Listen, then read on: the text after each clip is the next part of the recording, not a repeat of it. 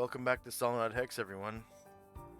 Today we are holding session number 380, and today's session is sponsored by our patrons and donors. Thank you very much, patrons and donors, for your generous pledges and donations. We wouldn't have dynamic lighting without you. Players at this time, if you haven't already done so, go ahead and add 380 points for showing up on time to session 380. And when last we left the Order of the Superior Star, they were in Enervia City. Today we're not going to have Asher. She's with her family today. So we'll have some kind of side questing going on.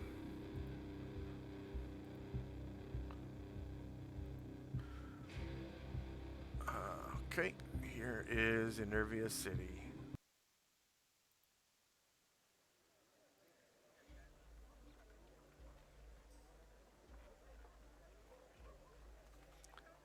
And it is just a couple minutes after 7 in the morning on June the 26th, 11 AE5, the 11th year of the 5th Eon.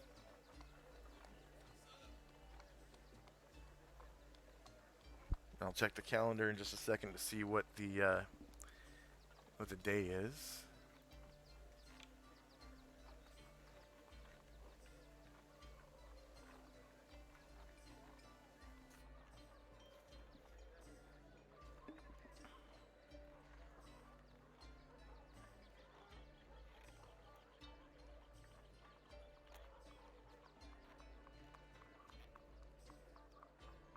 Oh, I also need to turn off, that's another thing, I need to turn off animations.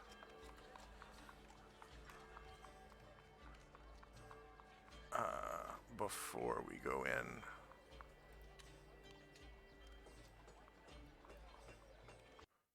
Into that map. So graphics, disable.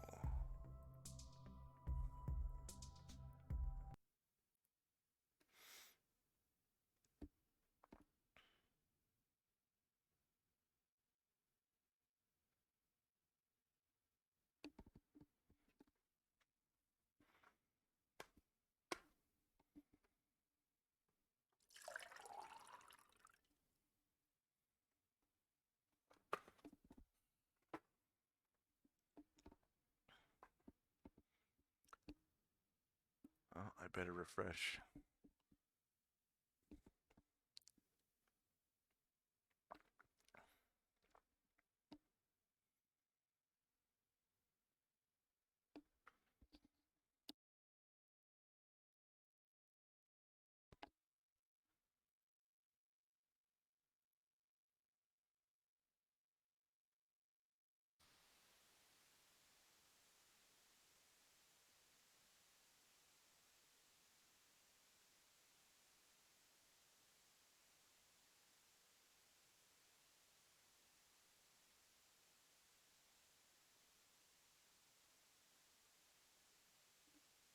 Just a couple shout outs to the multitude of channels that are hosting us.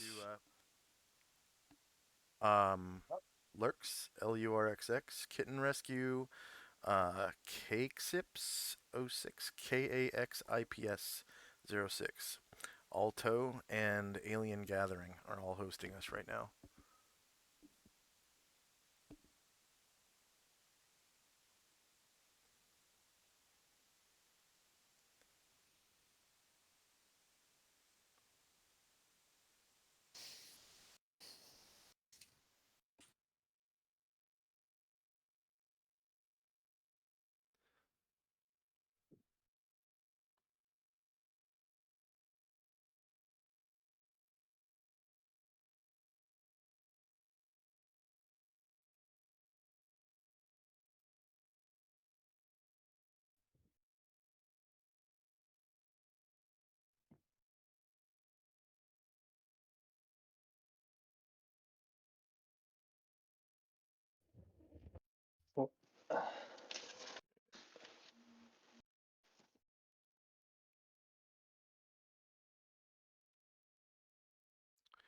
So this is a city map. It's rather large. Takes a little bit of CPU power to load, but once it's loaded, it's pretty decent. It's like running a dungeon. Okay. And I'll just restart the ambience there.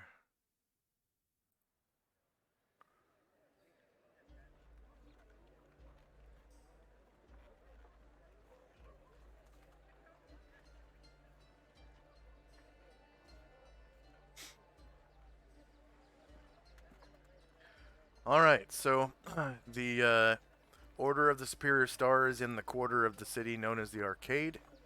That's sort of like the visitors' quarter that has the market, the inns, the stables, places for travelers to go.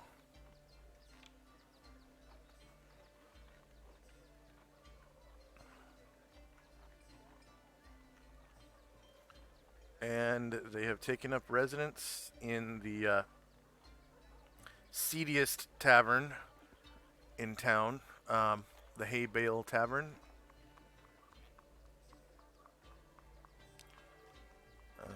Shift ping everyone there. There we go.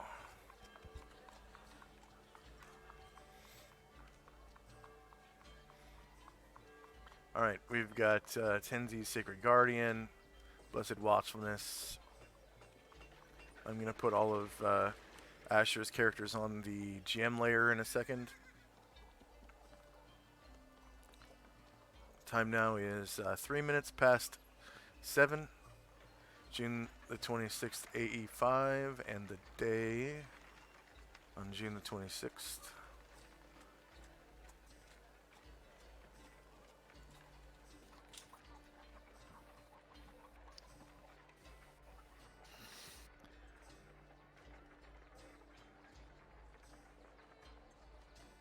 It is the Day of Thunder, which is Thursday. It is On Sunzer's birthday.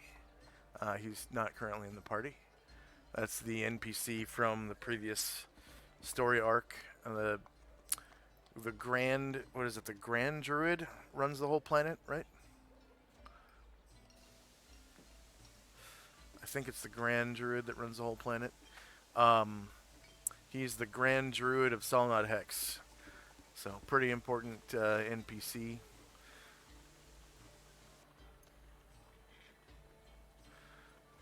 Alright, let's see, we got...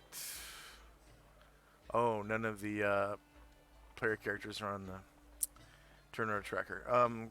At this time, players, if you haven't already done so, go ahead and roll base size initiative, and I think Ziller, I showed you how to do that last time, but I'll reiterate.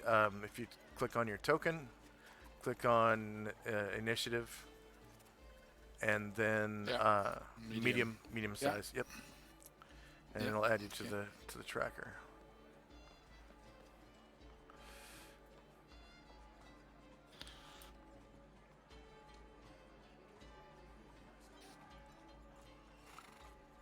And just waiting on Shandrak. Should be rolling now.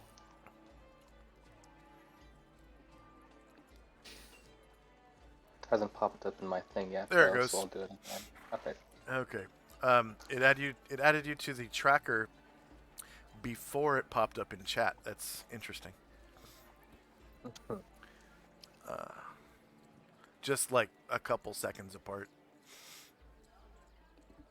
Okay. Weird.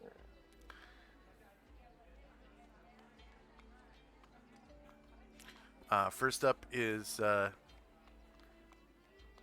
Ziller. It is pretty much first thing in the morning.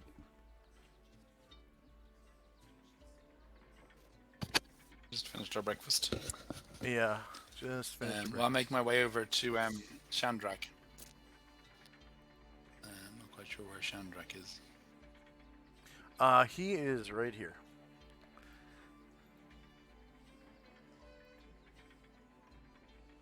Oh yeah. and say, explore the city.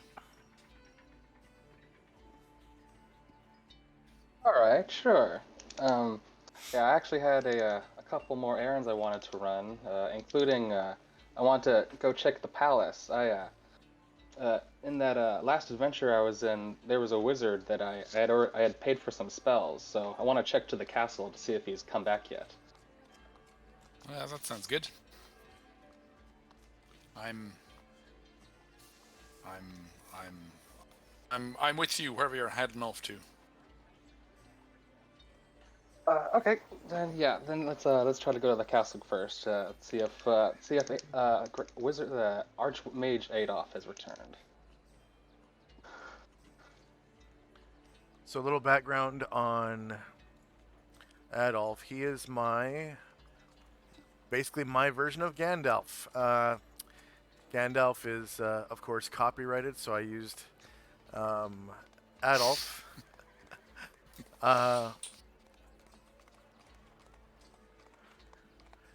Not exactly the same. He's a lot older and much more human than Gandalf.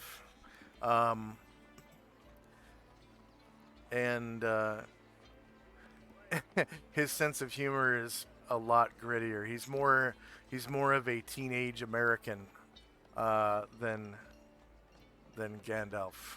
So, like, he'll draw dicks on things and stuff like that.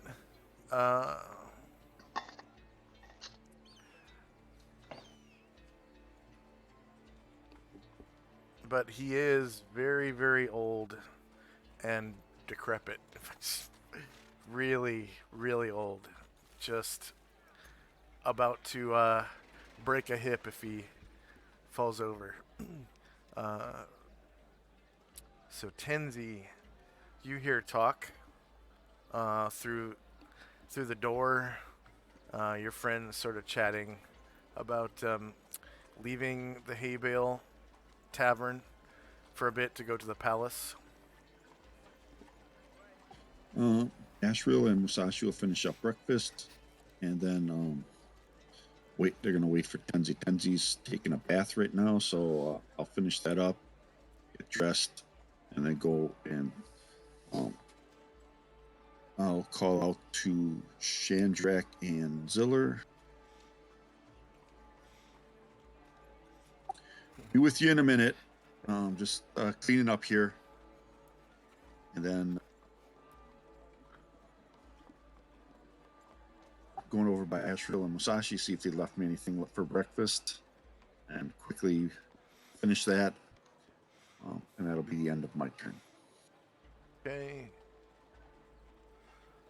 And Shandrak, you could see, like, through a crack in the door that Tenzi just got out of the bath.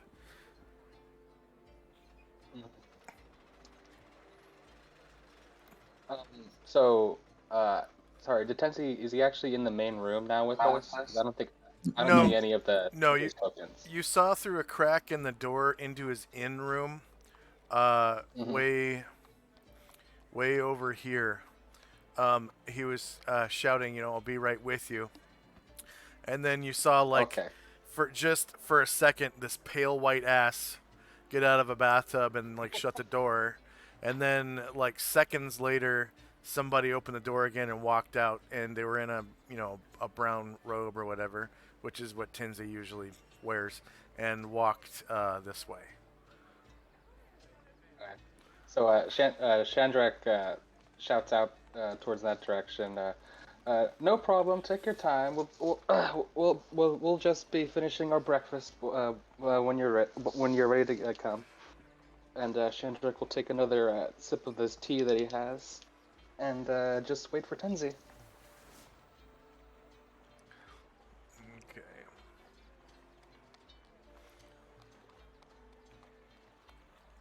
All right. Time now 7:05, and Ziller. Well, I don't know. Can I opt to go last? Because it doesn't really make sense as the new member of the party. It doesn't make sense for me to be trying to make decisions about where we're going. Well, I mean, everyone goes in a cycle, so there really is no first or last right now. I mean, Yeah. Okay. That's fine. Well, yeah. Okay. Well, I'll just sit and wait for Shandrak to decide what we're going to do. I've finished my breakfast. I'll finish my beer, which I brought with me. okay. Tenzi. I head towards the main room with.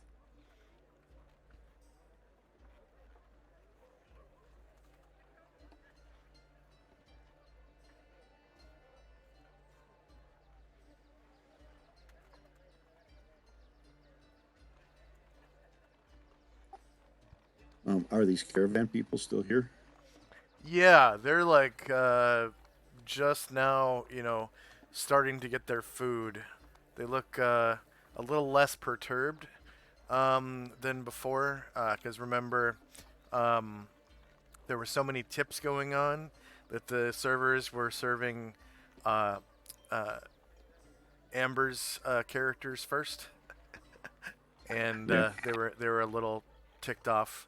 Now they're starting to get their food, and they're starting to dig in to it a little bit, and a few of them have smiles on their faces, except for this one guy over here. You ever been the last guy at the table to get your food? Like, the server comes up with 2 trays, serves a whole table before they get to yours, and then they serve everyone else at the table but you, and they're like, "Sorry, I'll come back with your food." That's what this guy is doing right now. He's like, so hungry, and he's just a grumbly look on his face. Looks like a grumbly guy too.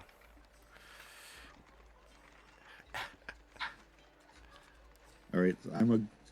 Kenzie is a good character, so he won't try rubbing it in that he already ate and it was delicious. But so we'll head over to the table with Ziller and Shandrak.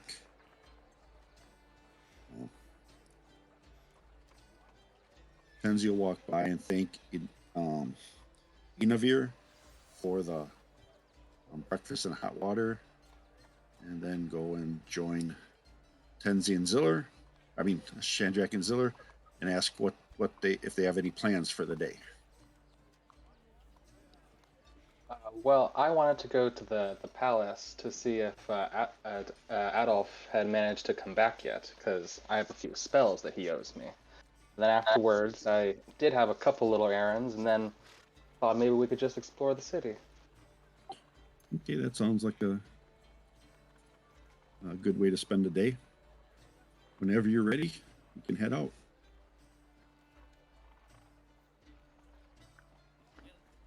Okay. It takes about at a good pace, 5 minutes to get from here to the palace. Just go ahead and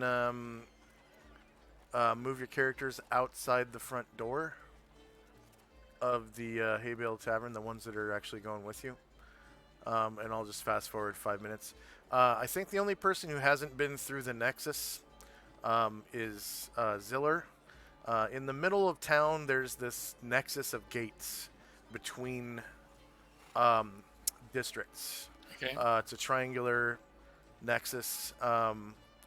One of the gates goes to the arcade. One of the gates goes to the God's Quarter, which is where all the temples are. And the other gate goes into the King's Quarter. And from the King's Quarter, you can go through to the I think it's called the North Quarter.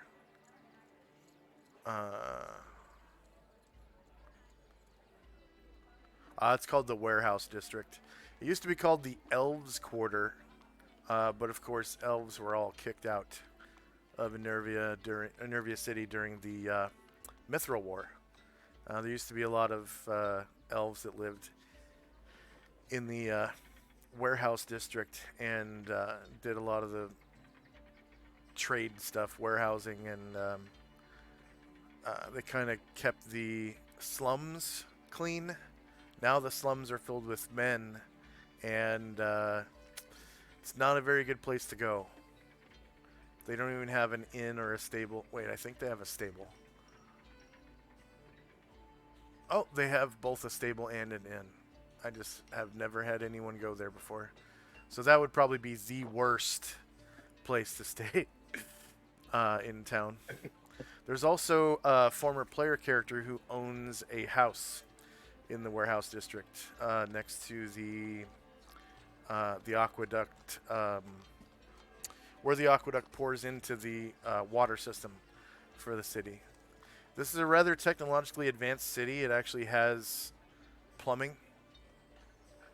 Good. Yeah, so there are fountains throughout the city that are fed by the aqueduct. There are no wells. You don't need to, dip a bucket into anything. It's a lot like sort of like an English version of Rome, where they have fountains where you gather water instead of wells.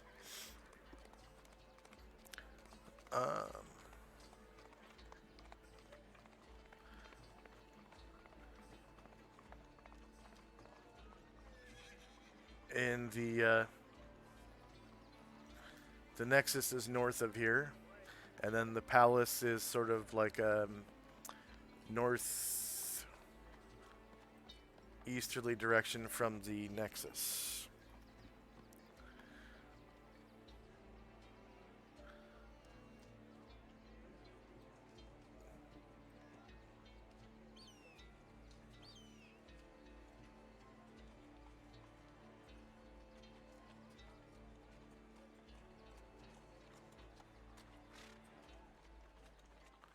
Alright, so by the time you get here, the sun has come up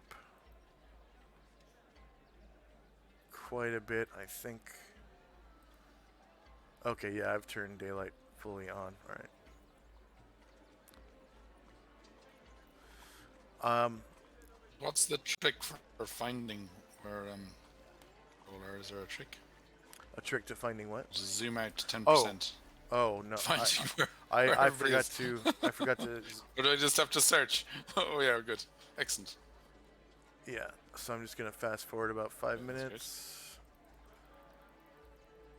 6, 7, See up 8, here. Ooh, see into this castle. 9, and 10, 11. Okay. Right. So these yellow dots are supposed to be on the dynamic lighting layer. I'm not sure what layer they're on right now. Let me check GM layer. I can't see any yellow dots. Okay, there we go. So those are the yellow dots that are causing that portcullis effect ahead. So this is actually a ramp leading up onto the top of a mesa. The mesa is probably 50 to 75 feet above ground level. The city is relatively flat, other than this one mesa in the center, where it's actually called the Citadel. So it's the Enervia Citadel. And the entire perimeter of the mesa has a 15-foot tall wall where guards patrol this wall, and then the palace itself is in the back, and it's a keep. It's got a few floors, and then out of the top of it spring two white stone towers that let's see if I click on your character.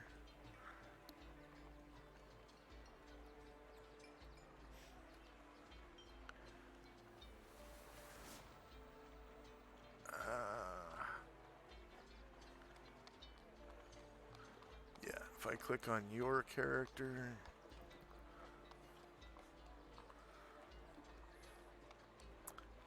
Okay, Enervia City. Okay. And edit. Asher Ziller.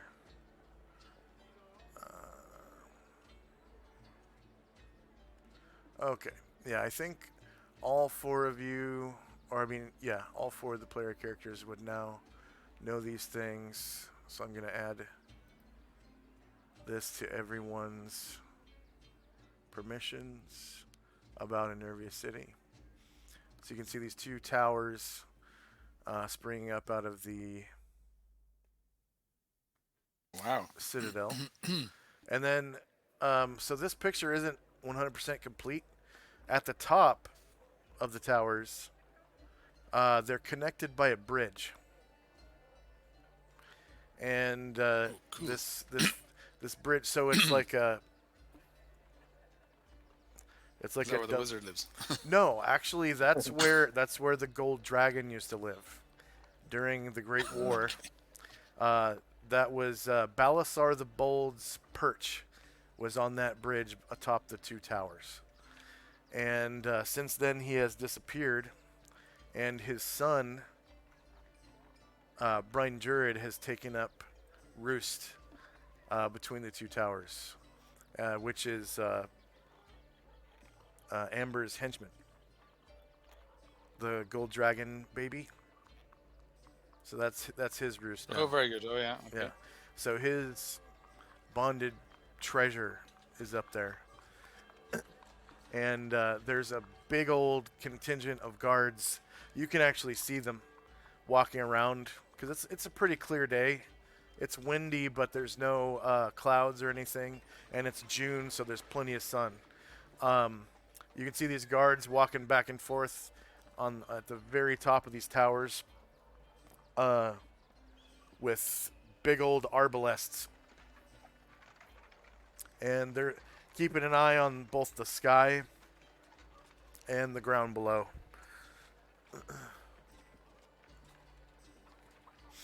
So there's information about the city, great monarchies of men, the Great War, and you guys can find out more information about those links as your characters gain knowledge about the world. Okay. All right, so ahead you can see that there is a portcullis blocking the way at the top of this ramp.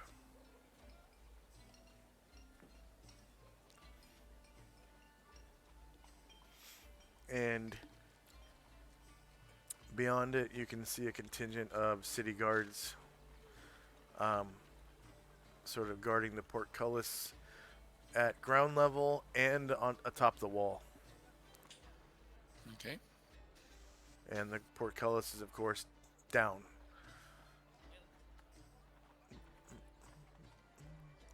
Okay. So time now is 7:11, and first up is Ziller. Okay. I asked Shandrak, you think they're gonna let us in? Sure. If I name drop the Great Archmage, I'm sure they'll let us in. Okay. I'll stick behind you then. Okay. I'll follow Shandrak. Okay. Next up is Tenzi. Kenzie will ask Chandra if he's ever been in here before. I did tell Adolf to let the people know that I'd be coming, so that if I tell them who I am and I'm seeking Adolf, then I suppose they'll let us in. Okay. Have you ever been? I have not. So then I'll let you lead the way. And that'll be the end of my turn. Okay. Shandrak and Company.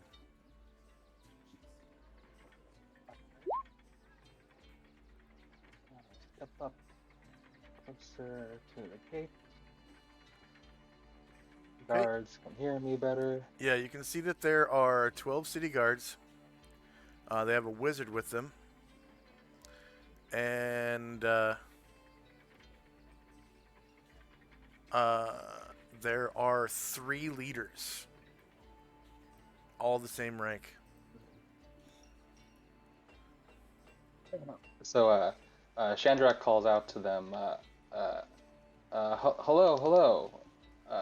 I guess he called out to whoever's nearest, like I see the, I think the leader, and they'll call it, hello. I'm the wizard Shandrak.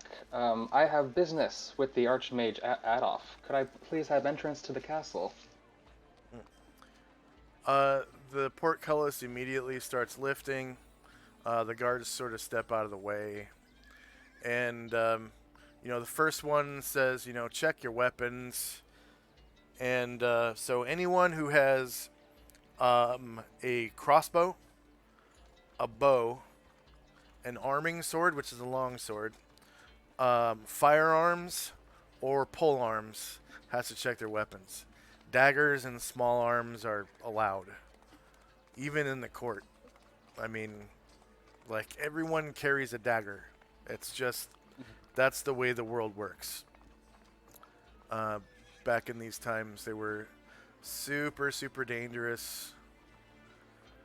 So here's the leader. Or one of the leaders. Shandrak will smile and say, of course, no problem. And he'll take off his bow and begin untying his longsword from his belt.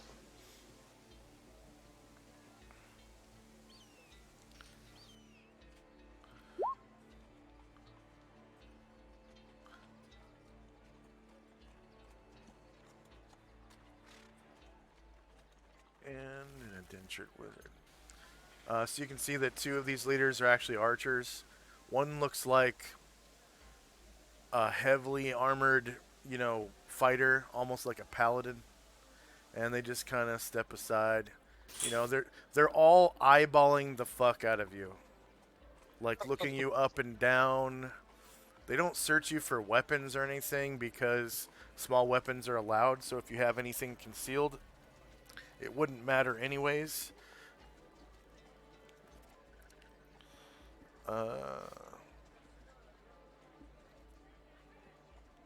And the portcullis goes up with a loud mechanical sound of chains wrapping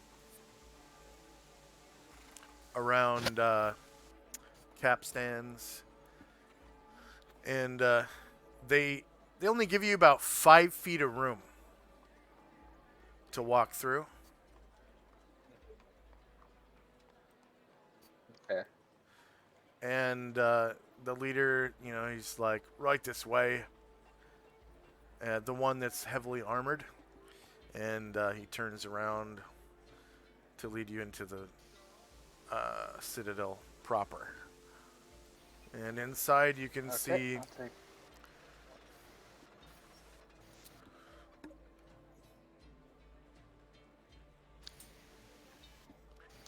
Inside you can see a rather large stable, beautiful garden,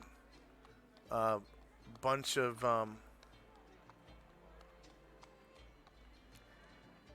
workshops. So this is where you would go if you wanted like full plate mail made. The king basically, nobles pretty much control who can and can't buy the best of the best of the best items. Full plate mail and field plate being, one of those. So the only guys that know how to make that stuff are usually employed in here. I think there's one other guy in the whole city that knows how to make field plate. And again, Ziller, in my campaign, I allow people to sleep in field plate and full plate. Okay. A good house rule. Yeah, because in real life, that's what field plate was for. It was called field plate because during a siege, you'd put on your field plate and you'd fight and fight and fight. And if you got wounded, you'd go see a doctor and take off a little bit of that armor you know, and then you go to sleep on the ground right, you know, just outside of crossbow range from the siege. Just sleep right on the ground for a couple hours and then have something to eat and then go right back into the siege. So that's what field plate was for. So I allow people to you can sleep, piss, reproduce, poop, all that stuff in field plate and full plate because you have a trap door under your cod piece, you know, to let out Mr. Happy, and there's a place for you to drop trow and go to the bathroom with all those types of armor, and it's plate mail that you cannot. It's so uncomfortable, and unfortunately, plate mail is the most common magical armor. So, if you can get magical field plate or full plate, you're you're pretty good to go. All right. Okay. So he, he says right this way, and he leads you through what appears to be like a road in between the barracks on the left and like some knights, cavaliers stables on the right. And you can hear a lot of horses inside, neighing and whinnying.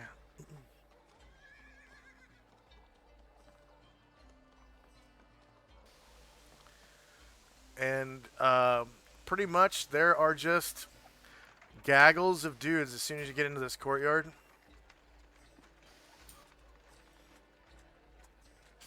Okay.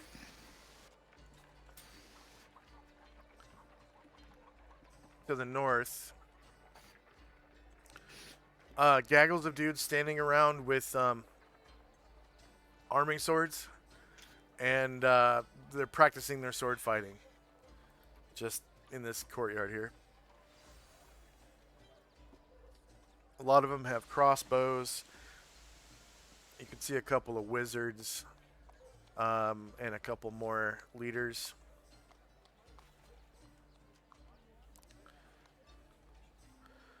I'll just I'll grab both your tokens right now.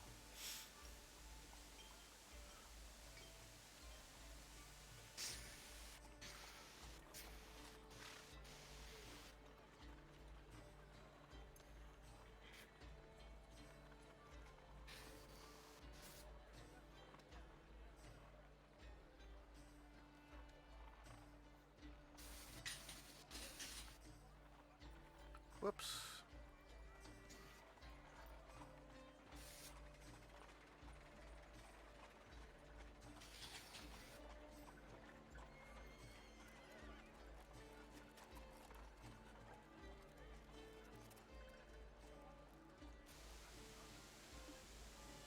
And he leads you through this courtyard in front of the citadel.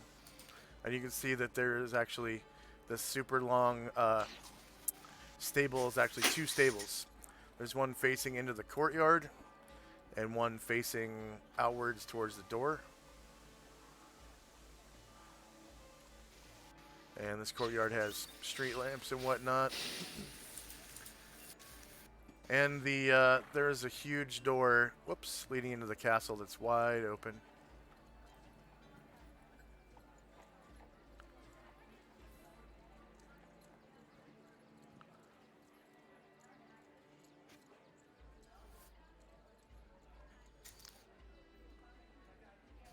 And whoops.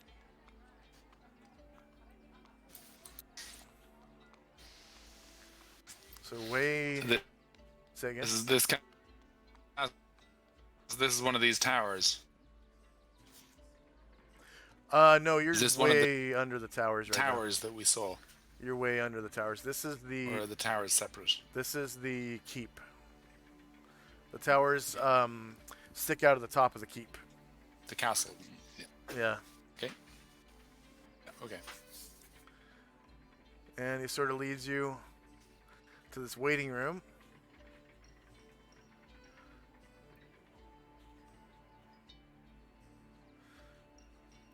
And he goes,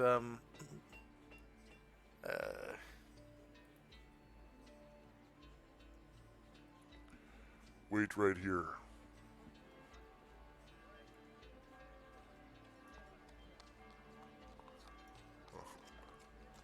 Wait right here. And he kind of disappears around this corner for a second.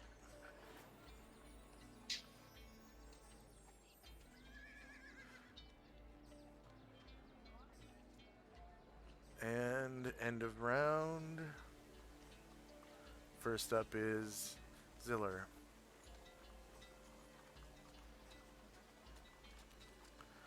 And there are a few guards in this room.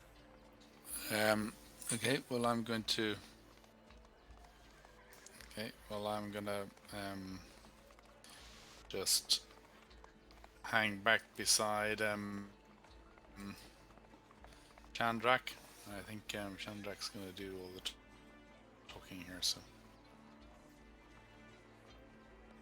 Okay. Tenzi, Some more reading. a official-looking man comes around the corner with the city guard, or the guard leader, and he says, "Well. What can I do for you? Ah, you're adventurers, are you not? Yes. The Order of the Superior Star, right? With Kalamar and Asher." Exactly right. One and the same. I suppose you're here to appear in court? Yes. On my previous adventure, I was aiding the Archmage Adolf in his quest in Tintabula, and during our adventure together, we made a business deal, and I bought a few spells from him. So, I would like to, if he's here, I would like to come and copy those spells. Ah, very well. No need to appear in court then. Adolf is here in the castle. I'll fetch him for you. Be right back. Thank you. And he sort of walks down this hallway over here to the right and disappears around a corner. And why is my Zoom not working? There we go. Yeah, he sort of walks down this hallway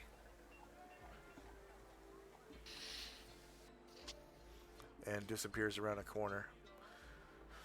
All right. Anything else from Tenzi? Nope. All right, Chandrak. I'll just wait for Adolf to roll up. Okay. A few minutes go by.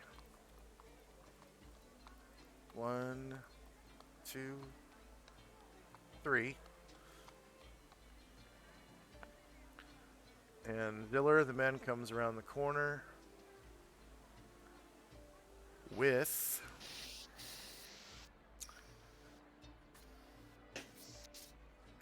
let's see, NPCs, Panoplia West, Nova City. So, sort of hovering on this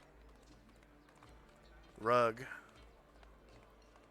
is an old man. So this rug is slightly, like, gently waving, like it's on the surface of a creek or something. So it's gently waving up and down. And this man is standing on it, and it's hovering about 2 to 3 inches off the ground, and it sort of seems to travel in the direction that this old man is looking. Cool. So he sort of directs it mentally. and he looks like his token looks like this. So he is holding a marvelous staff. A venerable old man in expensive-looking embroidered robe, carrying an interesting walking stick. His head tends to shake and is covered in a white mop of hair. His face is covered with a long white beard. His rings shine of gold in the light, and he stands atop a flying carpet, upon which is printed the word "Welcome" in the common tongue. And it looks like a big, big welcome mat, pretty much. And this official sort of stands aside, waving Adolf in, and Adolf just sort of glides in on this magic carpet of sorts, and he says, "Oh, Chandrak, you've come to collect, I see. Run along now, Absolutely. Captain." I'm just glad you're here. He looks at the city guard and he says, "Run along now, Captain. I've got things covered here. Go back to your post." And this guard captain sort of, nods and turns around and quickly starts jogging back to his post out by the gate. I'm sorry. What were you saying, Chandrak? I was just commenting. He said, "Oh, you come here to collect." And then I said, "Oh, yep. I'm just glad I was able to catch you. You seem like a busy man, so I'm glad I had a minute of your time." Yes, well, not so busy right now. It appears that, the multiverse is sort of in a peaceful state for the time being, as far as I can detect. But, Oh, well, that's a relief. what brings you, other than, of course, business with me, what brings you to Novia City? Our companion Asher is off where else in the city, but we were going to catch a ride on her ship. It will be joining us on the island soon, and we'll be taking that there to this pirate place called Aperceba. Or no, not Aperceba. It was Aquabelia. something with an A. Aquabelia. Something with an A. Yeah. Ah, Aquabelia. Yes, Captain One Eye, the pirate lord. He once swore fealty to the king and queen of Bryn before they were slain. Now I suppose he's running his own operation without paying taxes to anyone. Must be very rich by now. I suppose it's been 2 years, I believe, since the king and queen were slain by the priests of what was it? That cult? The duality of the wheel. Yes, with their dreadful machines. Did you ever hear of that? The news back then? Have you heard that tale? The news of what? Bryn being destroyed and the royal family held captive in their own dungeon by the priesthood. Oh no, I'm not from around here. Oh, it was tragic. Very tragic. There is one survivor, though. I hear she's holed up in, what's it called? That famous dwarf that used to be in your group, back when you were called, the circus. What was his name? Father May I. Yeah. He's got a stronghold up in the mountains near Duragard. Calls it, Farzak Lode. And that's where the royal princess is staying. I hear she was pregnant with the offspring of one of the minotaurs that was held captive in that dungeon. Impregnated down there, you see, during the captivity. And the rest of the family was slain, presumably by that minotaur that impregnated her. Very tragic. Yes, very tragic. So, I suppose lawfully now, that minotaur baby is the lawful heir of Bryn. Very interesting. Being the eldest. Say again? Seems a tentative claim at best. Yeah. Well, I suppose that shall be decided by the princess once she becomes queen again, if ever.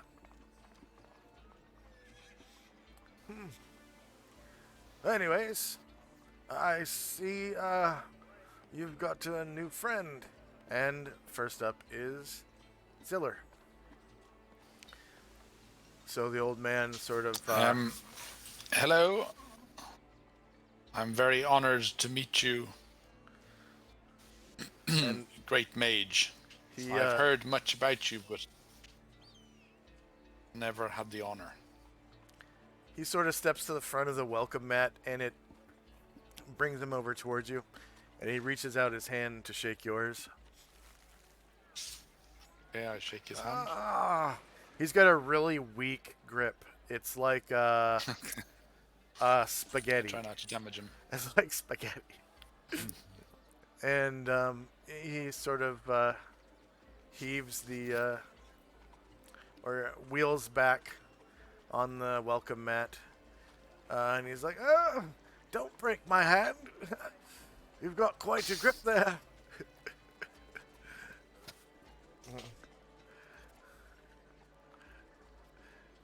And he just he winks at you and smiles, and he's, "I gotcha."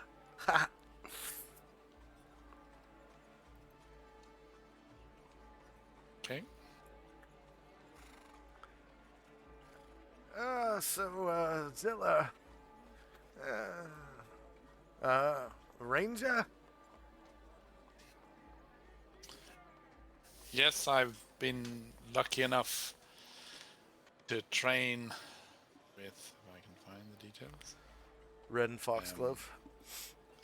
with Ren Floxglove, who taught me the skills, taught me the beginning of my skills in the ranger craft. Red and Foxglove. I've heard of him. Yes. You know, he was the guide for the heroes of Enervia City when they found Knucklecrack. Did you know that? I didn't know that. Yes. He took them there. And he was actually slain when they were captured, but has been resurrected since. Oh, I was not aware of that. Yeah. He was dead for about a year. Came back a little different, I hear, from what I hear. Well, he was a bit odd. That's true. Yeah. But always very kind to me. Oh, good, good. Yes, I heard he was a rather kind elf. Though he is from the Janus elves, he swears no fealty to their queen. Supposedly being that he's also a one of those druids.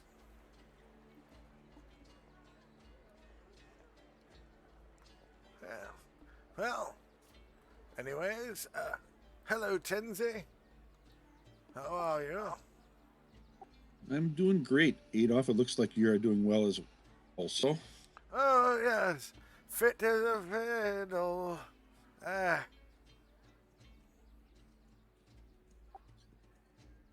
And what a tune you can play, I am sure. right.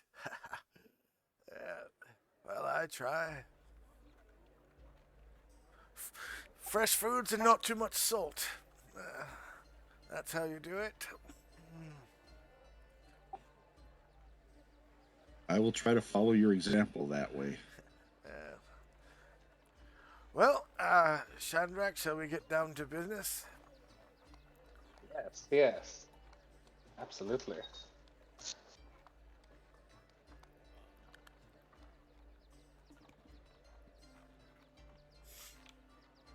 And actually, I wanted to ask you while we're here. I had neglected last time. How many pages is your Monster Summoning 1 and Blur spell? He sort of sets his books down over here.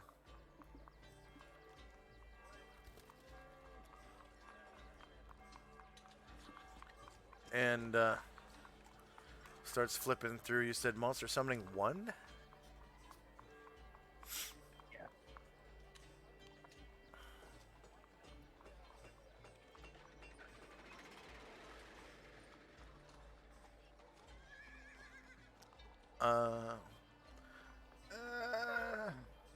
Monster Summoning 1.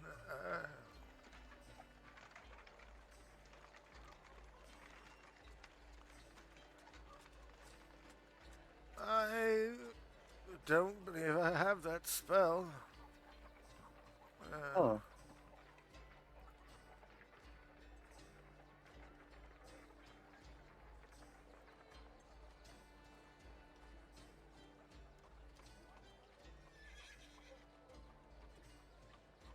I wrote that one down.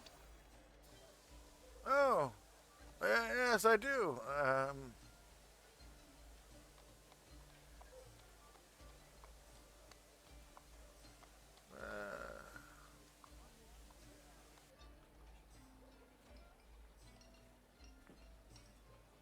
Wow. Oh. Nope.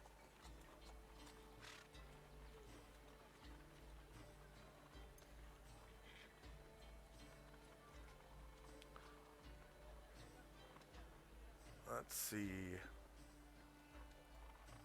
Ah, yes. That's in Volume 6.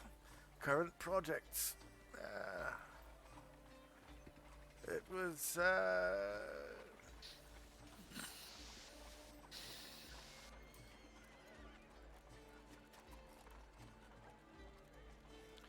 3 pages.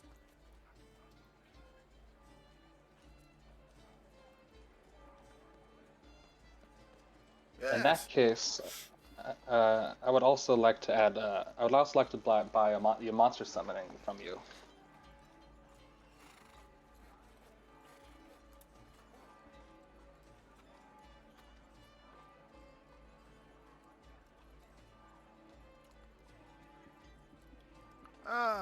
That's, that will be 3,000 gold. It's in this book here. Volume 6, Current Projects, an Addendum by Adolf Gall.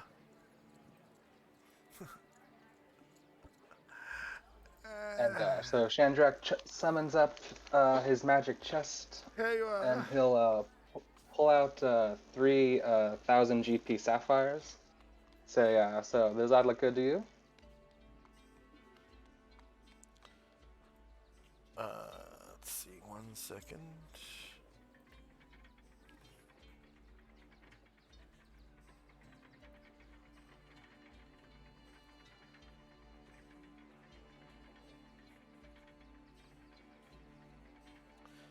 Sapphire.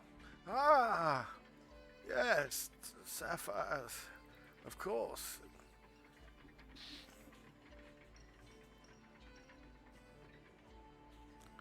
And here you are. I'll give you And he 3 hands of those. he hands the book over, and he says, "It's the last 3 pages of this book."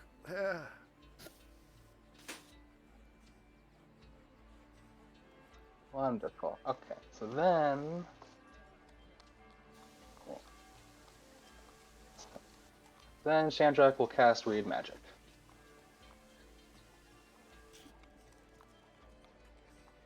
Okay, how many rounds of read So, magic do you have?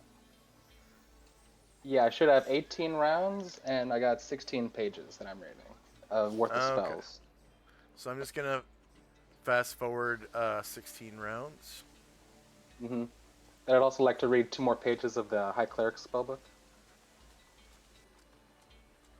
3, 4, 5, 6, 7, 8, 9, 10, 11, 12, 13, 14, 15,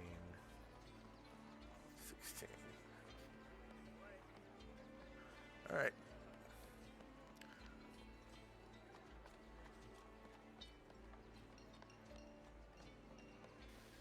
And first up is Ziller, and you were reading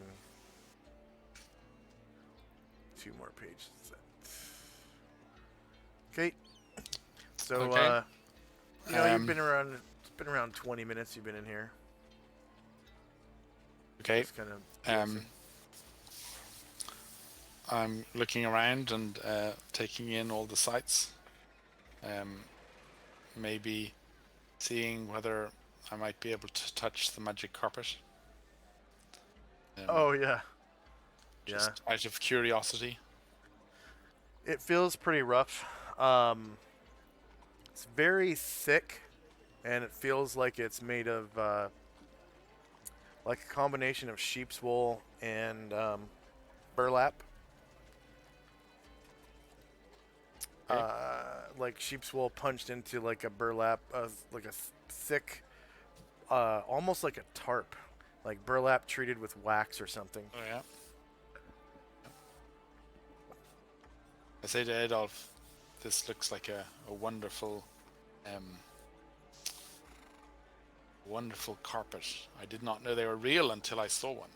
They seemed like a dream to me. Amazing to see one in real life. I won it while adventuring with my old adventuring group. Let's see, I'm very old and I have trouble remembering things. They were the troop. That was what we called ourselves, yes. The troop. Many adventurers in that group, including my sweetheart, Tara. She lives in the city here. She's the high priestess of the Temple of Isis over in the God's Quarter. Anyways, yes, this was part of a treasure hoard.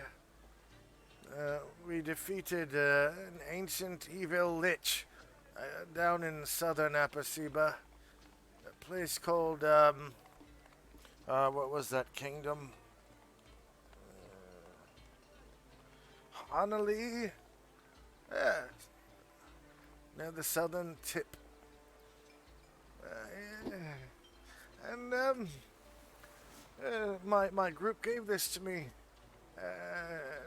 as a reward. Part of a treasure hoard or something.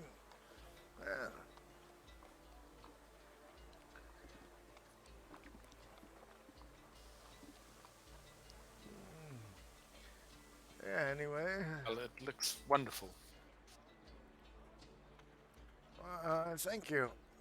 I've had it for a very long time.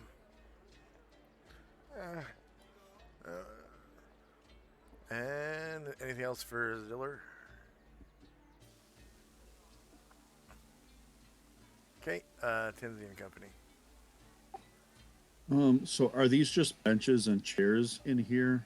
Is there any other items of note to look at, or?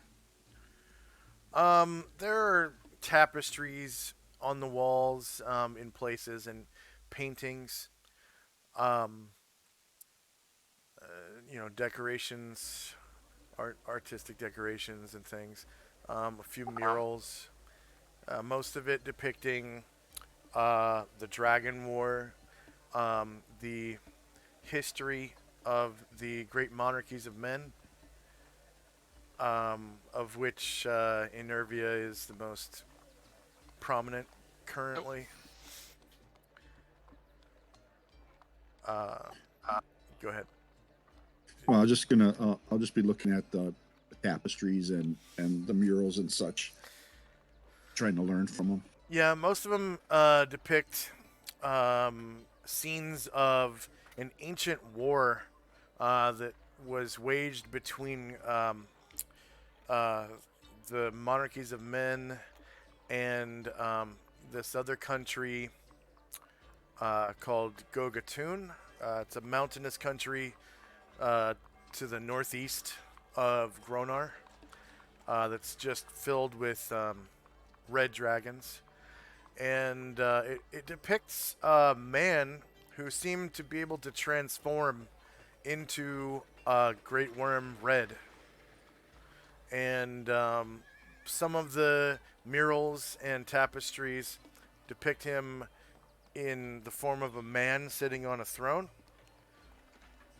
and some of them as a dragon in combat against men and dragons. His side being uh, comprised of undead, liches, and uh, what are they called? Doom Knights or Death Knights. That's what they're called. Death Knights, liches, undead, and red dragons, as well as evil men.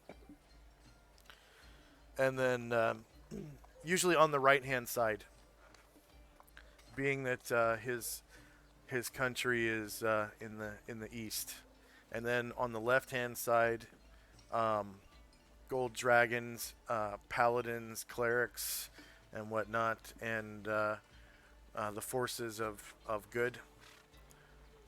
Even some elves and dwarves, just a few, but some elves and dwarves, and that's basically the gist of most of the art. And then some of it is the royal heraldry and um, the descendants of the king from that time until now. So it shows like the most prominent painting would be a painting of King Landric, who is very young. He's in his early 20s, I think. Um, and he was coronated as like a 10-year-old boy or something like that. So there might be a painting of a 10-year-old Landric with a crown that's a little older, and then next to, or maybe below, a newer painting of him as a young man. No beard, but he's got like sort of a kingly mane of brown hair, and I think blue eyes, fair of skin, and um, kind of a stern-looking look on his face. He's a very serious person. I don't think any of you guys have met him yet. Um, and I think Asher has once. So. Okay, that'll be it for Tenzi. Okay. Shandrak. Shaddar's gonna reach into his chest and read a couple pages from the High Cleric spellbook. Right.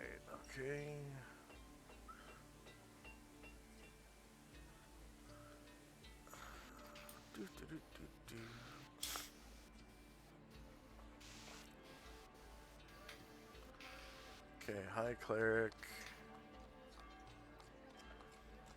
That was 2 in the pages, chest, right? I think. Yeah. That was spell number 6. 1, 2, 3, 4, 5, 6.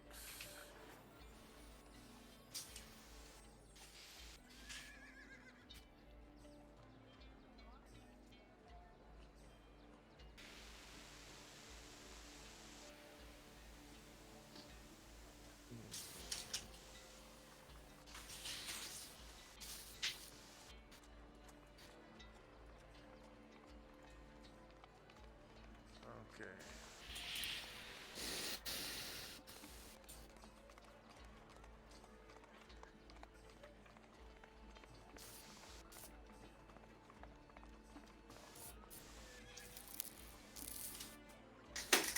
All right. So you read one. Oh no. 3, 2. Yeah. Okay. You finish reading that spell. So it's Nice. 4 pages in total.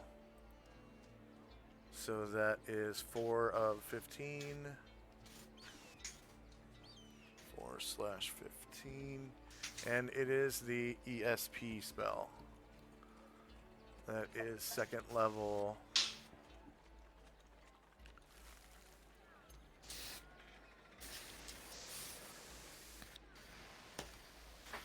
And save changes. There we go. Okay. End of round. And let's have our first 5-minute break. Bathroom break. Okay. We've been playing for about an hour, and I like to have breaks like pretty much every hour. So we'll be right back in about 5 minutes. And for our viewers, I'll have a 3-minute ad break for you, so you're not just watching, nothing. All right, we'll be back in 5.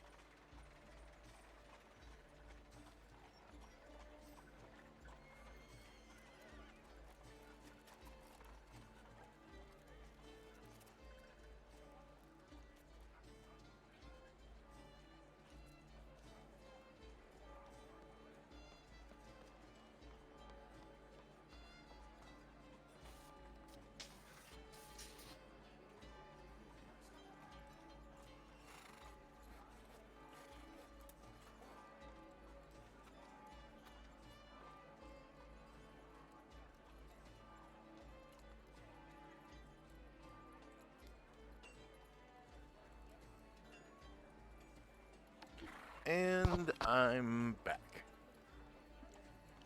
All right.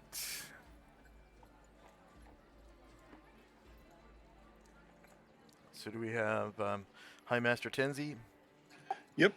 Shandrak the Tiefling, and Zilla the Forest Ranger? Hello. Hey, Shandrak, you there? I am back. All right. So we've got spells. Time now is 7:34. First up is Ziller.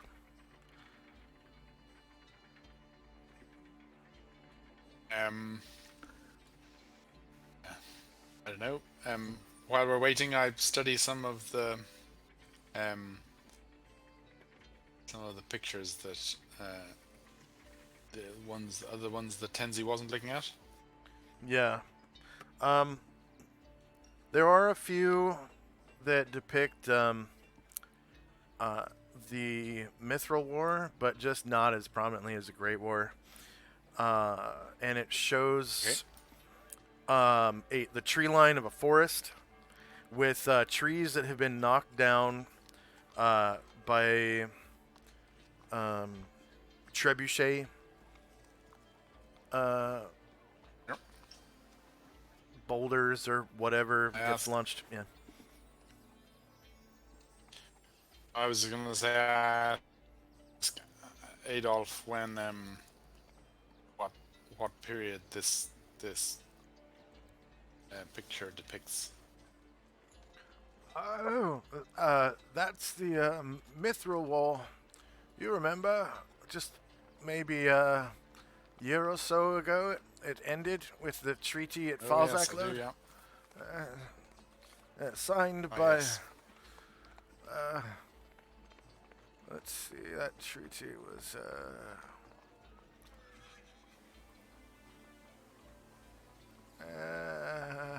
Having trouble remembering, Yep. old man. Let's see.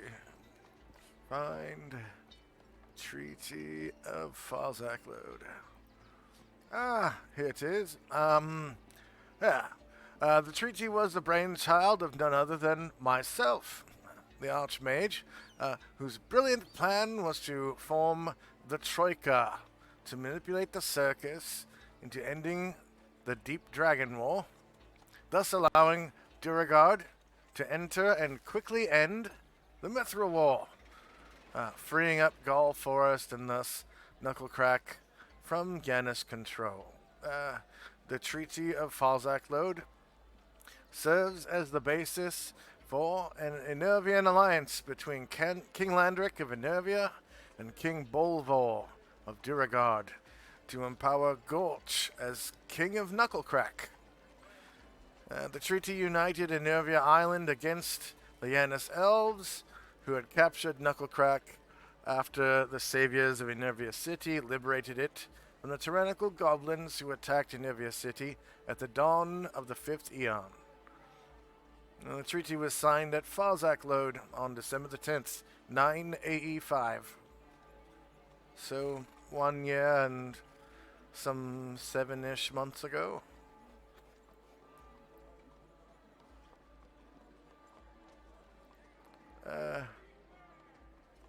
Let's see. So, you know about that, as well as Shandrak, and now Tenzi. And show to players. There we go. The Treaty of Falzak Load.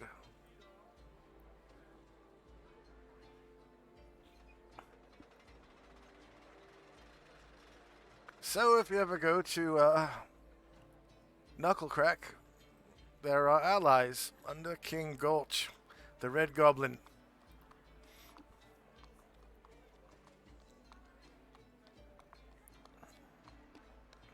Word has Wonderful it. to know. Word has it. Wink, wink, nudge, nudge. There's an entrance to the Great Below. Down in the mines there.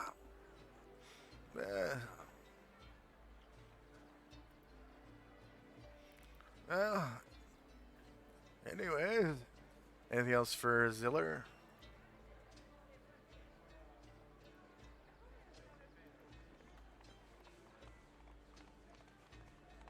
Okay. Tenzi and Company. Tenzi will walk over to the carpet and ask Adolf if he's ever been in the mines of Knucklecrack. No. Never myself. No. I think during those times I was doing a lot of adventuring in the astral plane. That sounds interesting. What, the Yeah, astral plane? proceed. Yes.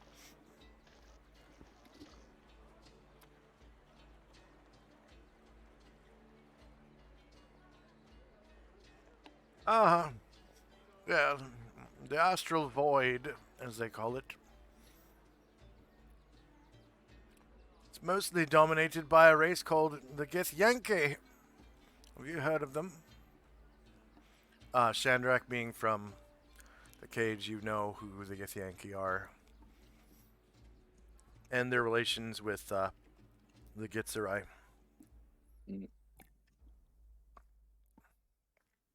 Yeah, Jandrak nods as Adolf says that. Oh, you know of their relation with the Gitzerai, eh? Yeah. They used to be elves Well, once. yeah, that was a long time ago, though. Long ago. Until those, accursed illithids came along. You know, mind flares. I wish I didn't.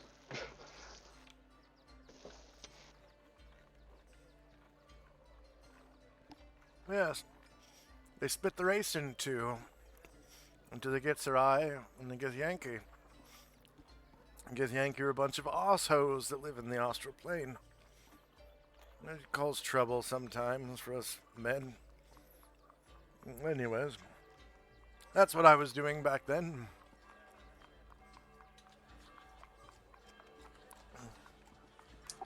Sounds awfully Sorry, I lost interesting. connection there, but I'm back. And that'll be the end of my turn. Okay, Shandrak and Company. So I will begin copying the spells. So I got 3 spells that I bought, and I got 3 copies. Alrighty. Go ahead and roll to learn.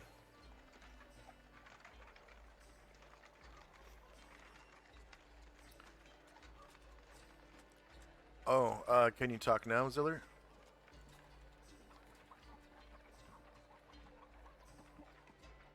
Here, let me, I'm gonna take a look at, moving servers again. Let's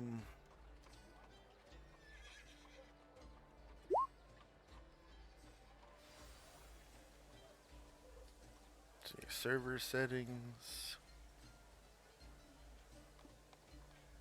Yeah, I can't hear you if you're talking. Our connection here, I think. There you go. I'm trying to... Oh, I can. I can hear you now. Hello. Yeah, I think the ping is really bad for some reason. I don't know. I think Yeah. it's my connection. I don't know why, but Yeah, I'm gonna try to move, switch servers to an East Coast server. Because I think we are kind of in like on like a southern server right now, and let's see, how do you move?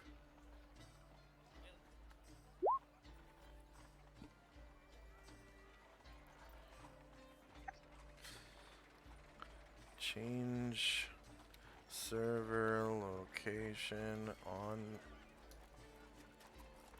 Discord.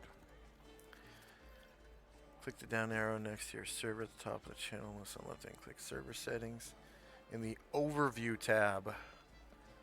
Really, overview. They want you to go into overview. Okay, that's great. Great mapping for I can hear everybody. I just can't say anything. Maybe that's the way I should keep it. okay, overview tab.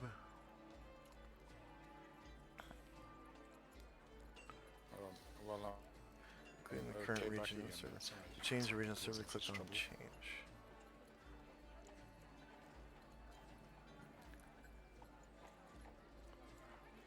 I was able to successfully learn Cat's Grace. Okay. His Cat's Grace is 6 pages, right? uh, what level is it? Second level spell?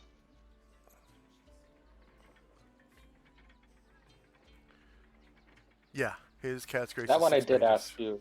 6. That one I did remember asking you the page count, and you said 6 at the time. It's 6. Okay, yeah. Uh, Alright, nice.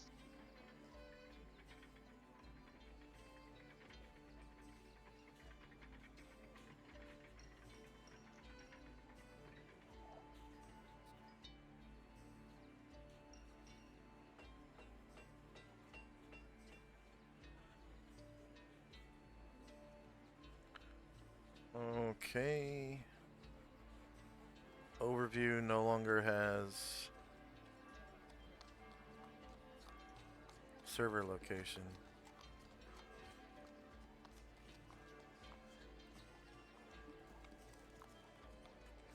That leaves us, I think. Change Discord server on PC or Mac. Okay, server settings. Overview. Server overview. Under server name.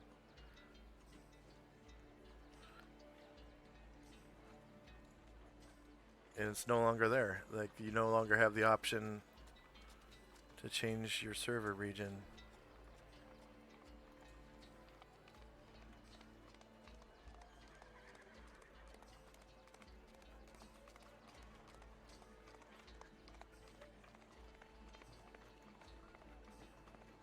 September 2021 updated. How to change Discord. Well, I changed my Wi-Fi hotspot, so let's see what that makes it better. It was on 5G, US? which everybody says is fabulous, but just seems to cause me problems.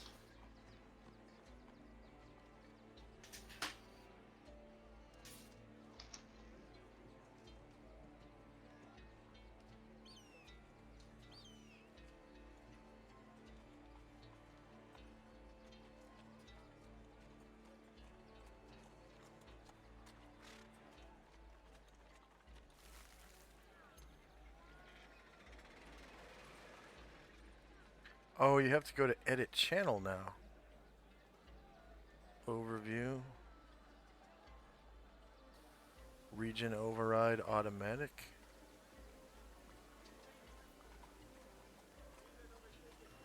Okay.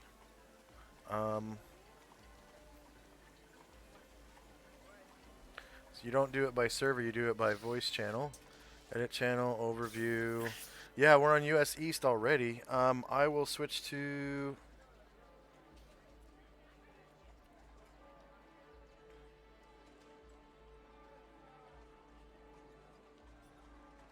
Where's Rotterdam? Rotterdam is in Europe. It's in the Netherlands. Okay, well, let's try that. Save changes.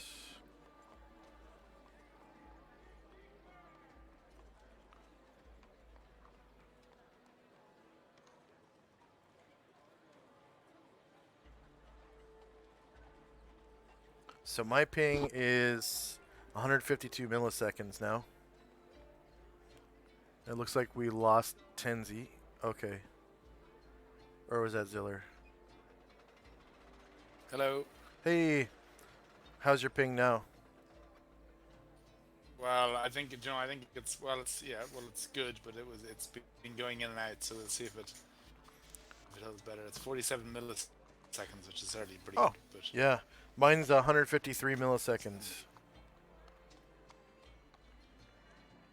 What's I Shandrak think said? my connection is having for some reason. Oh, I'm not sure. Shall we check this? You have to hover over the green, the 3 bars next to voice connected. Oh, on Discord? Yeah, on Discord, yeah. And then what's yours at, Tenzi? 124. Sorry to be causing all this trouble. I don't know why my connection it's- is. It's because of Wi-Fi. Just Wi-Fi. I Do you don't have see it. Sorry. So at the very bottom where it shows your picture and your name, and you know the mute I can hear everybody else anyway. button, deafen button. Just above that it says voice connect or voice connected, and there's some bars next to it. If you hover over those bars, it'll tell you how many milliseconds of ping you have.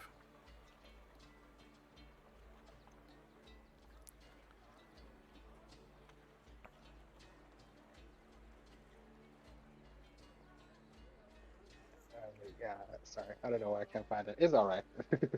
Oh, maybe you're on your phone then. Is that?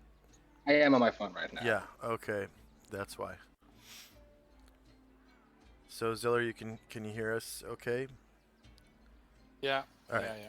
Is it better than before?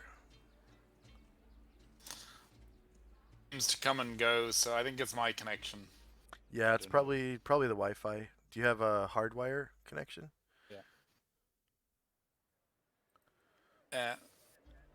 No, don't worry. Just keep going.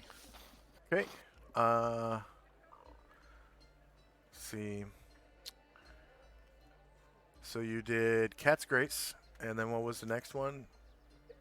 Oh, okay. Sorry. I didn't know if you wanted me to do them all at once or. Yeah. So the next one will be Lord Resistance. Okay. Yeah, we'll do one per round, I guess. All right. So end of round. 35 after the hour, and Ziller.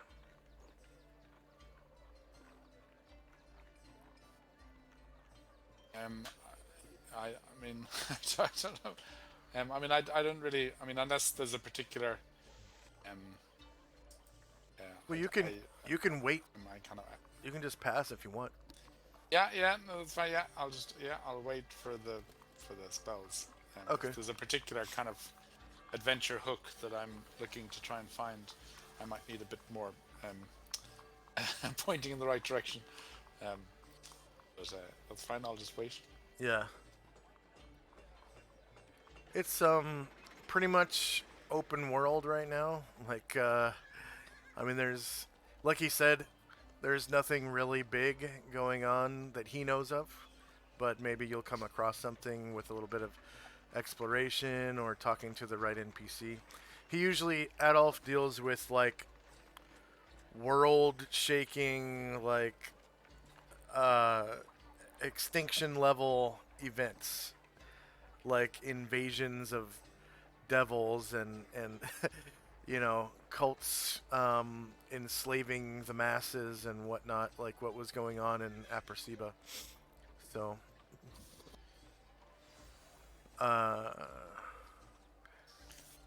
so Yeah. Well, I'll just wait for Shandrak to get his spells done. all right, Tenzi and company.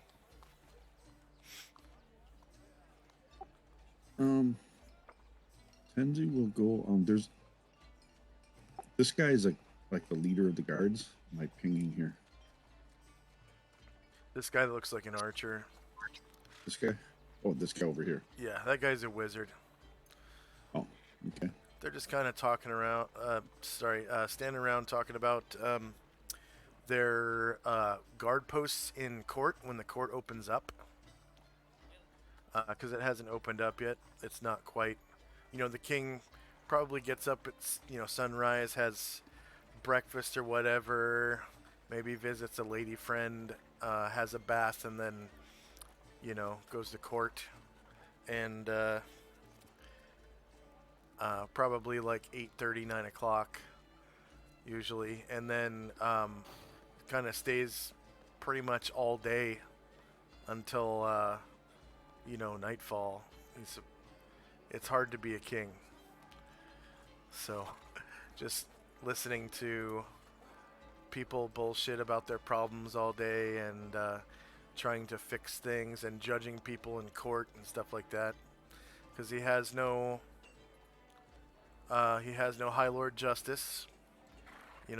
That's kind of an incentive for people to become lords, player characters to become fighters or rangers, so that they can become a lord.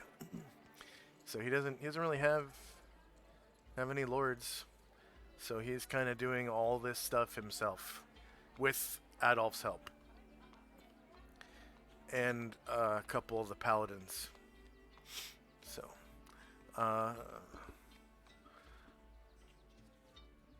do we see anybody lining up for the court yet? Do they line up here or? Not yet. You guys came in like a quarter after 7, which is, the king is probably still eating breakfast by that time, taking a dump maybe, and normal morning things. People kind of would start lining up outside the gate, probably around I'd say about 8:15, and then start coming in 8:30, and or maybe 8:20, 10 minutes before court would really open. At the earliest, court would open at 8:30. Most of the time, 9 o'clock or somewhere in between. And because it's like an all-day thing. So usually the king would like to have a few things done before going to court. So 8:30, 9 o'clock, and then anything else would be way too early.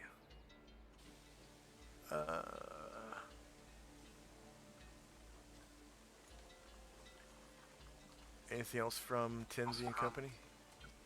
Nope. There are breakfast smells in the air. I guess maybe you would hear the sound of things being cooking, pots and pans rustling around and stuff like that at this time in the morning.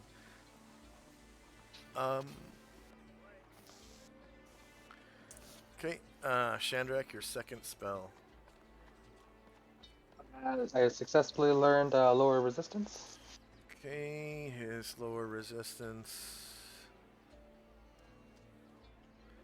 is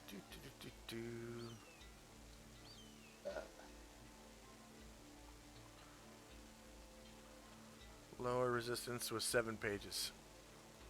Right. And that's a level 5 spell. And I did successfully roll for monster summoning as well. Nice. And yeah, that one was 3 pages. And he sort of pats his belt pouch and says, pleasure doing business with you, Tinsy. I mean, Chandrak. You old man.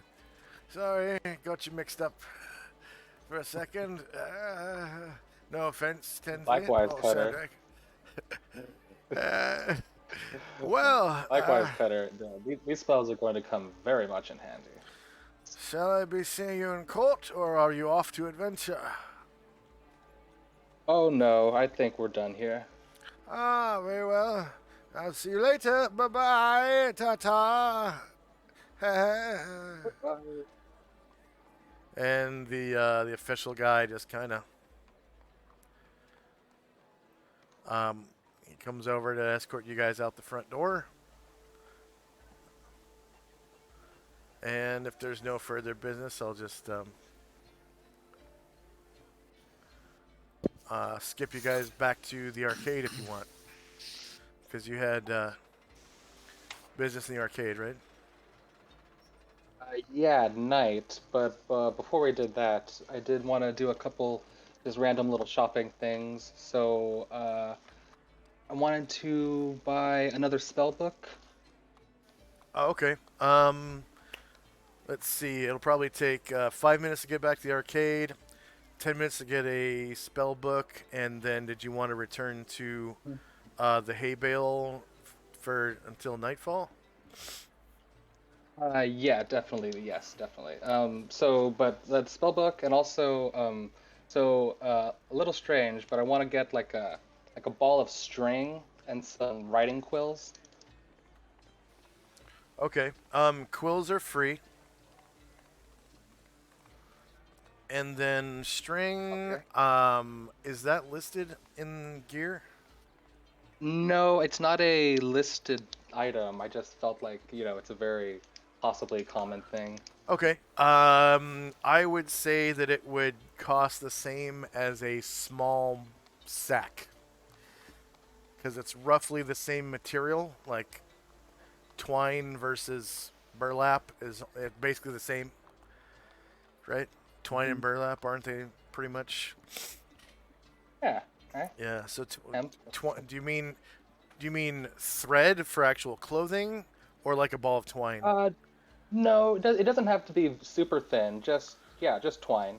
Yeah, Okay. just something that you So can make that's little knots with. yeah, pretty much hemp shit that they make ropes with at larger scale. I'm not exactly sure what twine is made of. That's just a guess. Hemp. Same thing as ropes. Uh, so I'd say about the same cost as a small sack, because that's probably about Okay. how much uh, twine would be in a ball. I'd say it'd probably be about like 50 feet. Did you need more than 50 feet or? Mm, that, mm, that I can imagine that's good. That's a lot. I imagine from what I'm using it for, it should be enough. Okay. And I also wanted to do more money changing today. Okay. Money changing is they charge a fee of 1% here. It's pretty cheap to change Yeah. money in Enervia City. So if you want to switch from gold to platinum or something, um, it's only a fee of Yeah, I do. 1%. So, Probably uh, the best way to store money is actually buying gems, because there's no fee yeah. for purchasing gems, and Hmm. they have diamonds here for 5,000 GP, Hmm. and then Hmm. also I think it was sapphires, but let me check. Uh, Nervia City.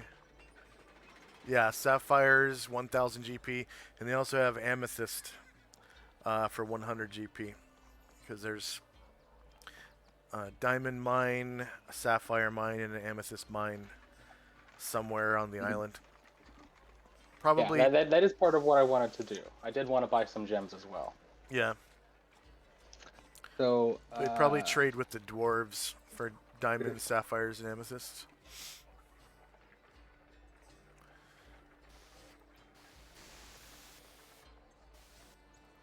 alright, sorry. So I'm gonna kind of just cut and paste. Let's see. Oh, can I do that? Be able to.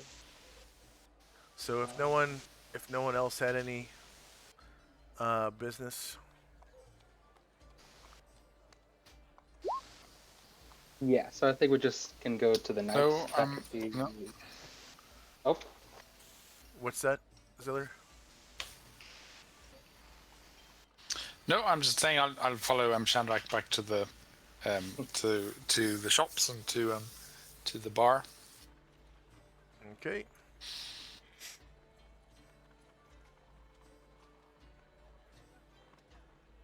and actually, so okay. One more thing, and this might be a little strange, but can I find a blacksmith or somebody in the city who would uh, take my silver coins and make silver arrowheads with it? Yeah, it'll just take about a day. Okay, then yeah, I would like to do that, and I'd like to So I imagine the exchange would be about like a pound of the arrows, so that's a pound of the silver, so 50 coins, right? Like 50 coins for like a dozen arrowheads, would you say? Uh, uh, Like for the base material? do they have weights for arrows in the Well, I books? think like a dozen is or is it? Um, I don't know. And it would really depend on which arrow you're having made, because flight arrow Hmm. has hardly any tip compared to sheaf arrow. Sheaf arrows have really Mhm. broad heads. It would take more metal. Are you Mhm. having Okay, how much do you flight? think it would cost?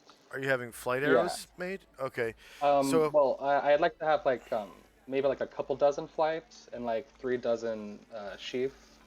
I would say Or no each. wait, I would say or each flight arrow, because the tips kind of wrap around the arrow like a cup, and then they have, the little blade thing sticking out. Um, Mhm. I Okay. would Well, say for in a that case, flight I wanted to. arrow, I'd say for a Yeah. flight arrow, it would use up about 5 copper coins worth of silver per Okay. arrowhead, and then a sheaf arrow maybe 10 coins worth because they're heavier heads, and then because the coins in my campaign are 1/50th of a pound, right? So an arrowhead for a flight arrow, I'm guessing, would be about Okay. Right. 1/10 of a pound, or 5 coins worth. Hmm. Okay. In that case, uh, I want to get a little bit of both. I wanted to get, I think, 3 dozen flight and 2 dozen sheath. Okay, and you're aware that your bow is a short bow, right? Yeah, that one was. I always forget. That one's flight or is that one sheath? That one is flight arrows only. Okay, cool. Yeah, so I wanted 3 dozen flight and 2 dozen sheath. Yeah. Okay, and then sheep arrows require an actual longbow. Right. Yeah. So, and you're gonna give those to somebody, or Yeah. Oh, I mean, we got a nice? samurai with the longbow. Yeah, yeah, and then oh yeah, Ziller has a short bow. That's right. Yeah, the samurai's bow is a daikyu, and it can shoot any kind of arrow. Flight. There's flight, pile, Oh and yeah. and sheaf. Hmm. I think they're called Okay. pile arrows. Hmm. They're In in that case, combat I think I'll tactics. just do. I'll just do the Uh, whole lot flights. Just 5 dozen flight arrows. okay. Uh, rules, gear, equipment, weapon, armor, data, arrows. Yeah, pile arrow. And they do roughly the same damage as a flight arrow, but I think they get like +1 versus like plate armor or something. And that would probably have the same amount of metal as a sheaf arrow, but it'd probably be a slightly longer tip, I'm guessing. Longer and sharper. More like a pencil head rather than a arrowhead.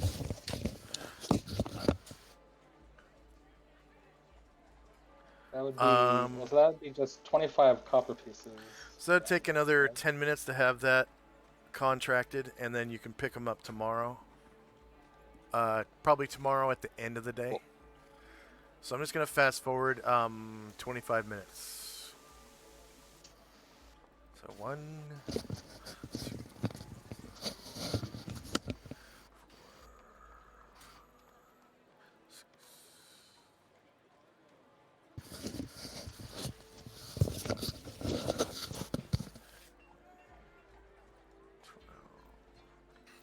2,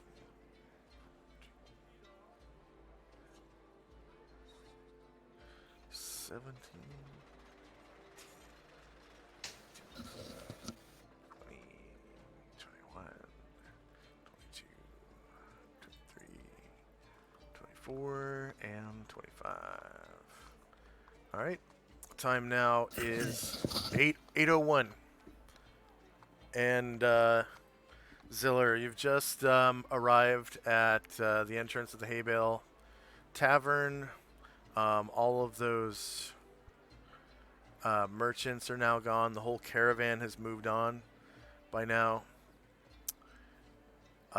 And inside the bar, special city town day. Some city officials have taken up residence at the tables. And their guards, they look like maybe tax collectors. And so they have chests with them and guards. Oh, it's one. And he has one guard. Yeah. And we'll say he is a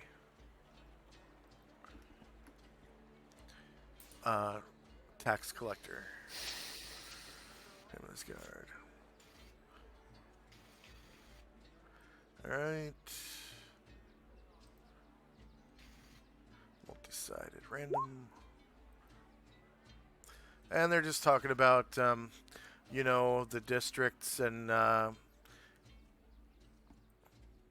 he's actually nice to his guard. He's buying him sort of like a late breakfast, and he actually talks to his guard. So probably a nice tax collector, and he's talking about like having to go to the southern gate to collect taxes because the market is open today in the arcade.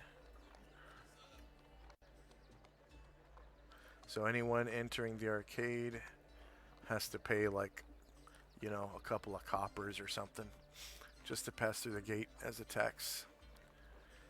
So what do you do, Ziller? Okay, well, I'll pay whatever they're asking for. Nope, they're The not. coppers. They're not posted up yet, and you haven't even passed through their door Right, today. okay. You passed through yesterday, I think. Oh no, you guys teleported in, Okay. so you wouldn't have to pay anything.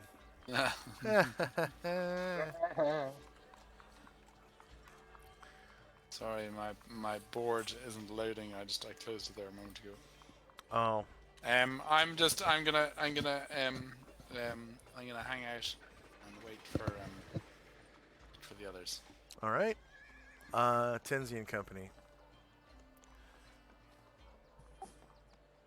Tenzi says, "So, Shandrak, have you concluded your business for today?" Yes, I have. Yes. So, well, tonight though we do have I do have to meet Lassie Lane again to pick up a couple more items, and then just after that, we can wait for my previous commission. But yep, that's all for today.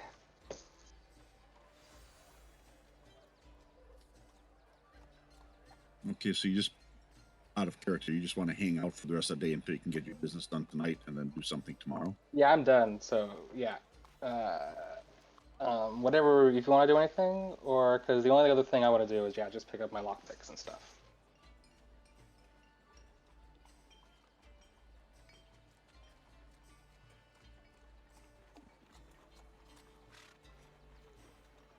Yeah, I wouldn't mind going exploring outside of town, but I don't want to interfere with your business, so we can just do that Well, tomorrow. we can do that now and just come back later.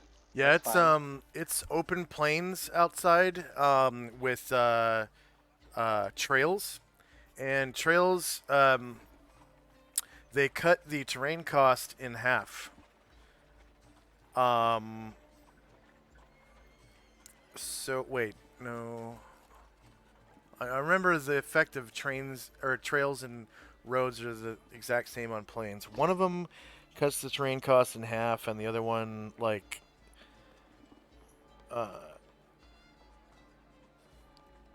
makes the terrain cost less by one or something. No, it couldn't be. But it basically makes it so you can travel if you stay on the trail. You can travel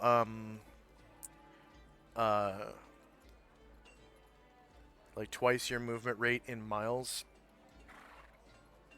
per day.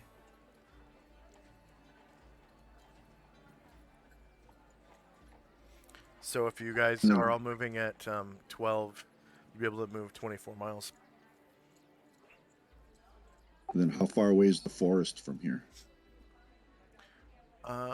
It is.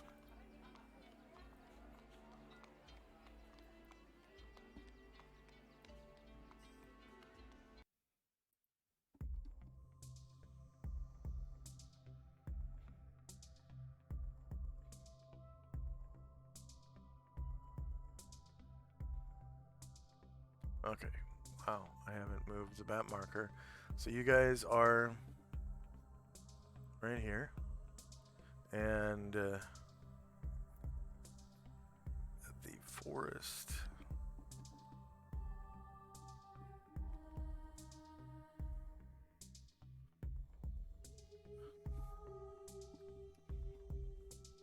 Forest is right over here. Oops.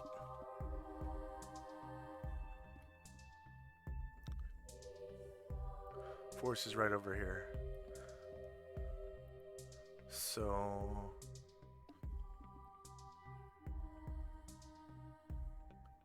just, I mean, 30 miles away.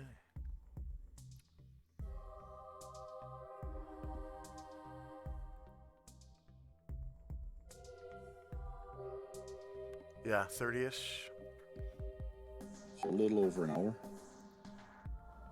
on the trail. Let's see. So it's, you get, the way travel works is you take your movement rate, multiply by 2, that's how many points you get, and then each mile has a terrain cost. Plains terrain cost is 1. On a trail, it's half. So you would be able to move 48 miles in a day by trail and 24 on open plains. And the trail does lead into the forest, where it cuts the forest in half. Gall Forest in the north, Yennis Forest to the south. Yeah, so it's too far for us to be able to go there and back. Yeah, probably not in one day. You'd probably have to camp somewhere in between. Yeah, so we'll probably have to do that in the morning then, after the evening business is concluded. Yeah, it's for the best. I wouldn't want to hold up Lassie Lane. That wouldn't look very good. You can Yeah. kind of, go out into the plains in one day and kind of look around and see what there is to see on the actual regional map. Because they give you guys, normally on Earth, because the Solynod Hex is supposed to be about Earth-sized.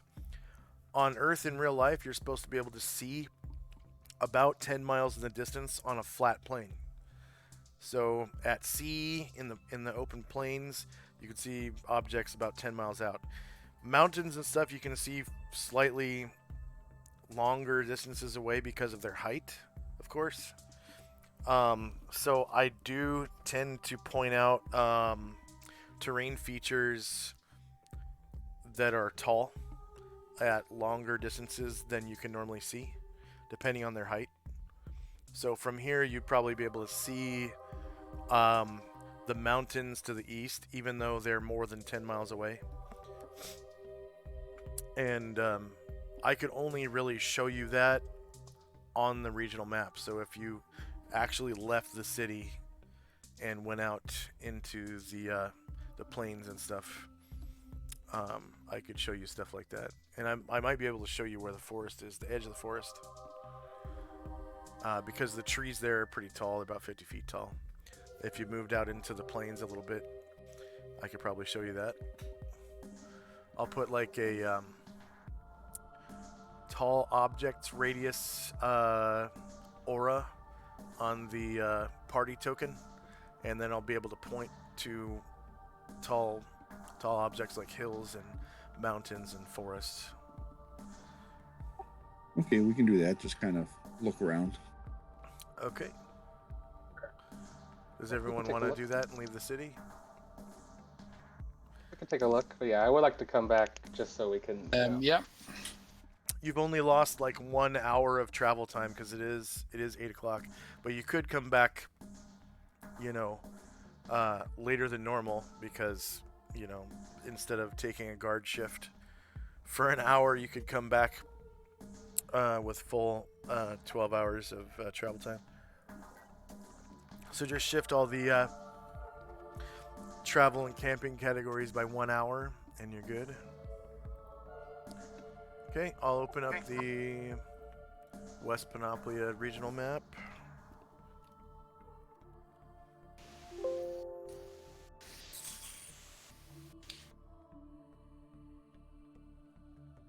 Oh, I already have it. Okay.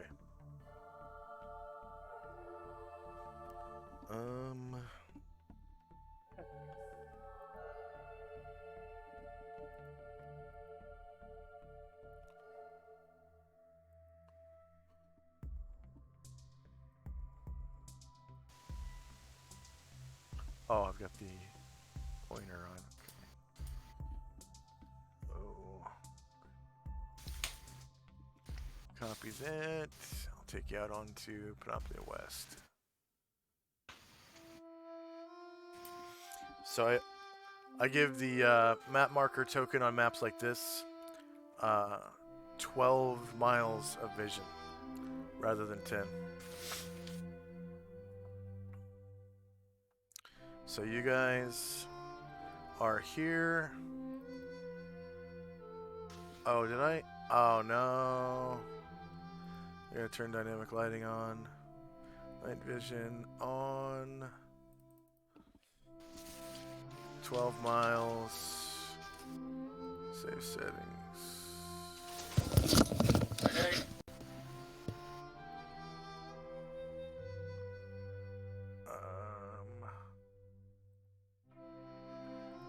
Dynamic lighting on.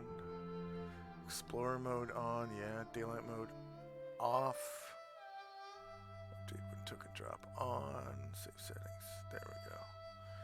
And there we go.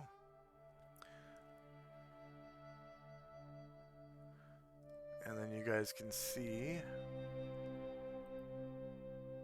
I'm going to say you can see tall objects out to 24 miles. So I'll make a 24-mile radius circle. I'm going to tint it white. Save changes. There we go. So hopefully that illuminates things a little bit better. All right, so if you zoom way in, you can see right here you've got Enervia Lake fed by this river out here. And it's feeding this lake that's around the island of Enervia City. You can see the aqueduct leading from a waterfall into the city, and you guys head out the southern bridge. I don't have vision on the token. Oh, 1 second. The other.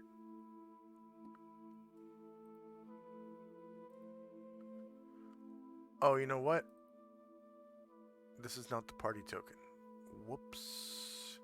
Dynamic lighting, token vision off. Details. Save settings. Alright, so this needs to be token locked.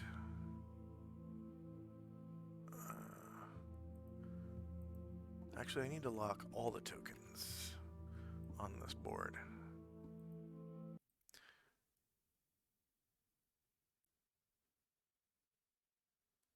Oh, wow. What the hell just happened?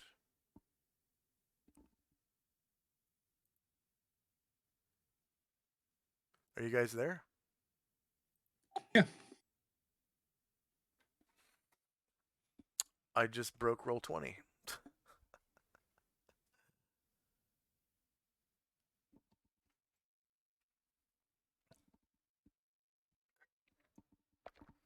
What happened? My entire page went white, and it said, "Oh snap! Something went wrong while displaying this page."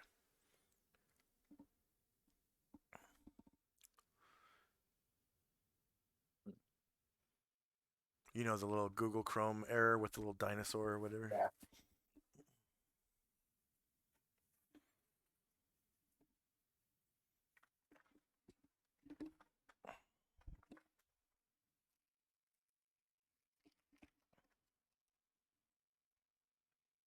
Oh, my nacho dip got cold.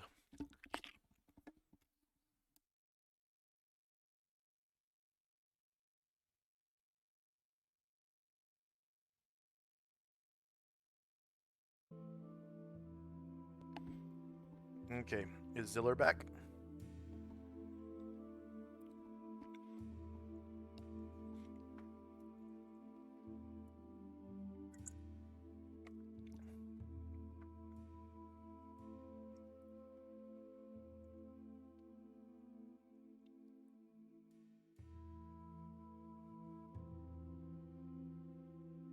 Okay, so I'm back on the map here. I really need to lock these tokens in place. Advanced, block position, and deselect.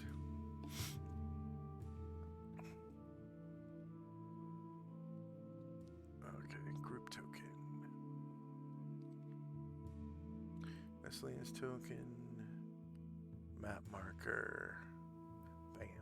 There we go. Okay, so it should have 12 miles of vision, but I'm going to check. Dynamic lighting on, night vision on. 12 miles. And I'm going to give it a white aura of 24.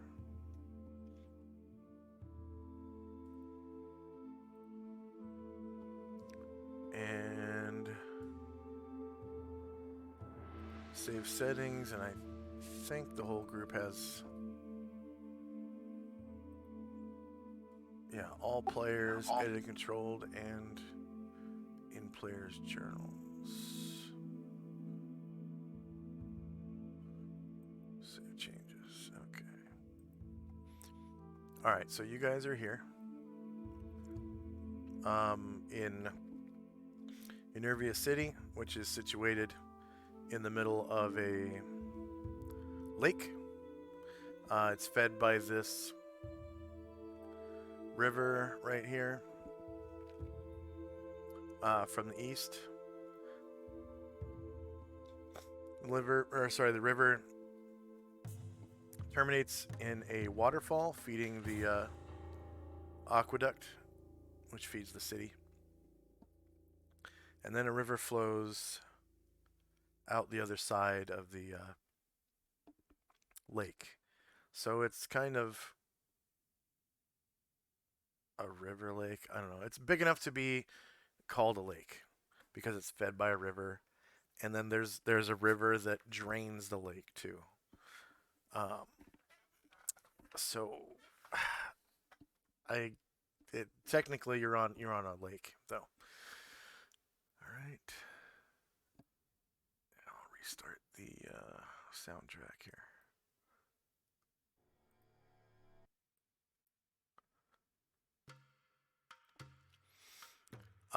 And then north and south out of the city are trails, not roads, but trails. And you can see farmland around the city. Here's some forest down here. And that forest, I need to turn down the opacity of my darkness on this map so that I can see. GM darkness opacity. There we go. All right. So within that 24-mile radius, the tall things that you can see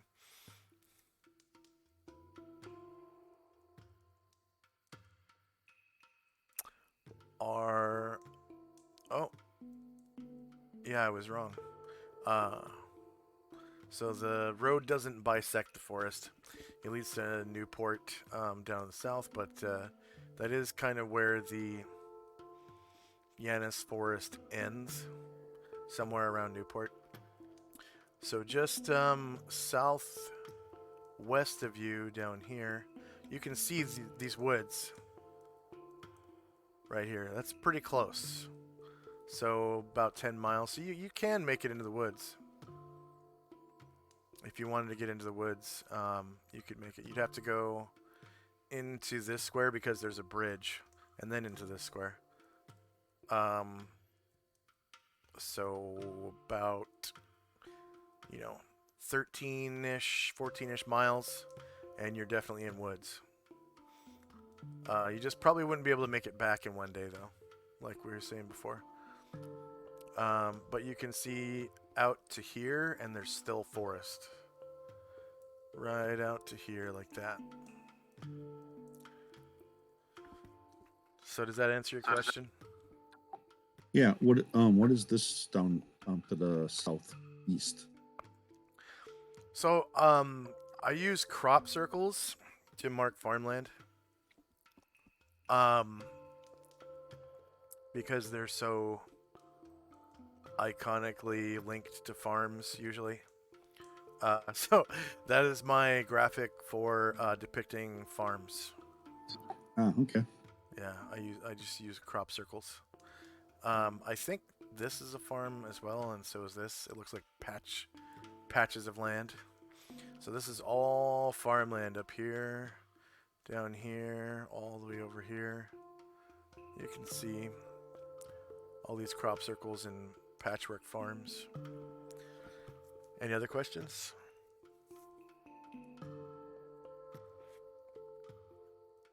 Not for me. Nope. Okay. So back to.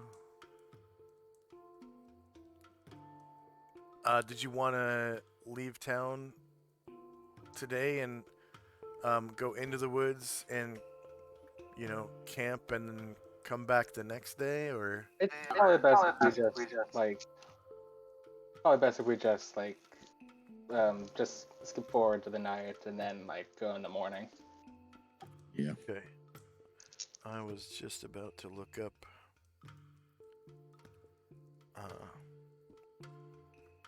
Because I'm pretty sure I had the whole day's encounters rolled up last session. Today is June 26th, right? Yeah.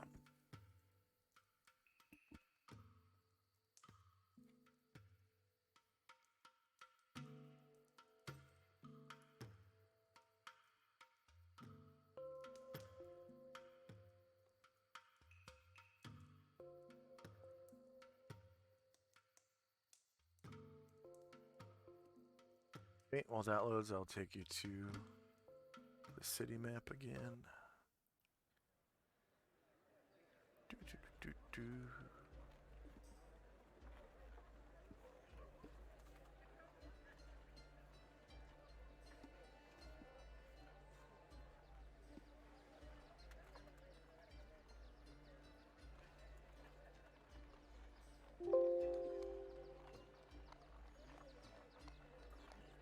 Oh yeah.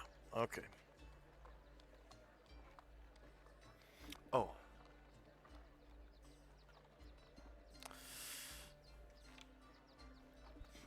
Were you guys just gonna hang out in the bar all day? Yeah. Ben's just gonna stop at the stable on the way in, and he's gonna take a small sack out of his backpack and put it by his mule, or talk to the stable person so he can buy the mule.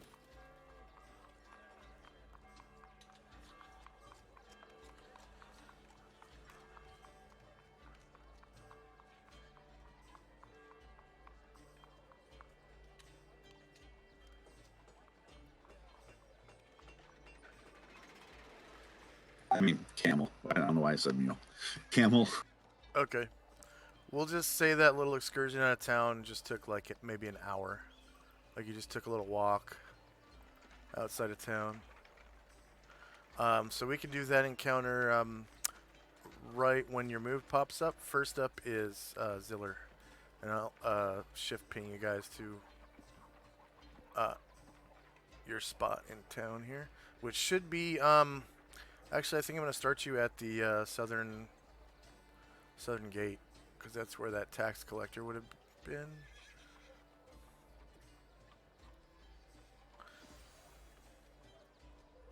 There we go.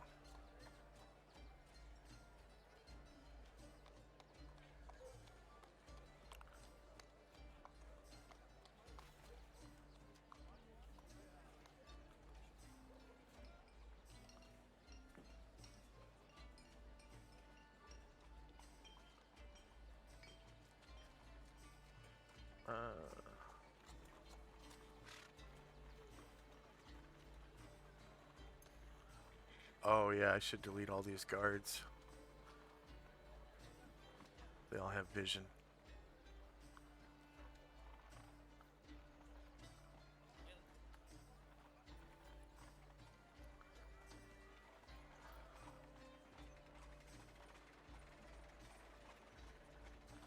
That's what was slowing me down. Alright.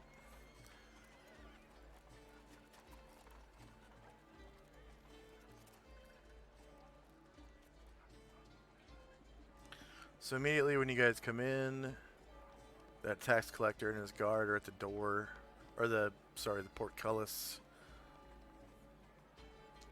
There is a drawbridge, but it hardly ever comes up. They just close the portcullis at night.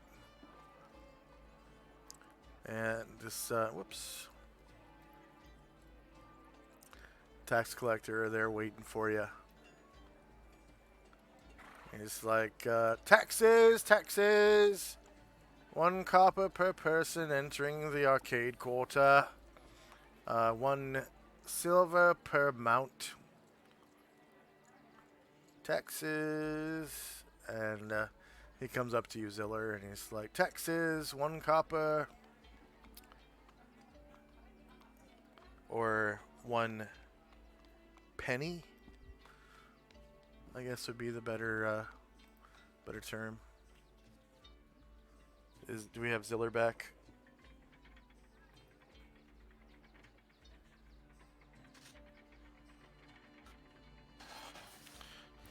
Playing by. Yep, I hear Text you. now. I hear you, just fine. Okay. Can you hear me? Okay, good. So yeah, I'll pay my taxes. I'll pay my copper. And then he comes up to you, Tenzi. Taxes, taxes, 1 copper per person. We give him 3 coppers, 1 for Tenzi, Ashrael, and Musashi. And finally, Shandrak. Taxes, taxes, 1 copper. Shandak reaches into his pockets and pulls out a silver piece and hands it to him. Ooh. He winks at you and drops the coin into his box with a clink. It's a small chest that's actually hung on chains around his neck. Like, the chain is sort of, it's like a thin-ish chain. Goes up around his neck, underneath his collar, of course, so he's comfortable. And it's got a little slot on top for coins. And a tiny little padlock. And you can see the a key ring on his attached to his belt by a hook, and it's got 1 little bitty key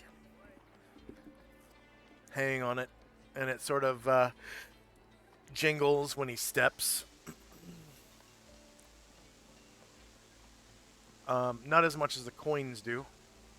And it kind of sounds like the chest is probably about a 10th way full. It jingles a lot when he steps. Still. So probably once it gets a little bit more full, it will jingle less, I think. Okay, end of round. First up is Ziller. I'm not. Well, I'm just going to look around, just see what's happening. Okay, it is. Oh, you know what? I need to fast forward the clock too.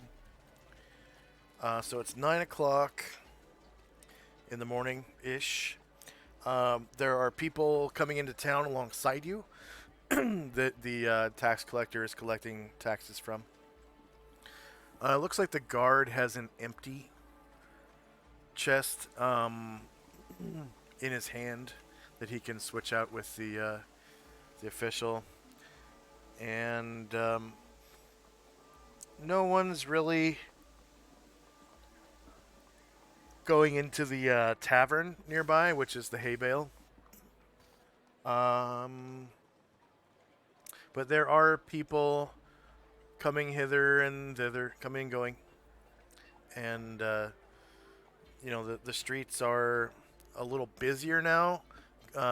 Court is definitely open by 9 o'clock, so and businesses are pretty much open for business by 9. Everyone's had their morning food and shag and shit, I guess, and shave.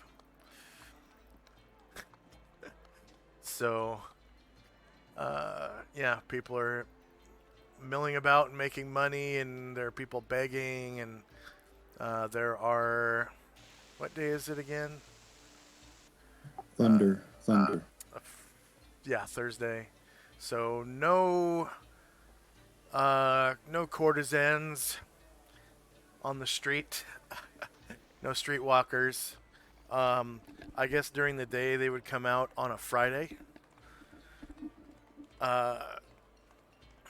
Which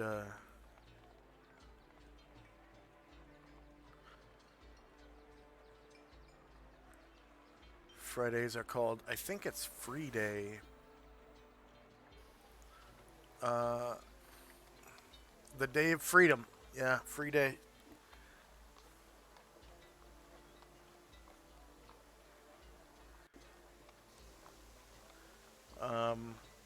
But yeah, none today. They'll be out tomorrow. Where were we at? All right. And yeah, is there anything you wanted to do? I just want to wait till nighttime. You guys just want to go into the bar and wait till nighttime, or? Tenzie's going to stop at the stable.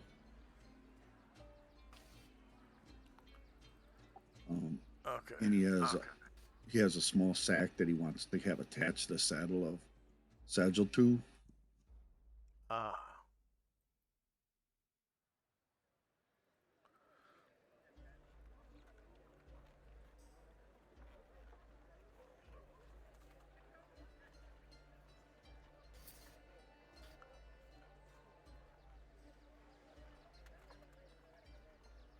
So the peddler greets you. Hello, sir. I'm Peddler Aglunor, as you know. Nice to see you, sir. You've paid your rent, correct? That is correct. I paid for 10 days. Ah, yes. Thank you, sir. Much And appreciated. Yes. I just want to check on the camel, see how they're doing. And if you could please, he gives them a silver piece. I have this sack. It's kind of heavy. It's like 10 pounds. If you could attach it to the saddle of one of my camels, I would appreciate it. Ah, yes. It would be my pleasure to handle your sack, sir. Right away, then. Thank you, sir. And he takes the bag from you and brings it over to one of the camels, and he's like, they all look the same. No. He attaches it to your camel, and you can see him do it.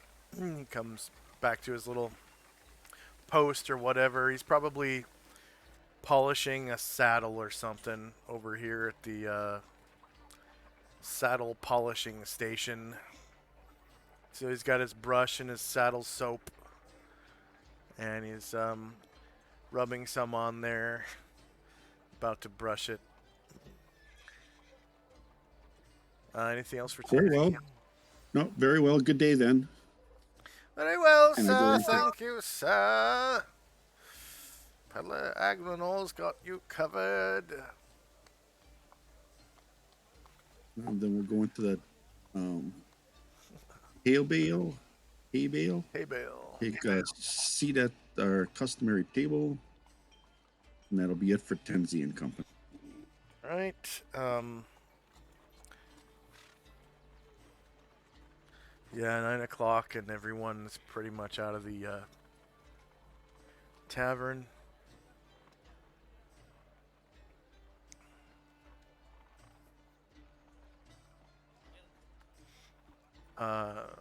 Shandrak or Ziller? Yeah, I'm just waiting. I'll go and join Shandrak. Okay.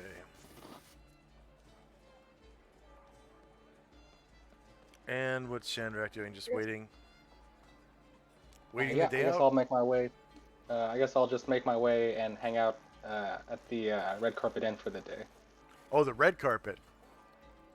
Right? That's where Lassie Lane is. That's where I need to pick up the stuff. Yeah, yeah.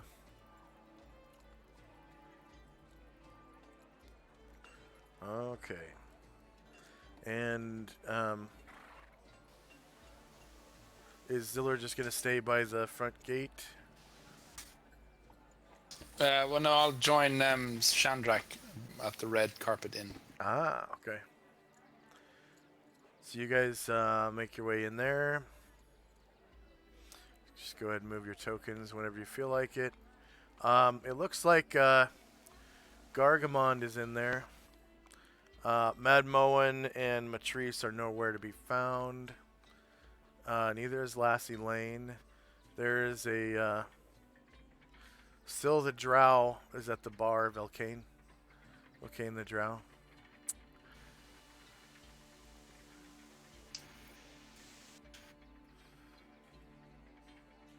And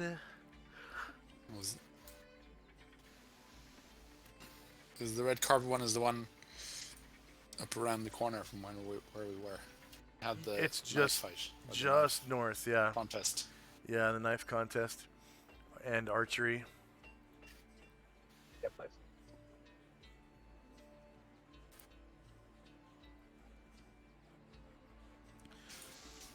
And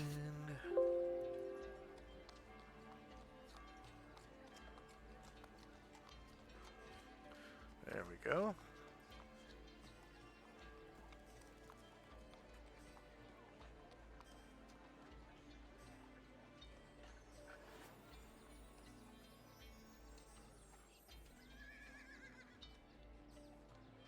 All right.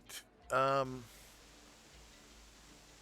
you guys walk in and you see those characters, Gargamond, the Minotaur. Looks like he is kind of drunk already. This Minotaur is sitting at the table where he did piss himself last session. He's got one ear that's kind of twitching, like there's a fly buzzing around his head, but you don't see a fly. It just twitches every now and then. And pardon me. He's got a couple of mugs in front of him that he's kind of double fisting, and a couple of pitchers.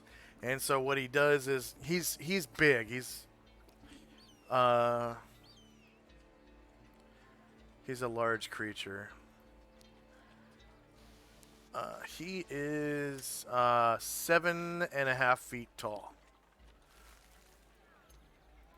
So it takes like 2 chairs to hold his butt. He puts two chairs together, one for each cheek, to sit down, and he's got hooves with reverse joint legs and everything, like a minotaur is supposed to have. And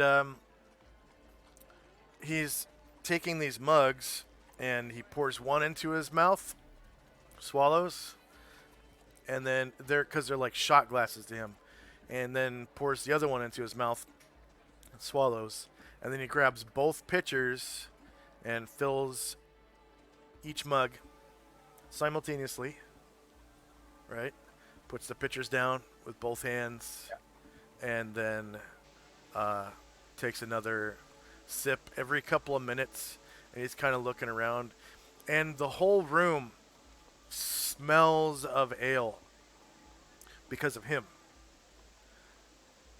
It looks like he's got a couple empty pitchers as well, and his breath just reeks of ale, and it's filling the air with the stench of alcohol. Okay, and then Ziller walks in, and you can see Gargamon getting drunk there, Velcane at the bar, and of course Mad Moen and Matrice are nowhere to be found. Probably at court.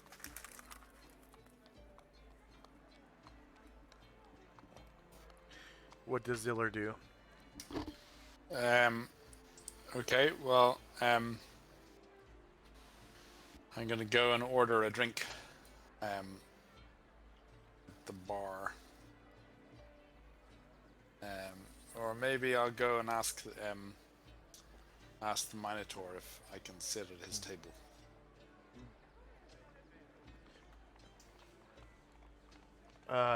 When you ask, he says,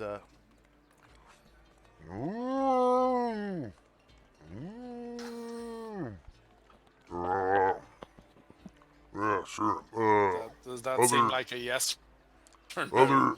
Other side of the table. Over there. Okay, I couldn't quite catch that, but Other side of the sit there table. and try and order myself a beer. Other side of the table over there. Yeah. Okay. Yeah, right there.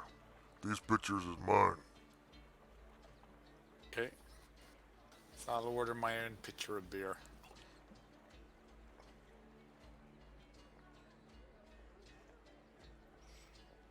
and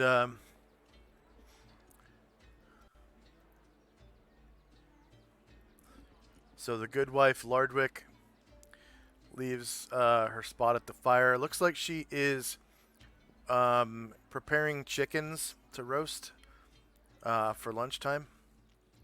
And she comes over, wiping her hands off on a towel after dipping her hands in a bucket and washing up with a little bit of soap. And she kind of folds the towel in half and slips it over the belt of her apron. And she says, Yes, I am the good wife Lodwick. May I take your order? Can I get you a drink? Can you hear me? Yes, Sorry, I hear you just fine. Okay. Yes, could I get I'd like a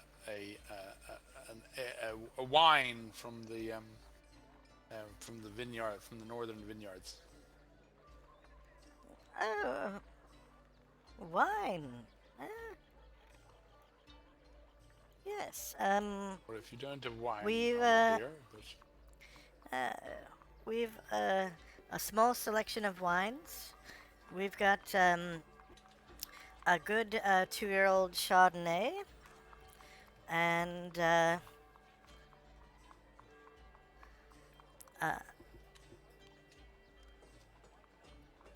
a good 3-year-old Merlot, and Uh, what was the other grape? Um, Yep. The northern Merlot would be fine. ah, yes. Let's see. That will be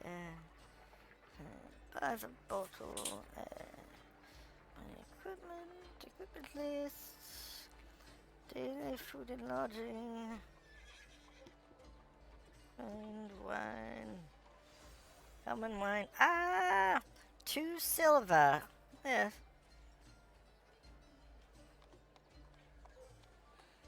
Okay. Here's the 2 silver. Ah, yes. Thank you.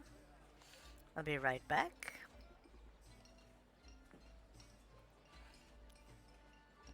And she comes over behind the bar and comes up to a wine rack behind the bar and pulls out a bottle, slips it back, comes down a few bottles, pulls out a bottle, slips it back, comes over a few bottles, pulls it out, and sets it on the bar and fishes around in her pocket and produces a corkscrew and drives it into the cork and pops the bottle, leaves it on the counter. She grabs 2 goblets from underneath the bar and another towel and wraps it around the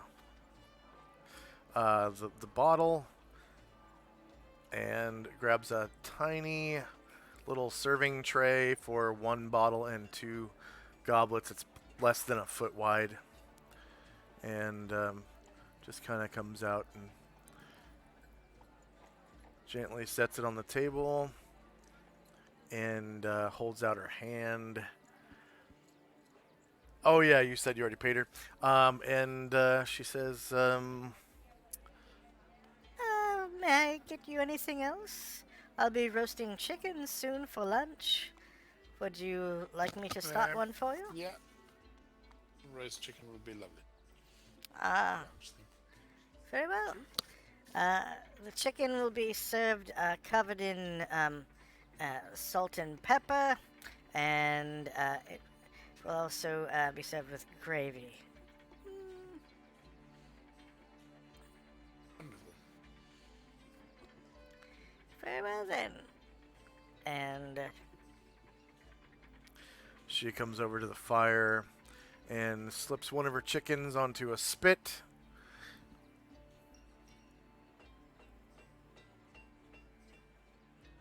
And rubs it down with some salt and pepper and puts it over the fire just for you. And it starts to sweat almost immediately.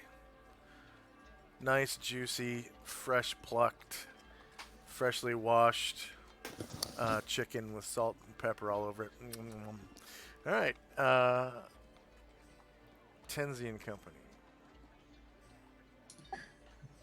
Tenzi will go to the good wife, and he'll give her a gold piece, and and say that this is to pay for our food and beverage for the day. Let me know if you need more. And her jaw drops. oh my, thank you so much. And then I will also need a place to practice. Is there a broom or something I could use for that? Oh, you can practice anything you like over there by the targets.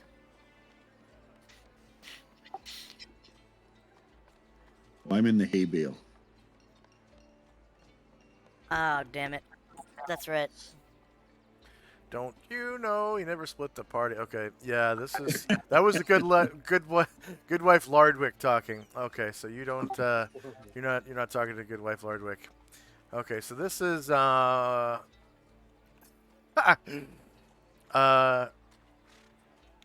Wow, where'd she go?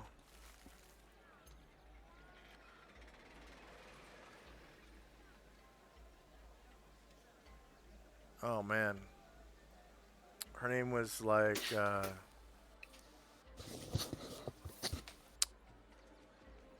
oh man, what was her name? The serving girl was Inavir. I don't remember Yeah, what the good wife name was. Enavir. Man, where did her token go? That is so weird.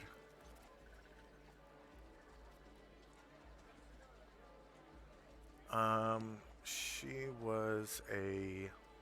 Yeah, I think she was just a good wife. I made her a good wife.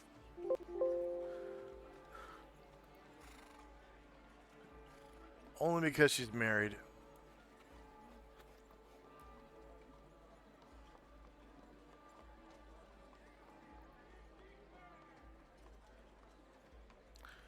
Yeah, it was Enavir, and she had black hair, right? She Yeah. had black hair. And a purple dress. Yes.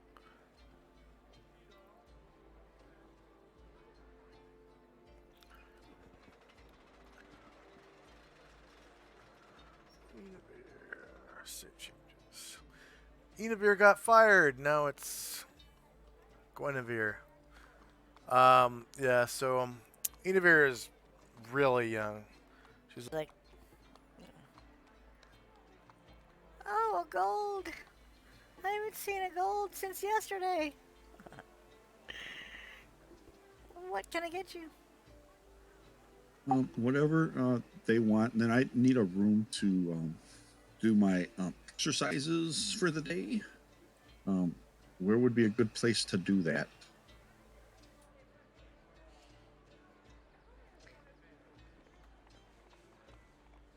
Mm, probably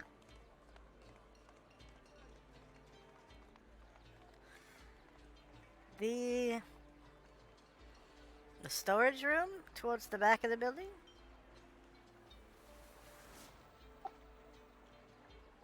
Okay, then if you don't mind, I'm going to go back there and do that. Yes, you just go down this hall over here, down here, and through here.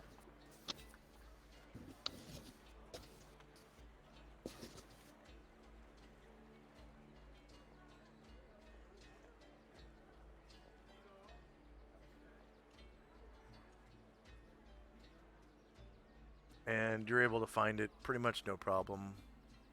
You just go through the back.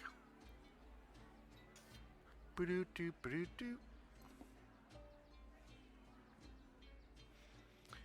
And Enivir goes back to, like, I guess preparing some bacon to make bacon sandwiches or something.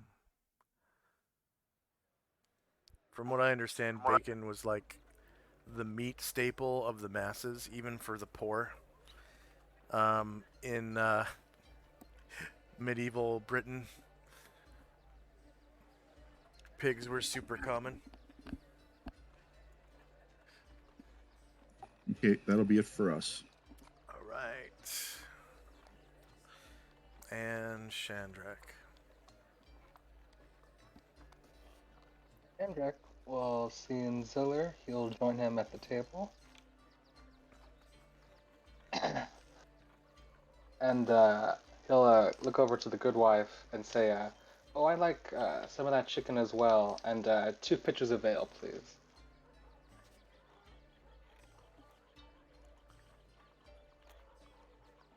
And let's see, that's she turns around. She grabs a chicken and throws it onto the spit, and turns around and tells you that it'll be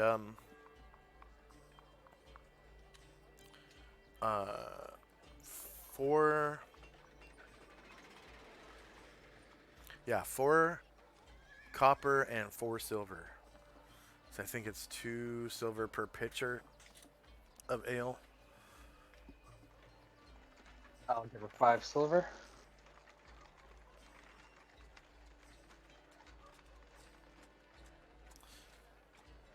Yeah, ale and wine are the same price. 2 silver per gallon pitcher. And then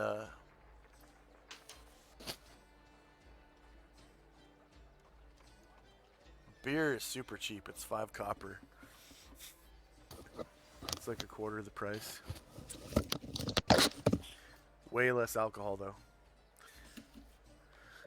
Yeah. And yeah, she starts a second chicken, and she rubs salt and pepper all over it. Not many herbs in the bar, I guess, but she's got salt and pepper. Maybe some local herbs like thyme. Maybe that would kind of taste funny on chicken.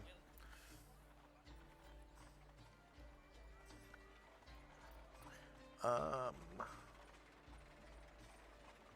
then when I get my beer, I will push one of the pitchers over to the Minotaur, and say, "There you go, sir. That's one for you." You ordered ale, right? Yeah, 2 pitchers. Okay. And I'm giving one to Gargamon. Ale is it's a lot darker than beer, and has way more alcohol. It's like 3 times as much alcohol. It's closer to wine. So like 10 to 14% alcohol as opposed to like 3 to 5% Yeah. alcohol of beer. And yeah, Gargamond, he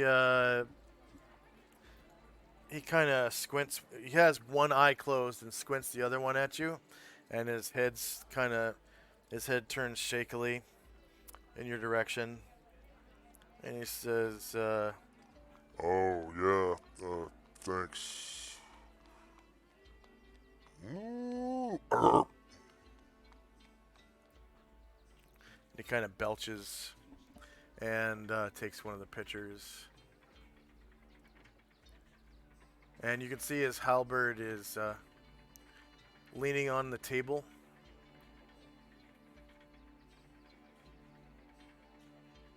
Oh no.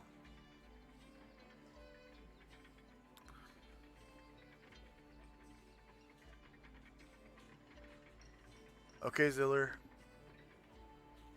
We'll see you next time. And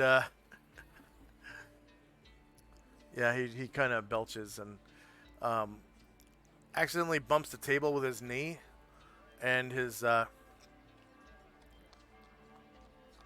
halberd starts to slide off, and he reaches over to grab it real quick, and he sets it back up on the table, and kind of fidgets with it a little bit, and then goes back to drinking. And he looks over at you, and with one eye kind of cracked open slightly, and says,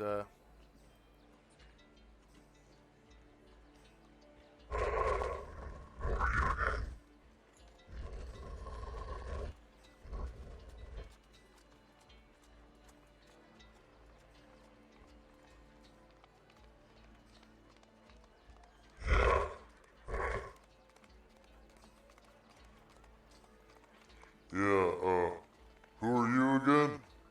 Well,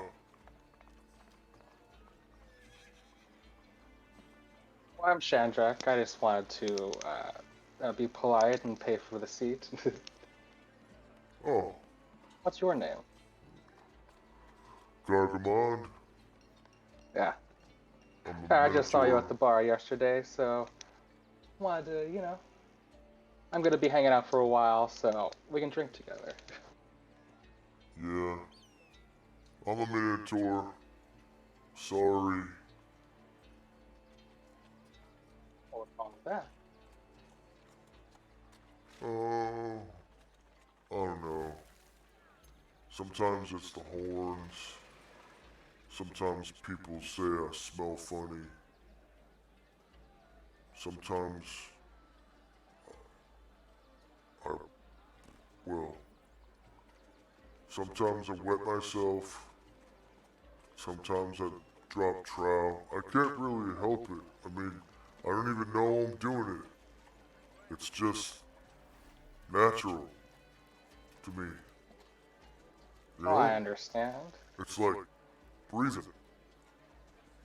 Whenever I was growing up, I just, wherever I was, if I needed to go, I went. And a lot of people around here don't like that. So, Yeah, that's true. Most people would at least like you to go onto the street first. yeah. Well, even then, some people have a problem with it. You know? I get Well, sideways looks sometimes. People say, yuck, that's disgusting. Some people say, oh my god, a minotaur, and then they run away. It's, oh, it's not easy. Sometimes I just need to have a drink and take a load off. Mm. Mm. Stan, I'll be hanging out here till nightfall, so we can drink together if you'd like. Okay, end of round. Ziller had to go, so I'm just gonna remove him from the turn order tracker and put his token on the GM layer.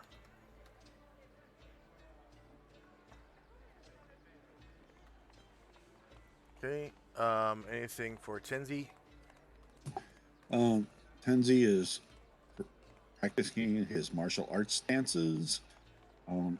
Musashi motions to Inavir for a pitcher, and he gets 2 cups, but Astral's not drinking, so Musashi's going to end up drinking the whole pitcher. Yeah. Okay. And that'll be a thrust. All right. You guys just kind of gonna wait out the day, eating and drinking and socializing. Yep. Okay. So your next encounter is at 11 in the morning. It's gonna be 7 o'clock plus 240 rounds.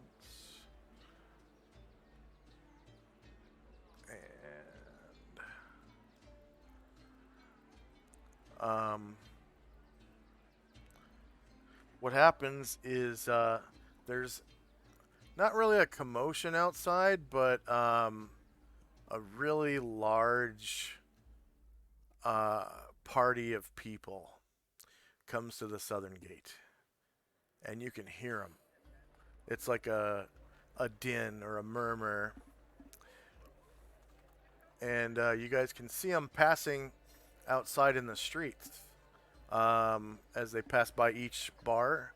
You know, all you have to do is look out the door, and you can see a bunch of foreigners, religious foreigners. They're known as pilgrims. They're here on a pilgrimage, and there's like almost 60 of them.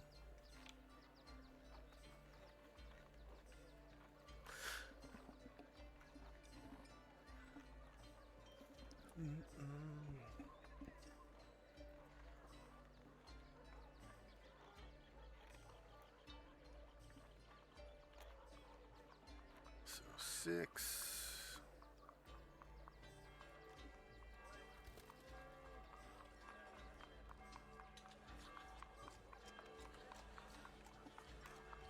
And then 2, 4, 6, 8, 10.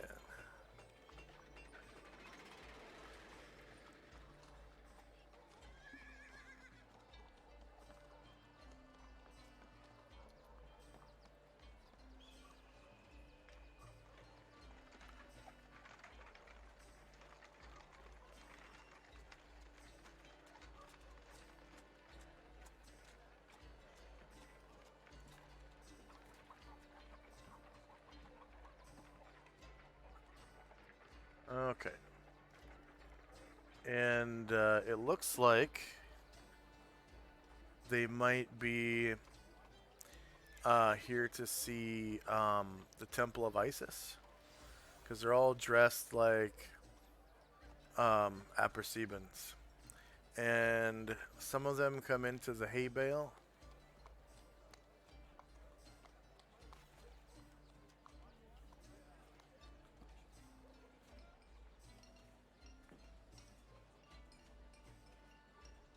And some of them come into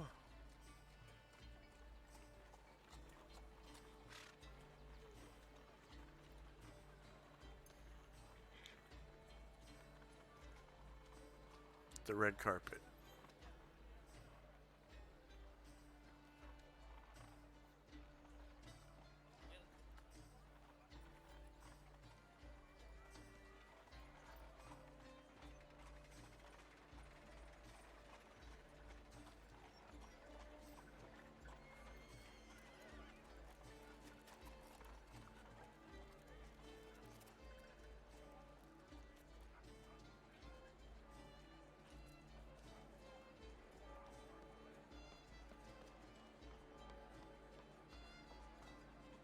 And some of them kind of take their places around the bar, and you can hear them like ordering like breakfast foods, eggs and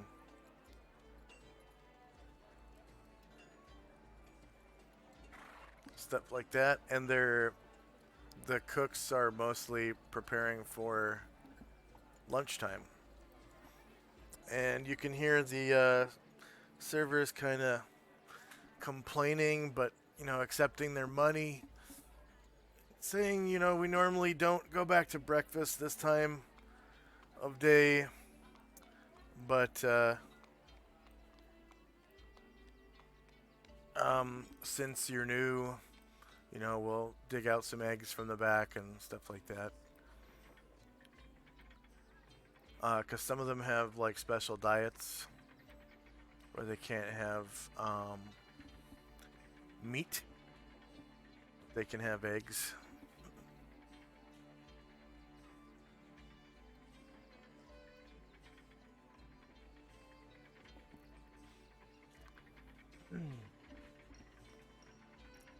And the time it's about 11 in the morning, so about an hour till noon. And usually at 11 in the morning, people are, having, if they're eating, it's brunch, or they're preparing lunch. When it comes to meal times, that is.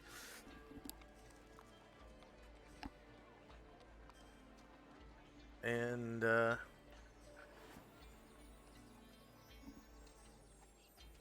what does Tenzi do? I just watched them go by and go back to the table with Musashi and Ashriel.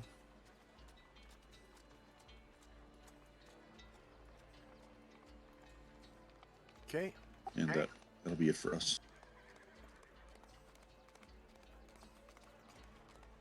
All right, and then Chandrak.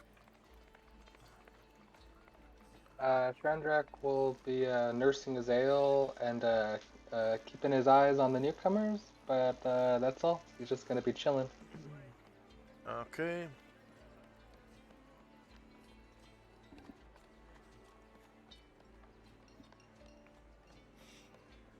And a lot of them stay.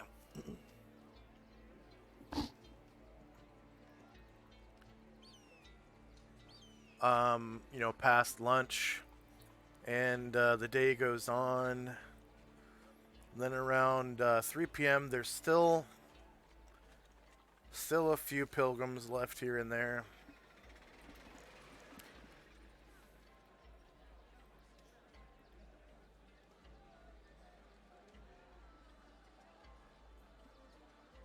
They must like the food or something.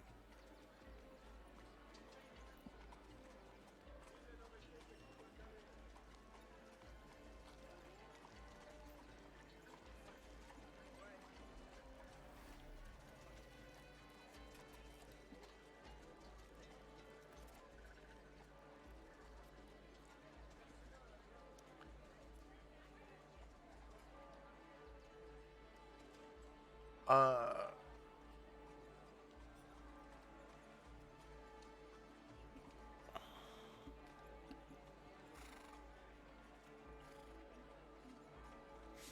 and time now is about 3 p.m. So about four hours pass, and some more people finally come into the bars. Uh,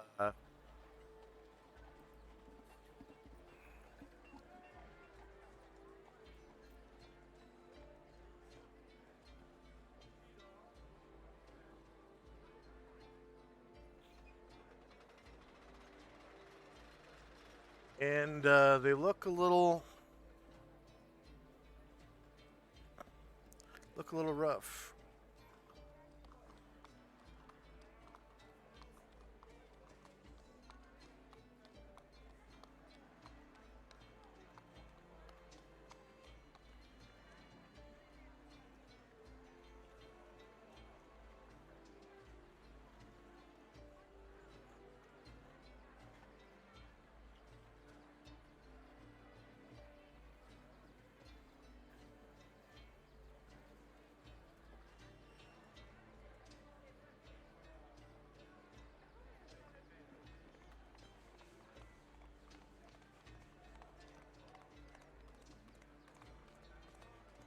Yeah, these guys look a little rough.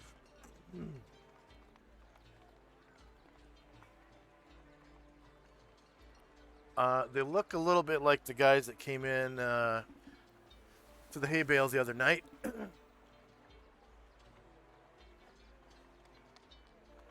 And they come in and sit down.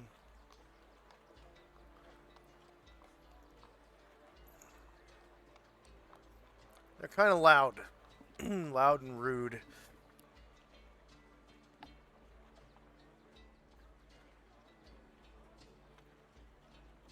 So what does Tenzi do?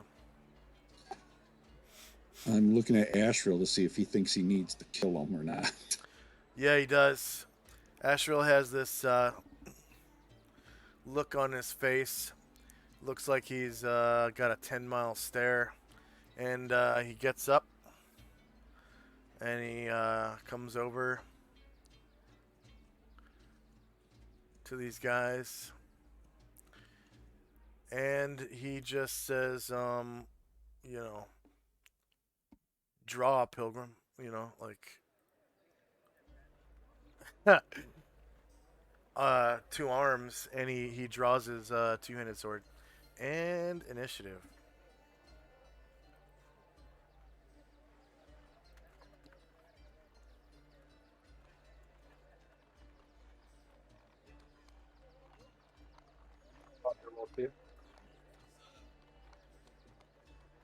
Yeah, you can hear the sounds of combat outside the door to the south. A ruckus. Mm-hmm.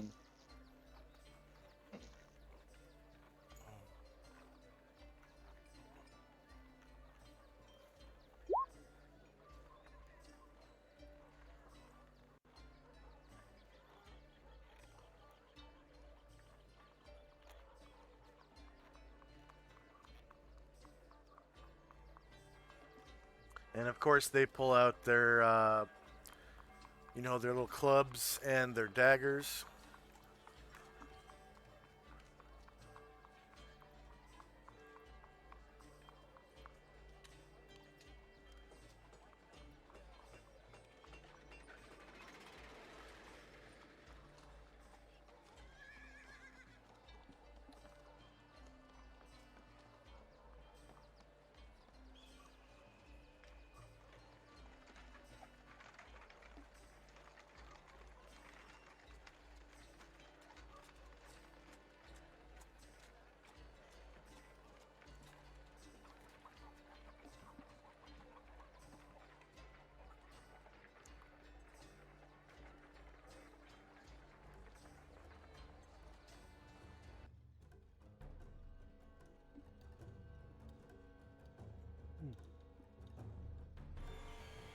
I'll need an extra attack for Ashriel.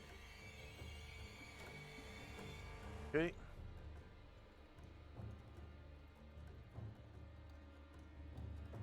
and for Musashi.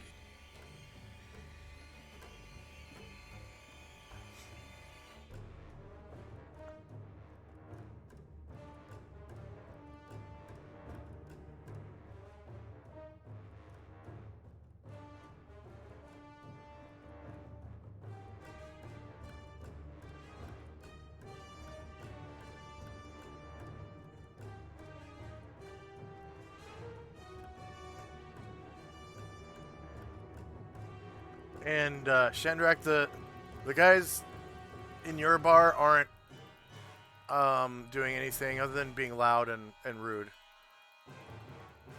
But in the hay bale, Ashriel saw these guys and is just attacking them, just straight up. So time now would And I be hear that there's noise again coming from the hay baler. yeah, Hay bale. yeah, you hear it. All right, so here we go. Time now is 3 p.m. So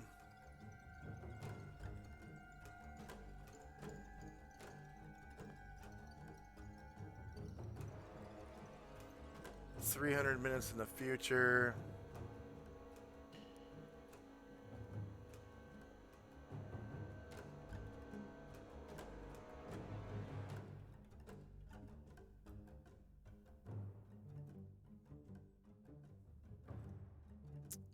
Let's see, this would be down to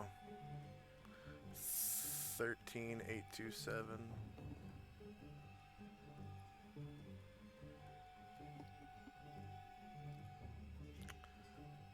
This would be down to 88 minutes.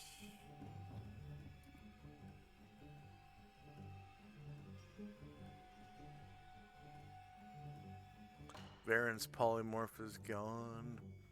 He's not even active character right now.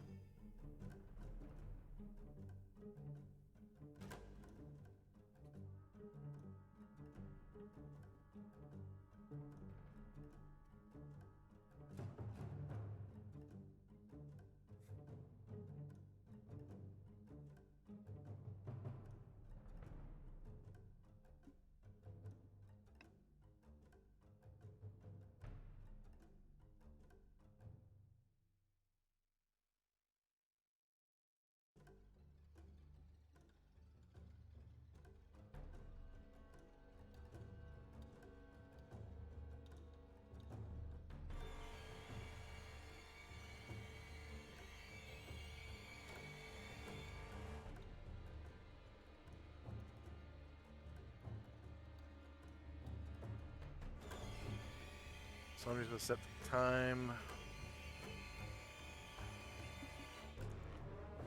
3 p.m. June 26th, 11 AE5.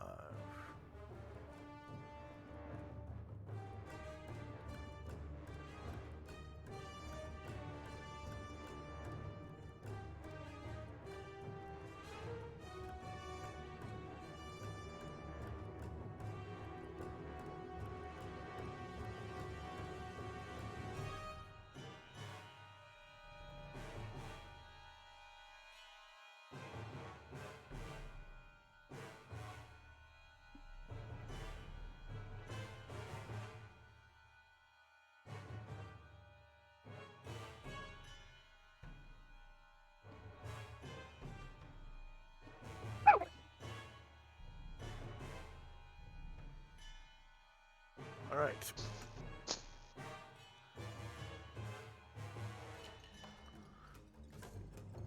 Blessed watchfulness. Time now 3:01. First up, Shandrak. Shandrak is going to jog and try to make his way down to the hay barrel.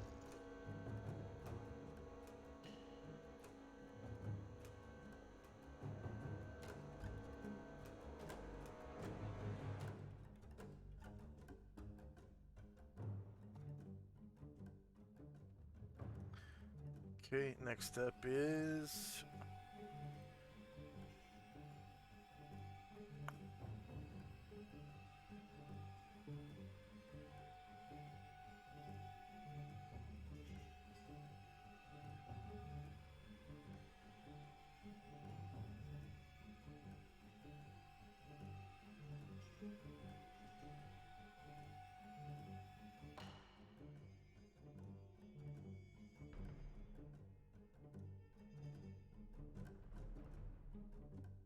Okay, he noticed Asher bucking up to him, and he's like, "What?" and outlashes with his club.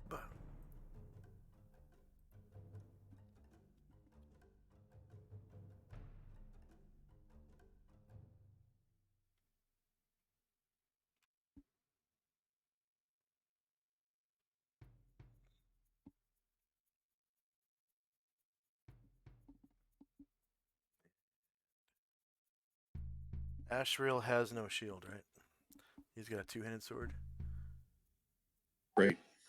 Okay, so -2 versus AC1. So that normally would hit, but I don't think this guy has enough hit dice to actually do damage to Ashriel because he has weapon immunity up to +2, right? Yep. Yeah. So this guy is 0th level. He's not strong enough. So he hits hits Asher like in the side of the face. Doesn't even move Asher's skin. And Asher looks at him with an intense hatred. And he's like, "Oh shit!" And Musashi. Ashriel.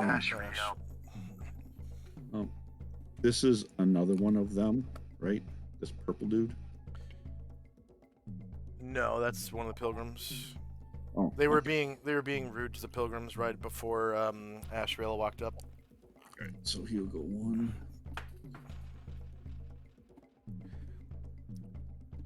Being rude to foreigners.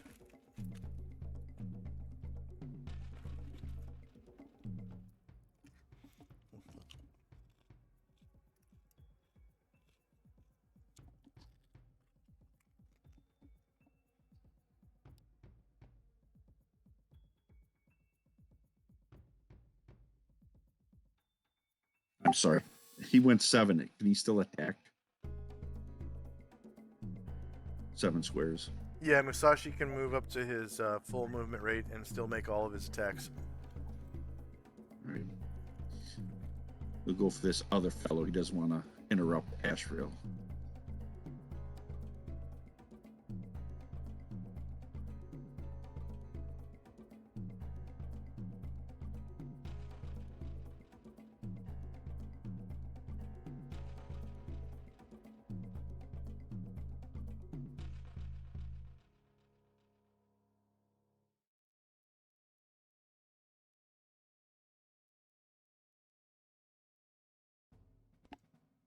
Okay, so that guy is also shieldless.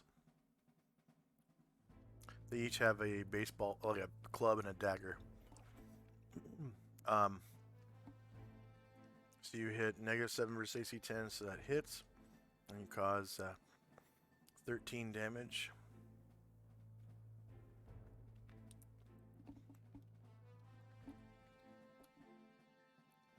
So this guy noticeably has a lot more health. You can see his health bar, right? Yeah. So I'll follow up with the Makazashi.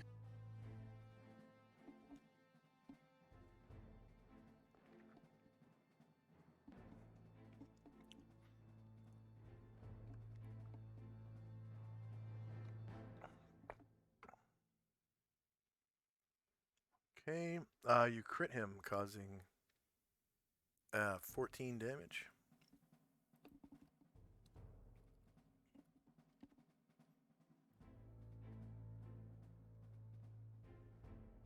And then Tenzi.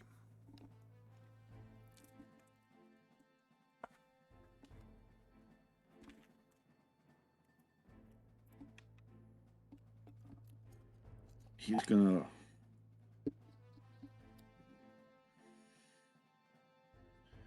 run, somersault over to here.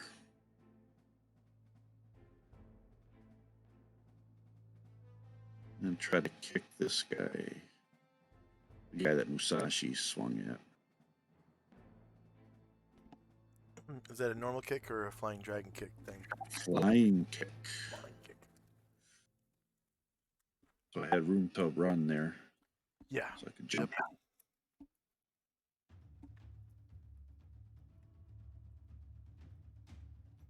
And And this is the other half of your movement.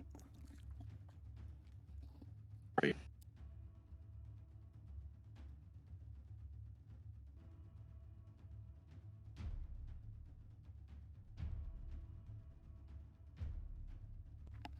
Tenzi crits him for 15 That's a damage. high mastery crit right there. 16. Okay, 15 damage. He's like screaming, bleeding all over the place. Just gets kicked in the face.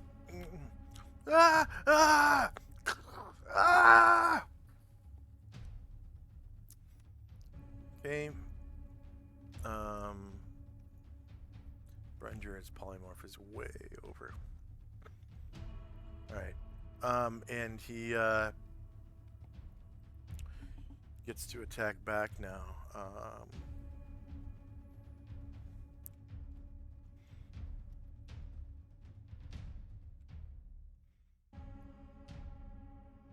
He is going to attack with his club.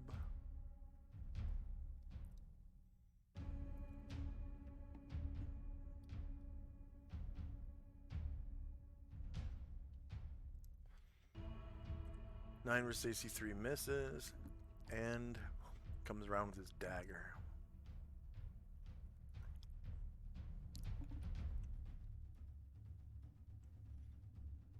And misses again, 7 versus 3. Alright, Ashriel with his two-handed sword. I'm pretty sure he's a normal target. Yeah. Some Because he's not undead or like fire or ice wielding or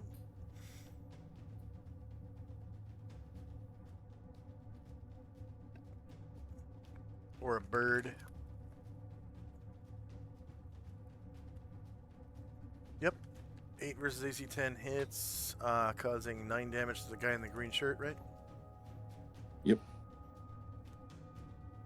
Alright, go ahead and describe how you destroy him with your greatsword +1 flame tongue. Walked up, looked at the guy, said, "You judgment has been passed," and just cleaves him right in half. What?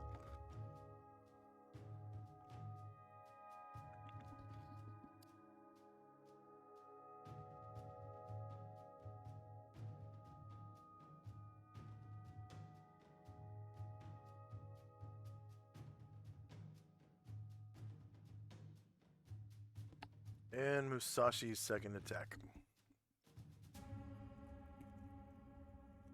He will stab out again with the katana.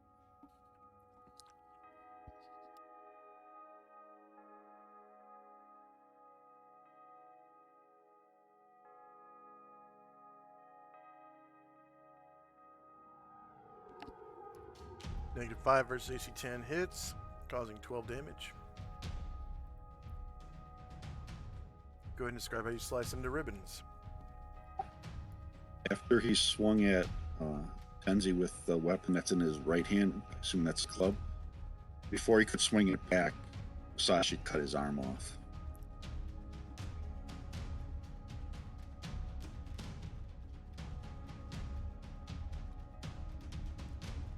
Okay.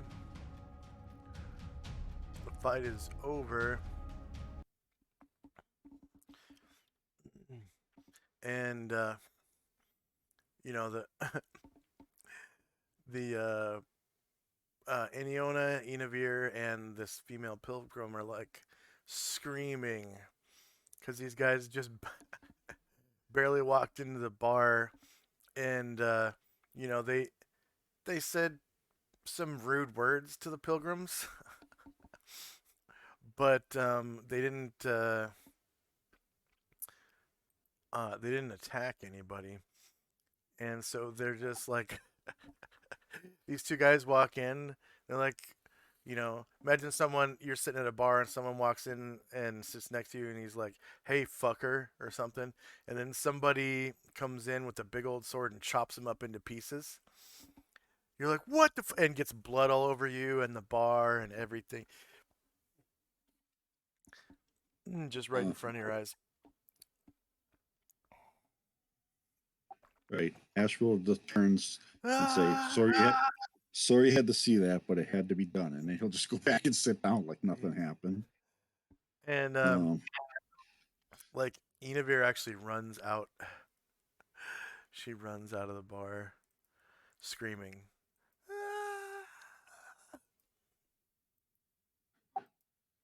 Tenzi will go up to the bar person, put another gold down, say, sorry about the mess. Let's see. I want to see what.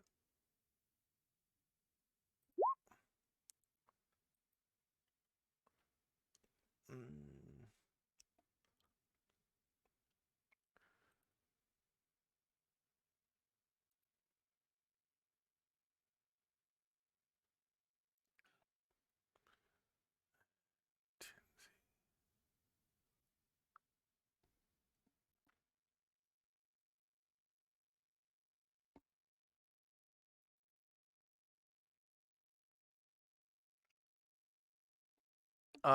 Iniona, she doesn't take the gold or anything.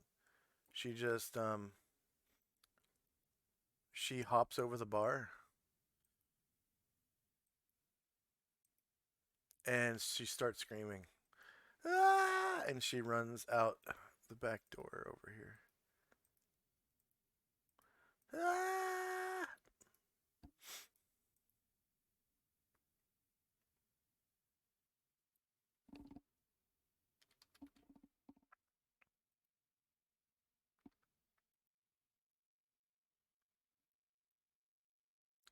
And these other people at the bar do the same.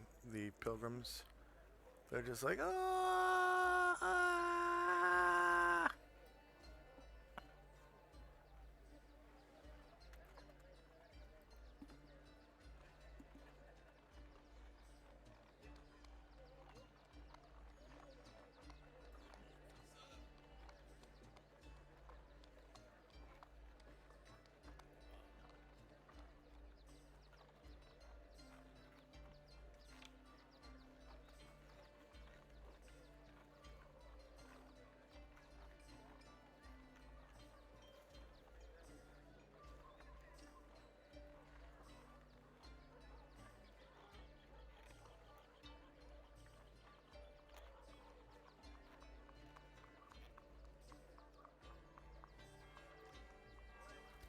Game.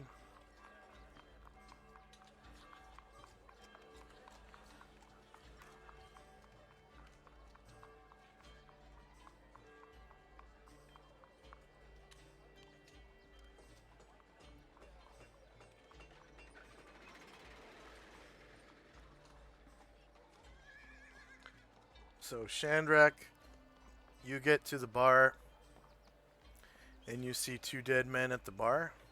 The whole bar is empty except for two dead men.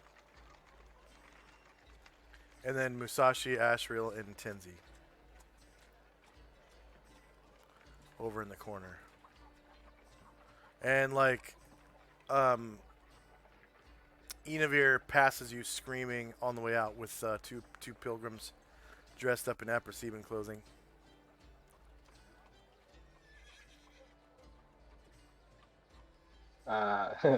Chandrak will look at the table and he'll turn to Tenzi and say, "Well, that was a bit of a different reaction. Demons again?" No demons, but they were not good people. And there's blood all over like the bar and the floor right here because they were basically hacked to pieces. Mm-hmm. There's like two legs on the floor next to the fat guy, and the green shirt guy is literally cut in half.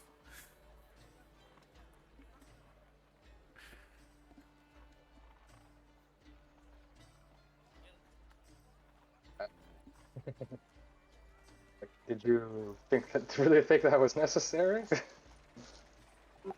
Asheville seemed to think it was, so we just backed his play. and you can hear the commotion outside from the people screaming starts to get louder. And off in the distance, you can hear a bell ringing, like ding a ding a ding, like a cowbell or something.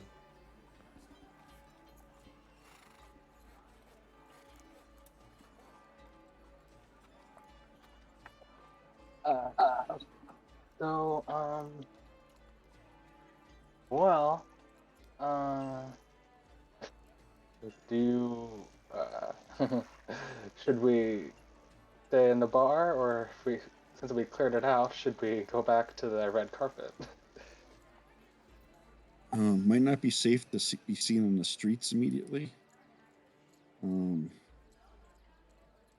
point.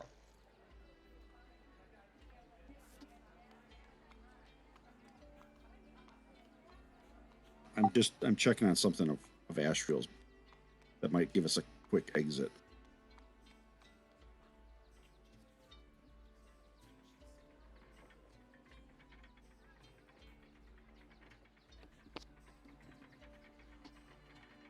Probably is not going to work.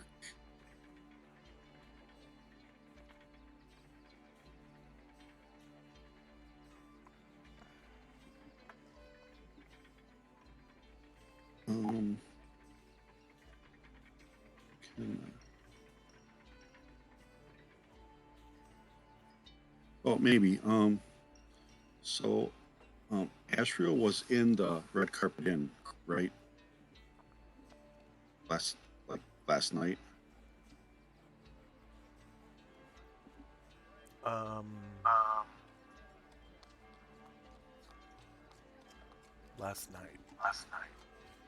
Maybe, I don't know if he was there or not, but he's been there once before, so he wouldn't be.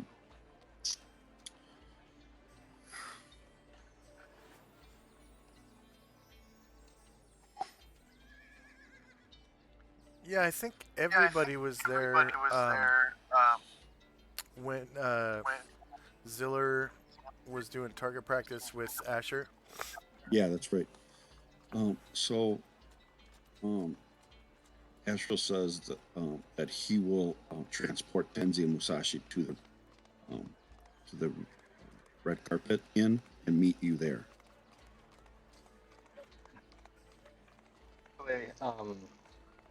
Let me get a head start first. Wait a couple minutes before you send over. Okay. So I guess Sandrak will start to make his way back.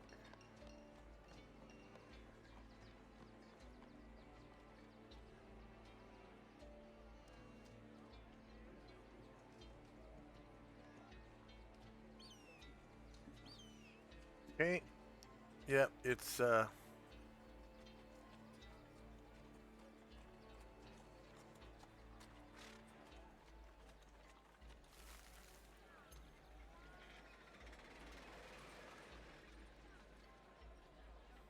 then Tenzi and Company.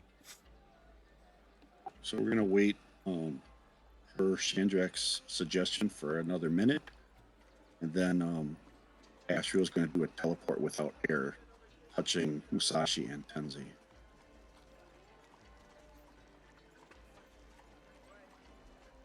Okay.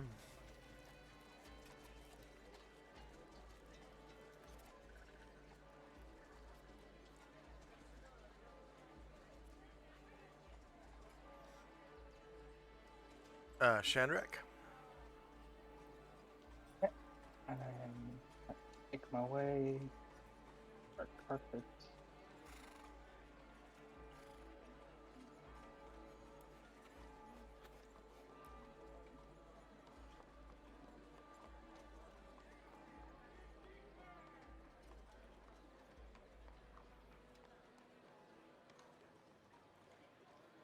Okay, anything else from Shandrak? Yeah. So when I get to the door, and so vaguely, some of the pieces that I saw torn apart, that they looked similar to the guy making a ruckus in this tavern, right? Like this guy's making a whole bunch of mess. He's being rude and stuff in the red carpet inn. This one guy. Yeah, like you walk in and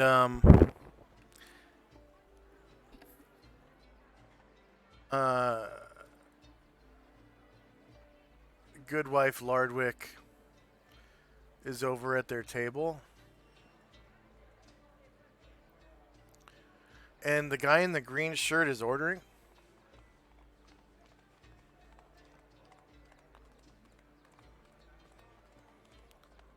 Like food and drink. And oh, you haven't walked in the door yet. Okay. Yeah, you just barely walk in the door, and you can see that the bigger guy has his hand fully up Goodwife Lardwick's dress, like up the back. And she's like standing there crying while the other guy is ordering. And you can see Merchant Lardwick like reach underneath the bar for something, and he fully pulls out a rapier. Right, produces a rapier, and hops up on the bar, and you can see him say, you know, "Now see here, that's my wife," and he points at the big guy. What do you do?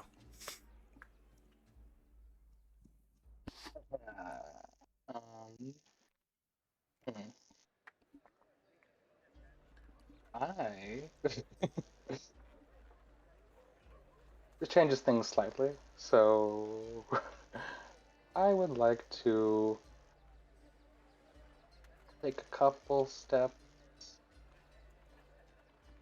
here and hide in shadows. Okay.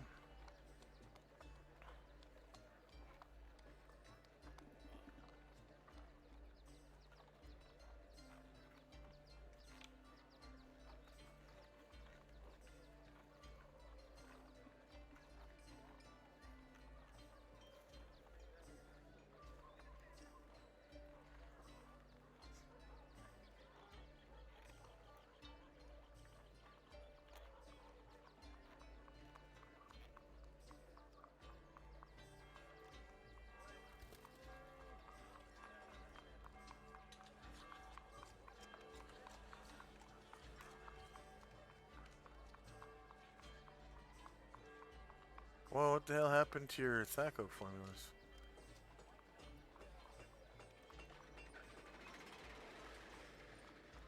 They're all out of whack.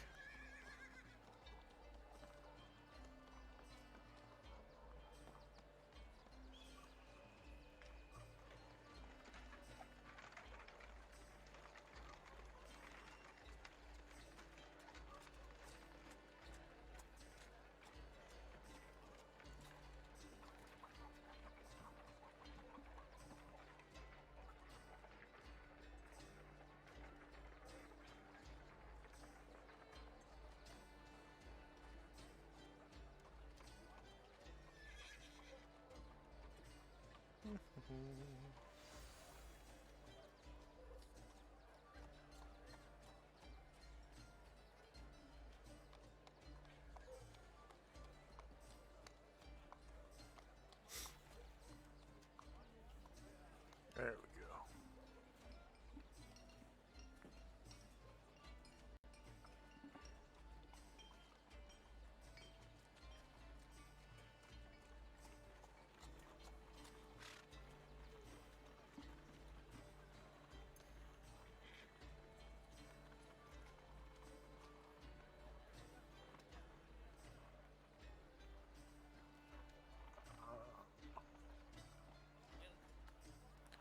And I just need to find the stats for a rapier.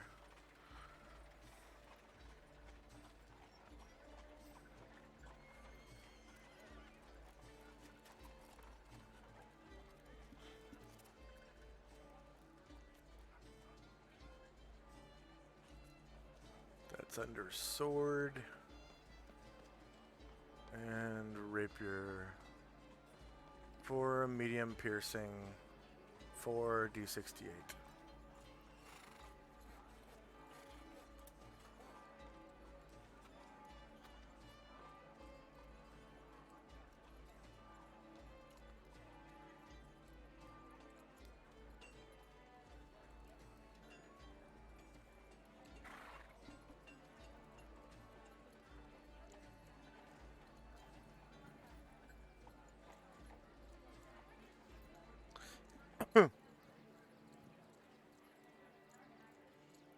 D6.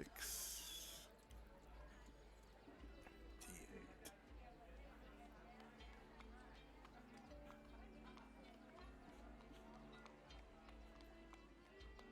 Alright, so this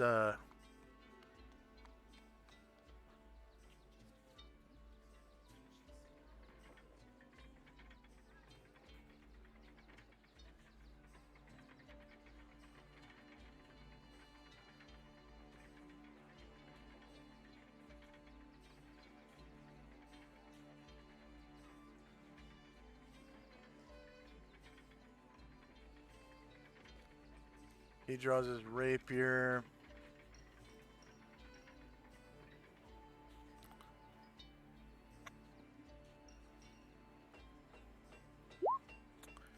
And the ruffians pull out their clubs and daggers.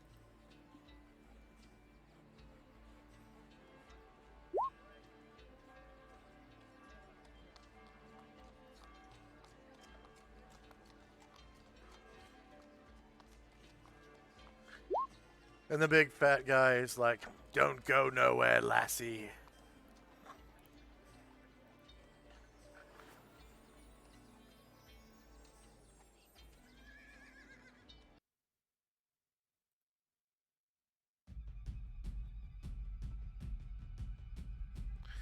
And initiative time.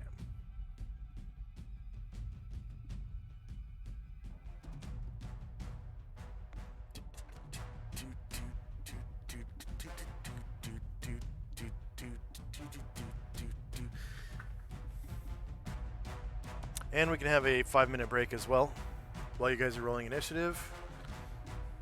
And for our viewers, 3-minute ad break, and then 2 minutes after that we'll come right back.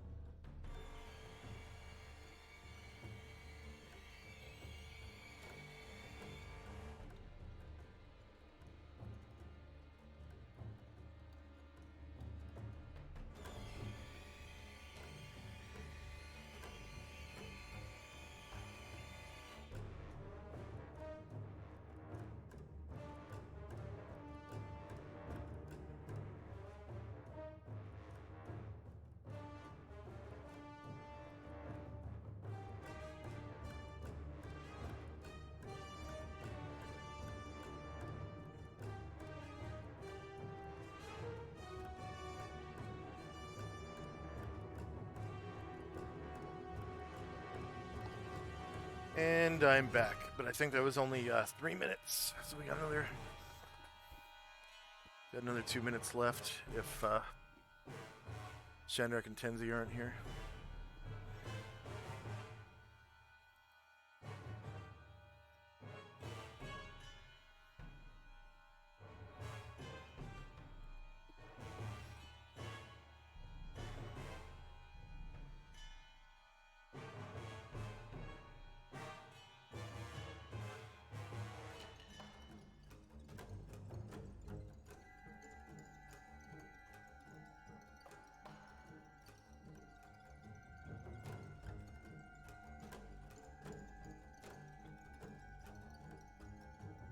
Tenzi is back. Musashi will need a second slot on the turnover tracker.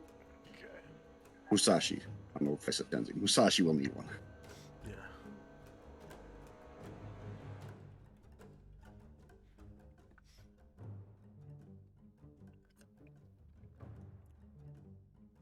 And is Shandrak back?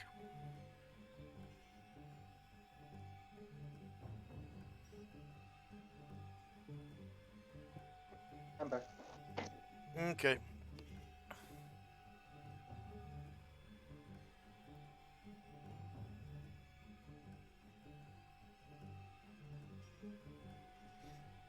All right. Spells. Time. First up is Tenzi. Tenzi's going to wait until after Ashriel's done. So put the waiting symbol on him. Okay. Next up is the leader of the ruffians. So he pulls his hand out from Lardwick's wife's undies, and he grabs his dagger and his club, jumps up on this table, knocking everything over, comes over to Lardwick just to beat his ass, even though Lardwick is holding a rapier. And he stands up on this stool to hit Lardwick with his bat.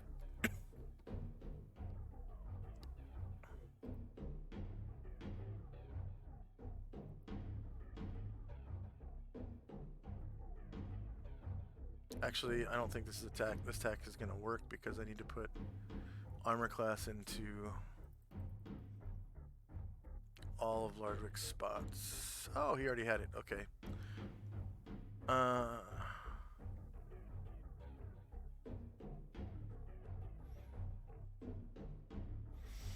Interesting. And apparently he's wearing leather armor underneath his clothing. Very nice. Okay. So club, Lardwick.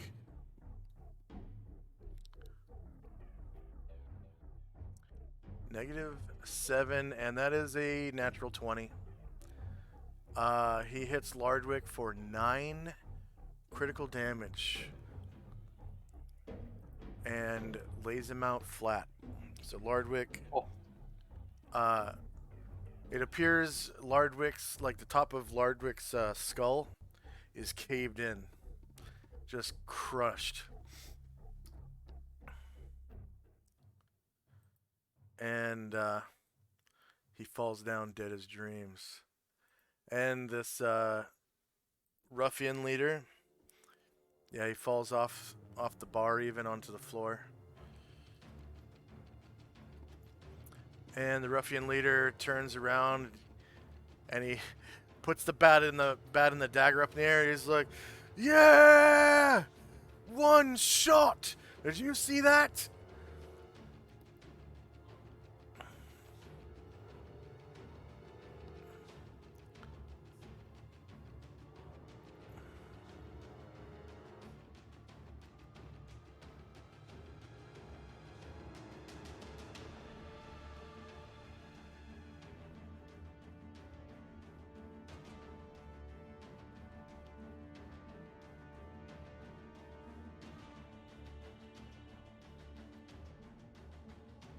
Okay, so Lardwick is not on the tracker anymore, and the ruffian green one is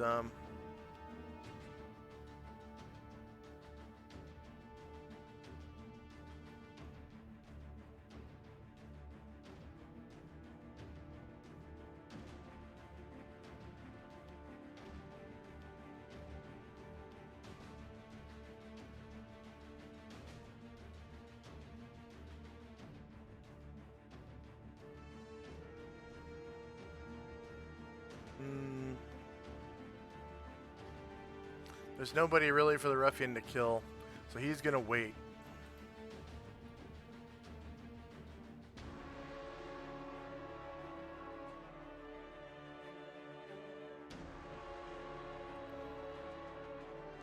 As is the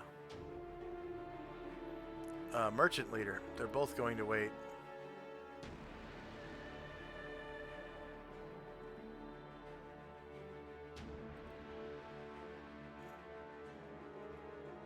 Because the leader still has a dagger attack.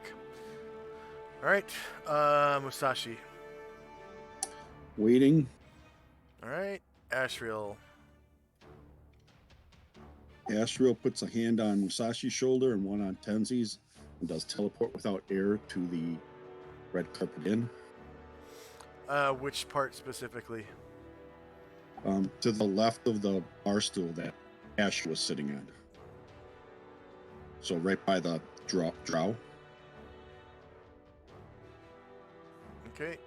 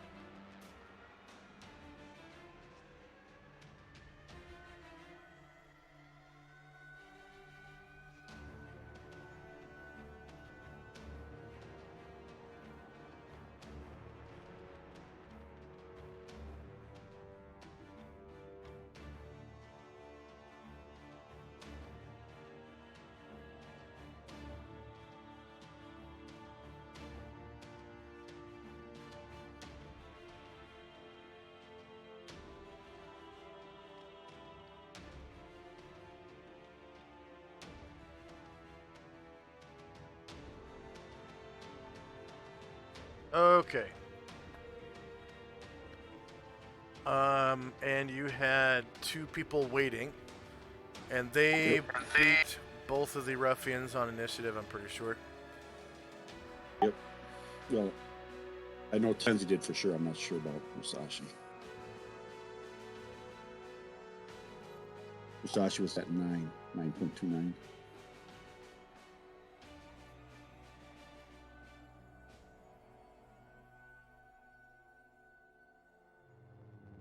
Oh, yeah, the ruffian, But Tenzi. Tenzi was on. Tenzi Yeah. was on one, so he Tenzi can goes go first. Yeah. And he will look around and see the one ruffian by the felled merchant, and leap into the air and try to kick him in the head.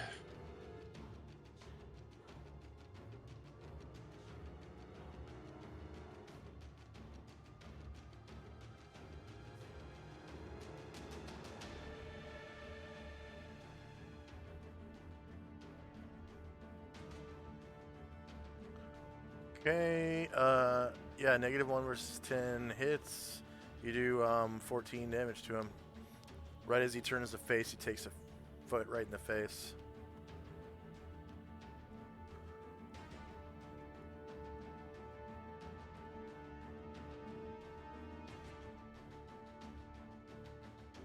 And if he tries to attack me, I'll try to block it. Oh, he does. Yeah, go ahead and roll your block.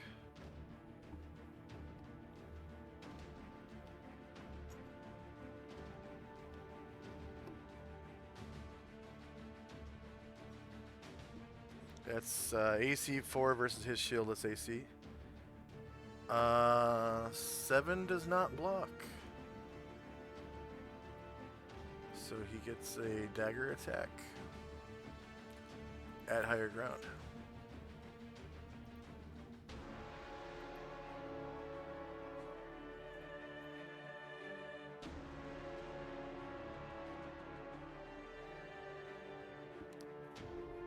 Against your shieldless. Oh wow. Yeah. Okay. So he like adjusts his grip on his dagger to reverse grip and stabs downward at your shoulder and hits AC 1 versus your 3, and he gets you for 4 damage. He's like, ha ha, where did you come from?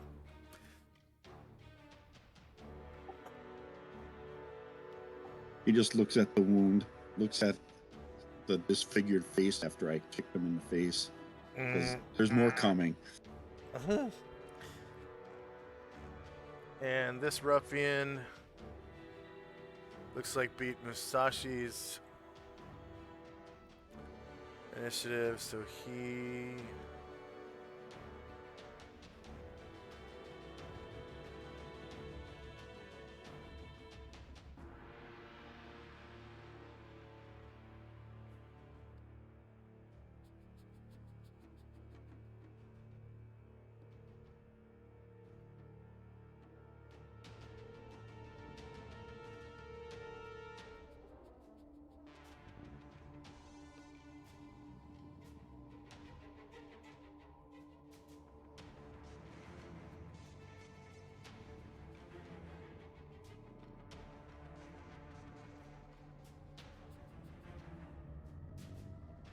There it is. Okay, and he jumps upon the table. See, I'm gonna make him roll a check for that.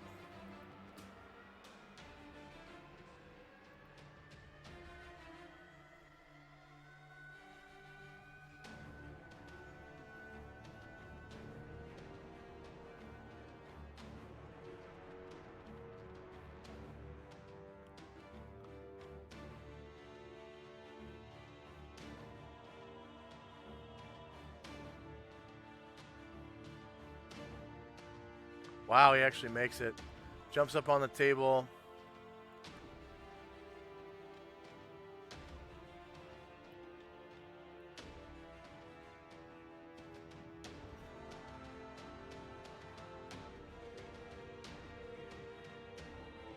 Yeah, striking at Musashi. His club. Attack, club. Musashi.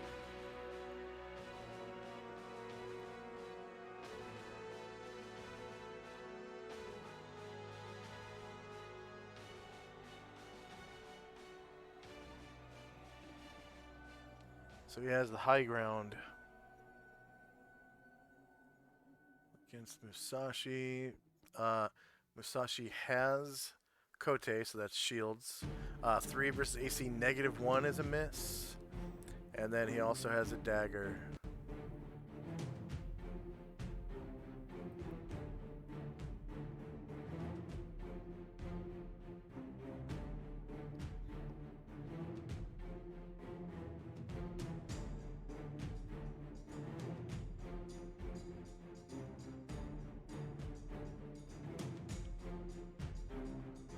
Okay.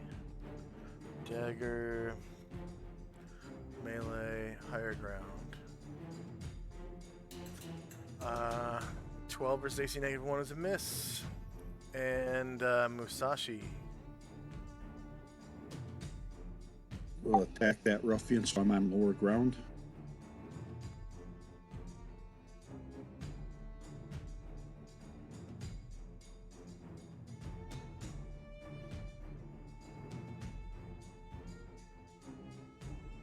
Okay, he has lower ground because the ruffian's on the table.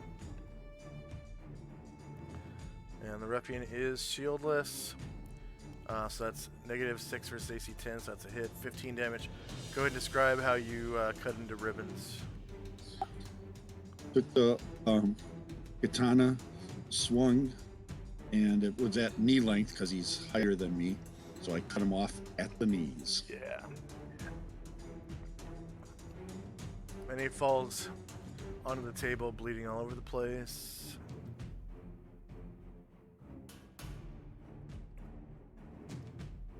And there's a lot of blood shooting there. Yep, bit of the ulcer violence.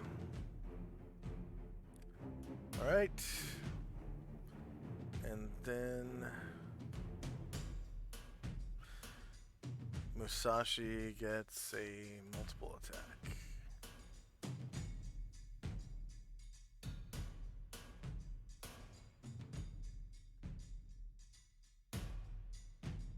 This is lower ground also. That guy's on a stool or something. Yeah. If you want to roll a dex check, you can step out on the stool and have same height. Yeah, we'll just. If we miss this time, then we'll do it. Oh, you know what? It's actually Chandrak's turn. It's actually Chandrak's turn. He beat Musashi's second attack. Oh, no, I had my. I was going to attack with my Wakizashi. Oh, yeah. Sorry. Yeah. Okay.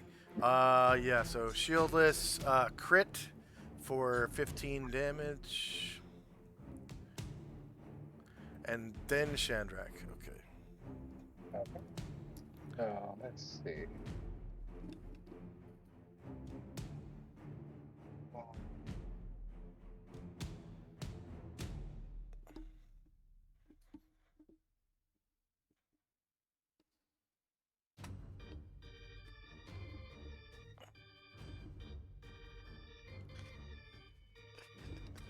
So now we have the word of one bartender versus another. No, they were here the whole time. No, they were in my bar killing innocent people. No.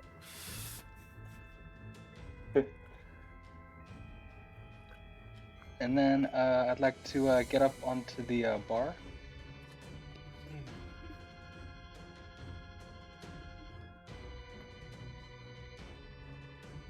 Oh, up on the bar? Yeah. Go ahead and roll dex. Oh yeah, you hid in shadows last round, right? Did you hide in shadows last round? I can't hear you. Yes, I did. Can you hear me? Okay. Yeah. So you're not moving silent then? Because you can only move No. 4 squares when moving silently.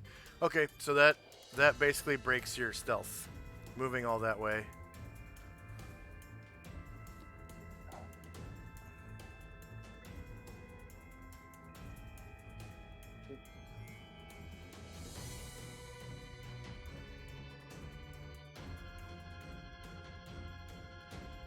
Sorry, a little slow.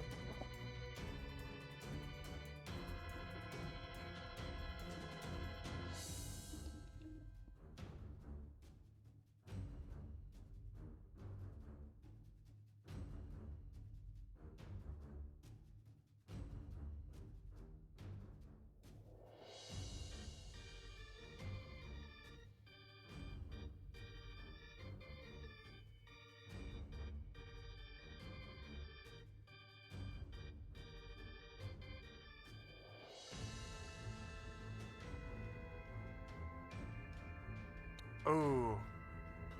Yeah, you eat it on the way up to the bar.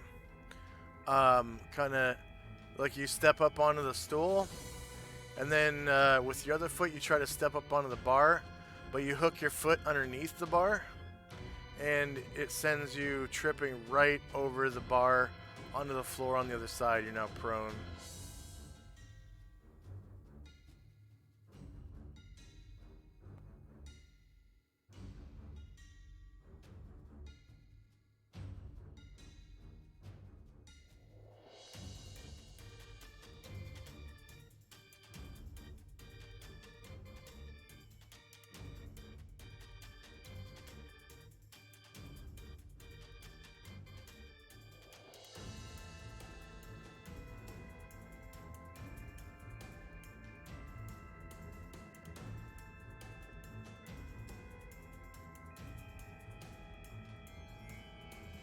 I already moved more than half my feet, so I can't get up.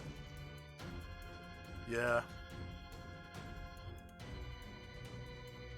but you can hide back there. Yeah, if I can, you know what? Why not? If I can.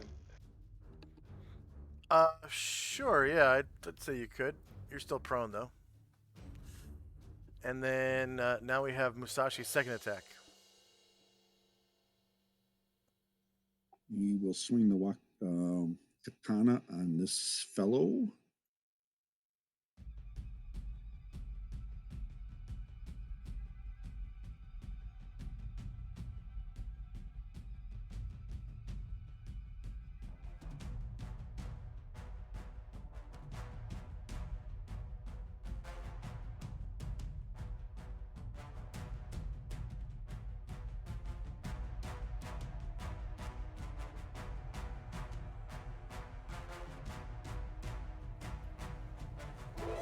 Okay.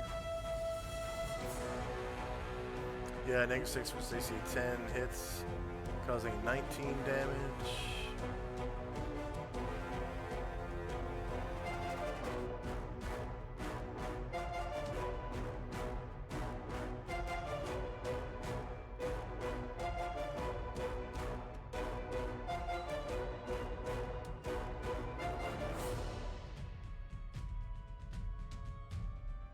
Did you see the health bar move?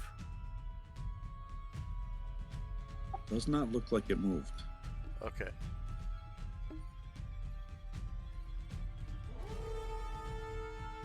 There you go. And end of round. So new round, and I'm going to roll morale for him because he's all alone and gonna die. Just want to make sure I gave him morale, and I did.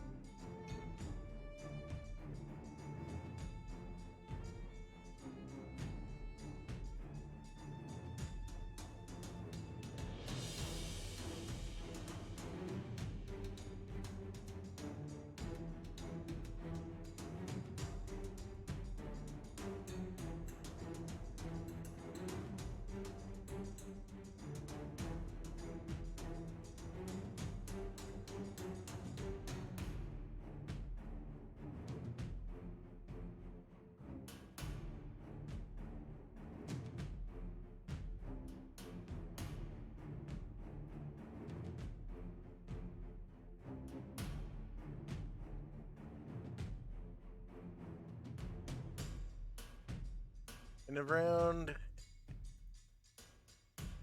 There we go. There's.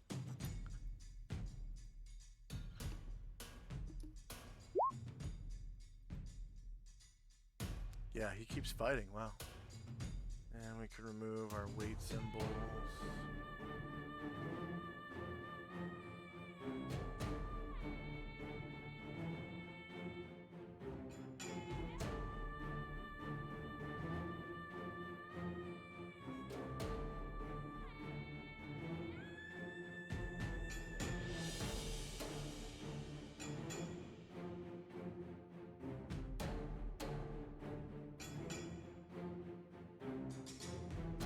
Okay, did everyone roll initiative? Nope.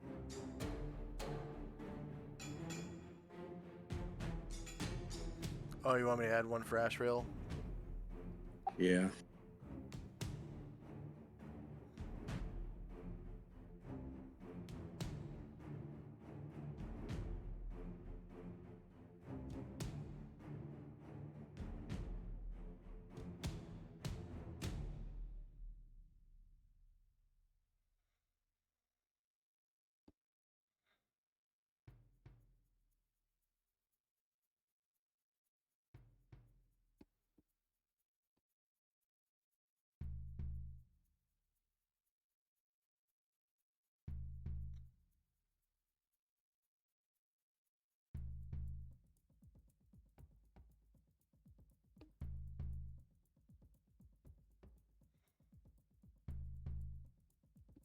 Okay, is there anyone still rolling initiative? Alright, here we go.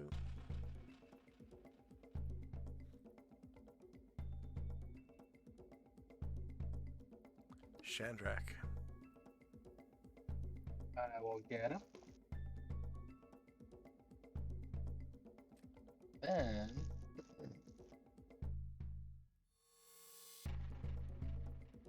I'll walk over. And one more time from the back, I will try to hop up onto the bar.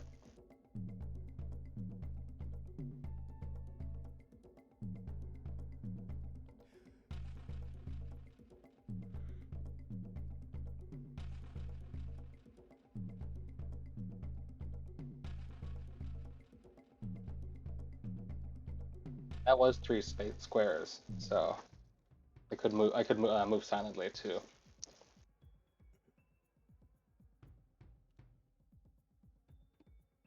Okay, 1 second.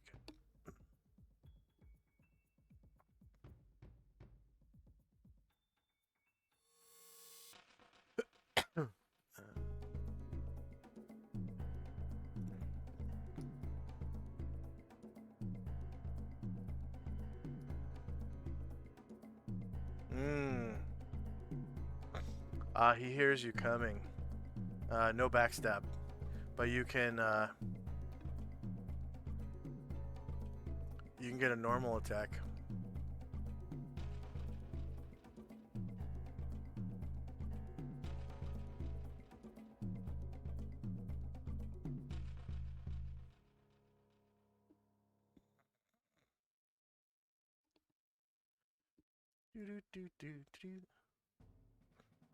Did you want to make a normal attack?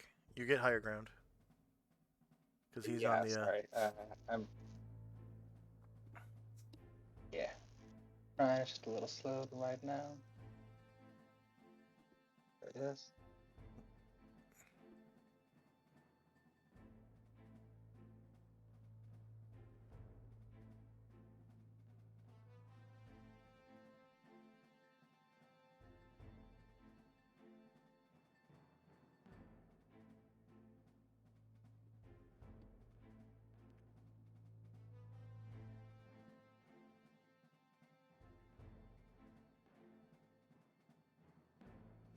Have you already rolled the attack or no? Yep. Sorry. I'm clicking on him now, and I'm starting to roll through. It's a little slow.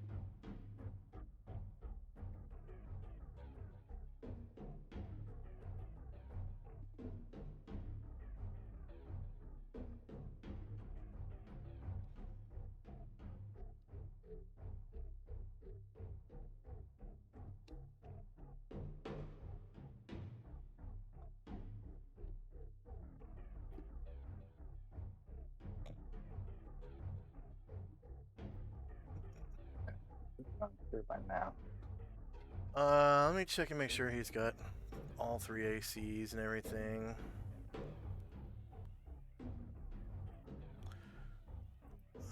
Yeah, he does. Go ahead and roll it again. And make sure you don't hit enter too quickly, because sometimes that messes things up.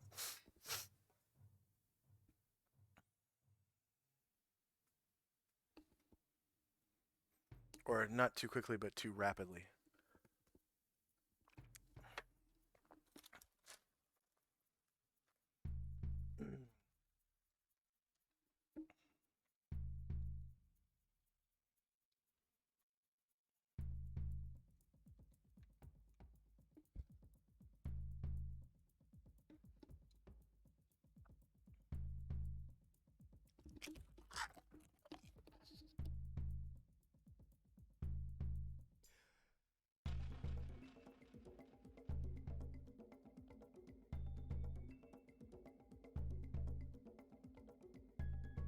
Alright, I'm gonna refresh after my turn. I rolled it for you. You hit it AC 5 versus AC 10, which is a hit, and you scored 6 damage. He didn't turn to face you. Oh, it was his back. That's right. So 9 versus AC 10, you still hit, and 6 damage. Alright, thank you. Tenzi. I have a question. If I turn my back to him, does he get a? I just like turn around. Would he get a free attack at me? Yeah, if you turn any of your rear squares to him, which is the three rear squares behind you. All right, I will not do that. Then I'll just kick straight up at him. Okay.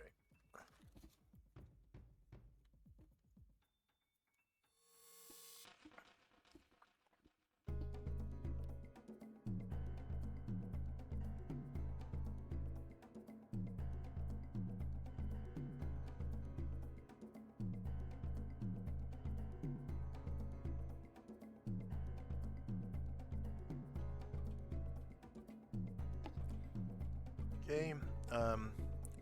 His shield is AC. He rolled 8 versus 10, so that hits. For 7 damage, go ahead and describe how you knock him the fuck out with a kick to the whatever. Or kill him. I think you can do. Yeah, I can kill. I look before I kick him. I look at the dagger wound he gave me. Give him a little wink, and my foot just whips around so quick he doesn't even know what hit him when he hits the ground. God.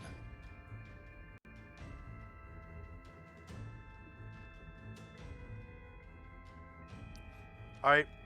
You kick him right off the bar stool, and he lands on the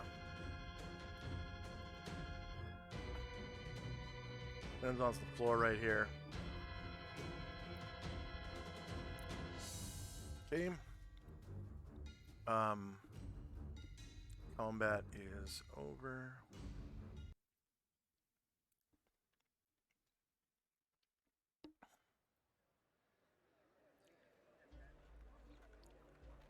And that was 2 leaders and 2 ruffians.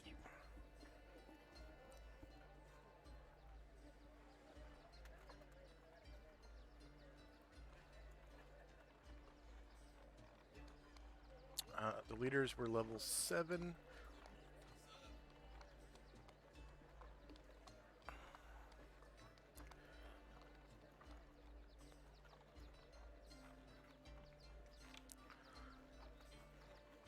Okay. AC 0 lower, blood drain, breath weapon cause disease, energy drain flies. 4 more attacks per round. Nope, just counts as a level 7 guy. So 6+1 to 7 is 420 points.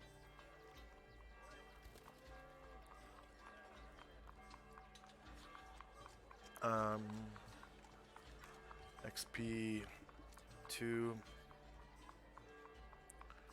Ruffian leaders. They're worth 420. Whoops. Number of player characters only two. Two NPCs, right? Oh, one. One. Because Astral doesn't gain XP anymore. Number of creatures defeated was both of them.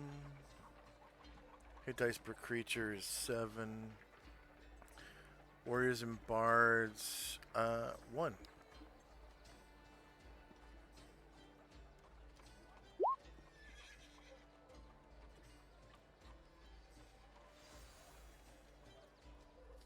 So 140 per warrior level for Musashi. He gets plenty of XP from that because he's what, level 8 now? Yeah. Yeah, so he got like over 1,000 points from that. Just the leaders. And then the regular ruffians are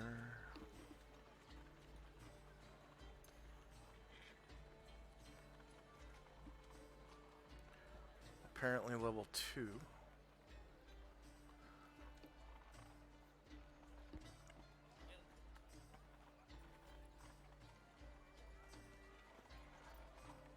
One plus 1 to 2 is 35 points. And they have no special abilities on the list. Okay, so 2 ruffians. What did I say? 32 XP? Okay. Player characters is 2. NPCs earn XP 1. Number of creatures defeated was 2. Hit dice per creature is 2. Warriors and bards in the party 1.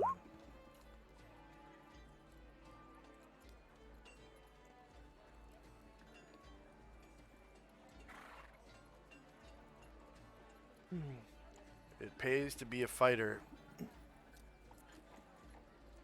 warrior, when you're fighting weak shit.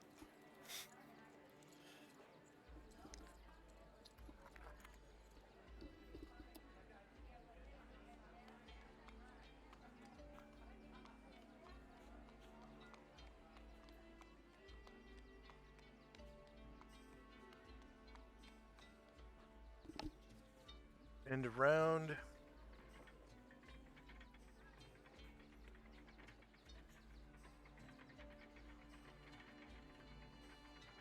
First up is Chandrak and Company. The bells seem to be increasing outside. Ding a ding a ding. Oh, bells getting louder. Not so much louder as multiple bells are ringing now. Like they're not moving and getting closer. There's just more of them.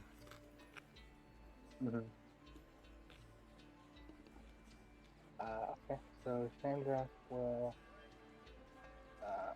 make his way down.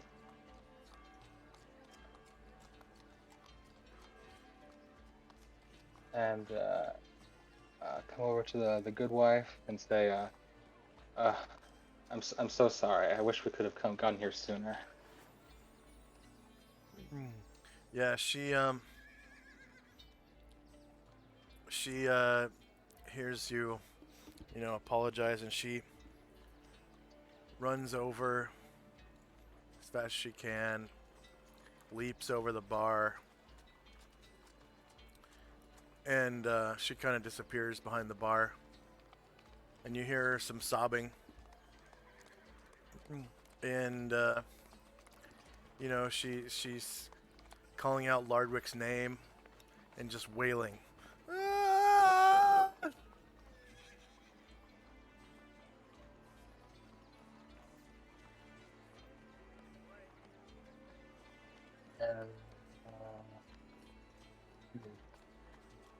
So Shandrak will look to Tenzi and say, so what now?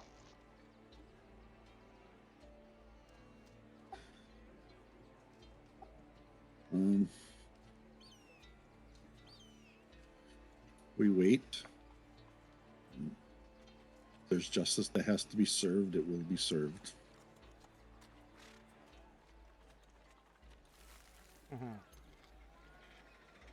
Okay. Tenzi and Company.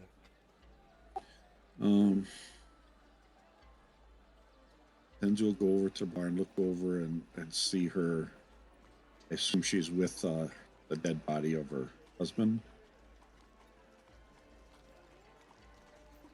Yeah, you look over the bar, and she's holding him in her arms and like rocking back and forth and wailing. And you know, he's just, his skull is completely caved in. His head is like almost gone. His brains were smashed right out. And they're on the floor. So I'll go back there and try to comfort her and ask if there's anything else I can do to help her.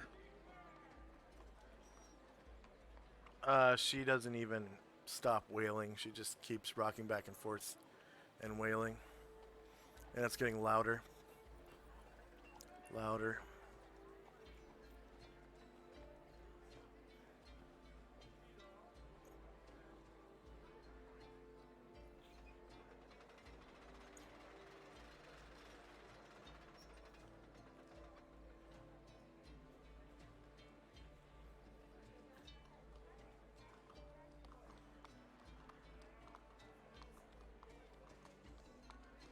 I think it was. See how much damage did it cause? Find. Yeah, I wanted to check to see if there's maybe I could do something to bring him back.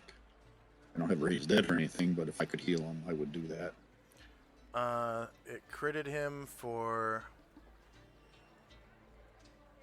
Yeah, it was a crit for 9 damage. So yeah, he seems to be hovering on death's door. All right, I'll give him a cure. I will give him a cure to get him to run.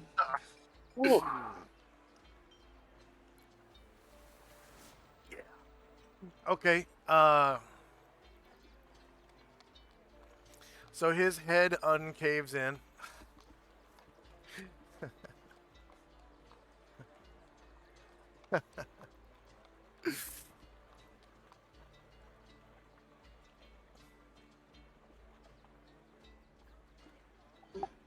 And I turn to the good wife and say, he's going to be groggy for a while, but I think he'll be okay.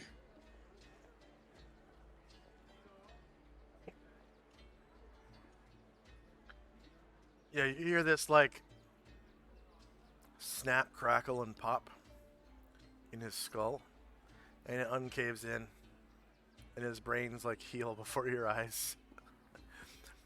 And you know, his head is still really bruised, and but he is definitely alive. He starts breathing again. He's like starts gasping for air and breathing again, and he just he can barely open his eyes. His eyes are like just swollen to shit, like purple. And but he like gives a thumbs up, and you can hear him like struggling to breathe, just trying, you know. And Lardwick is alive, but injured. Meh. Okay. Time now is 3:07. Shandrak is up.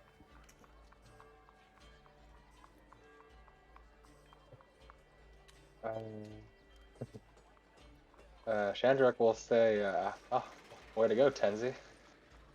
And then I guess I'll just take a seat at the bar. And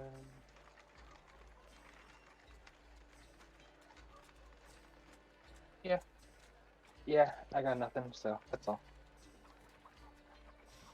Okay. Tinsy and Company. I'll ask the good wife if there's a place where I can help you or carry him off to rest because he's going to need bed rest.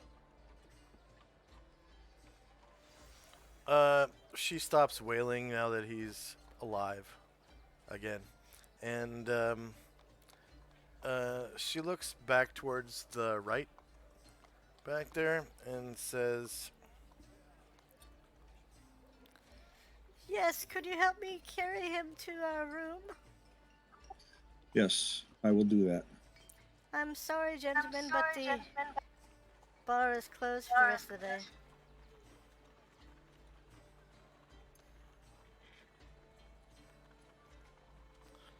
and she starts dragging him back this way.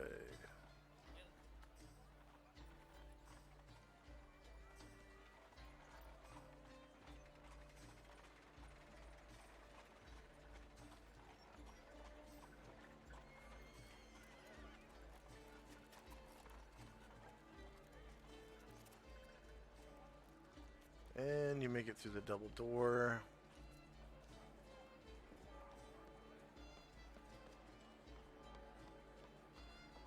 You pass by a privy.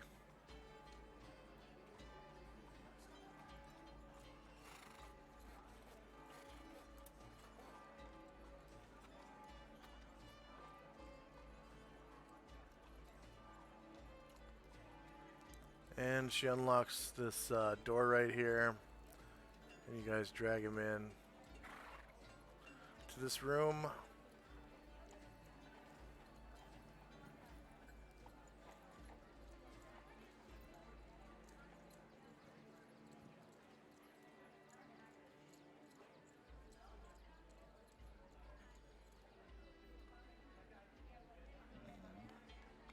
Okay. Gets him into bed. And she thanks you.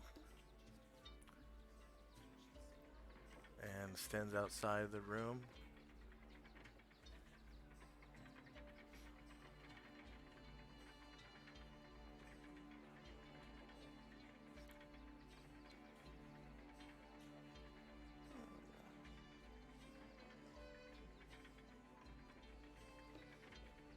Okay, anything else for Tenzi? Well, I'll leave. I'll walk out and say to her, "Sorry, we couldn't have been here sooner to help,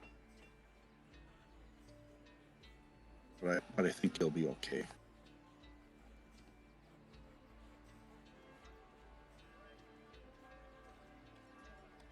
And that'll be it for Tenzi. Okay, she kind of locks the door.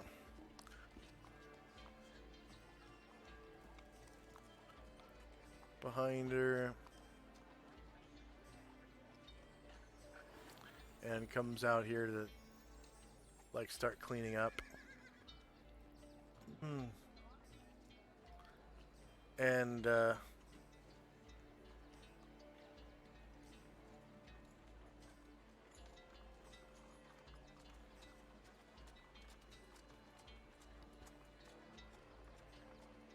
guess she comes out to reconcile everyone's tabs.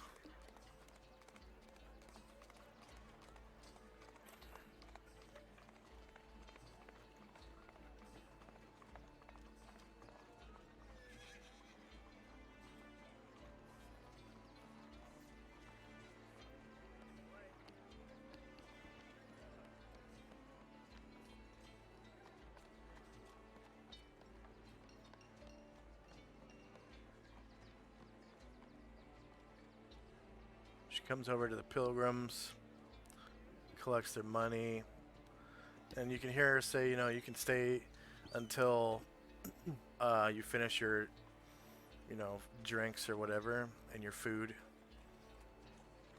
But then everyone must go. Okay.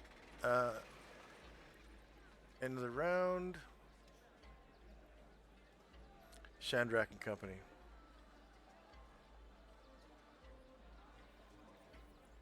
Sandrak will order another drink and then continue waiting for the evening.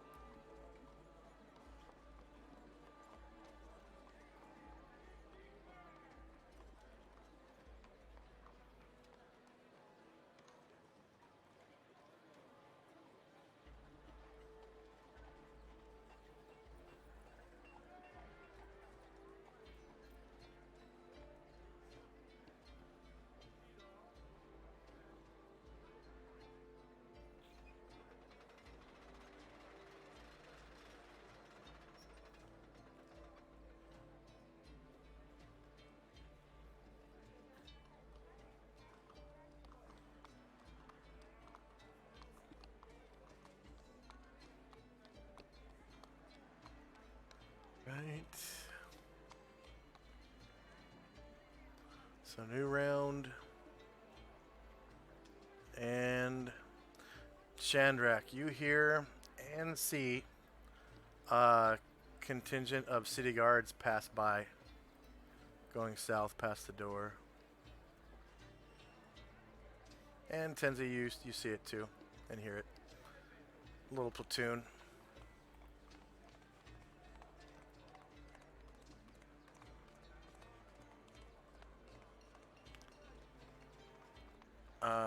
First up is Chandrak.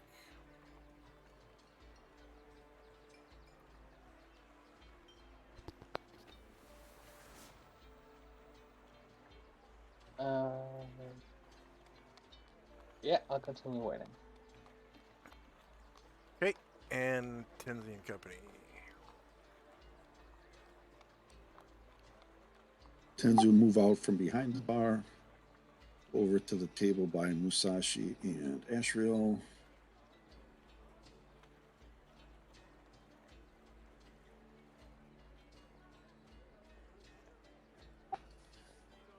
And that'll be it for us. Okay.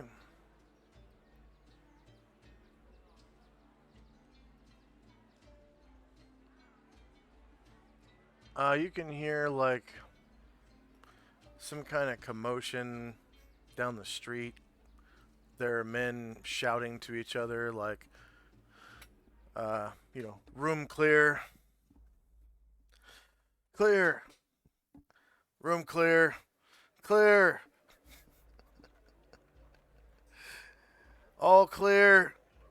Friendly entering. You know, just house clearing stuff. And eventually a guard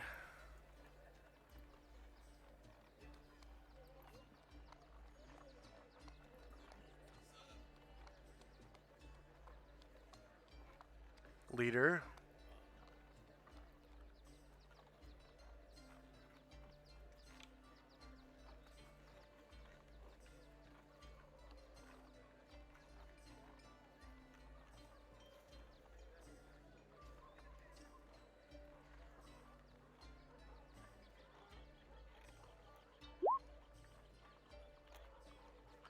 kind of dressed like Robin Hood comes in the door.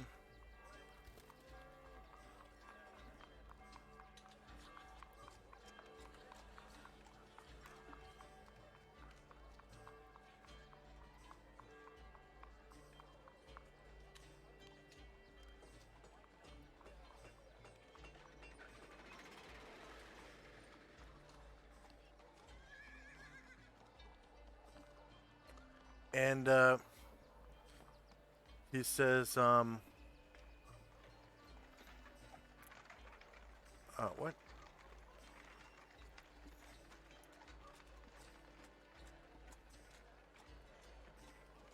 He steps in and says, may I have your attention, everyone? We're looking for 3 men. An Adrian man with katana and wakizashi. A hooded man in a brown robe. And another man in a white robe that looks like Obi-Wan Kenobi. And he kind of, fans his eyes through the crowd of people in here. Looks over towards the north, and he's like, does a double take. And he's like, what, ho?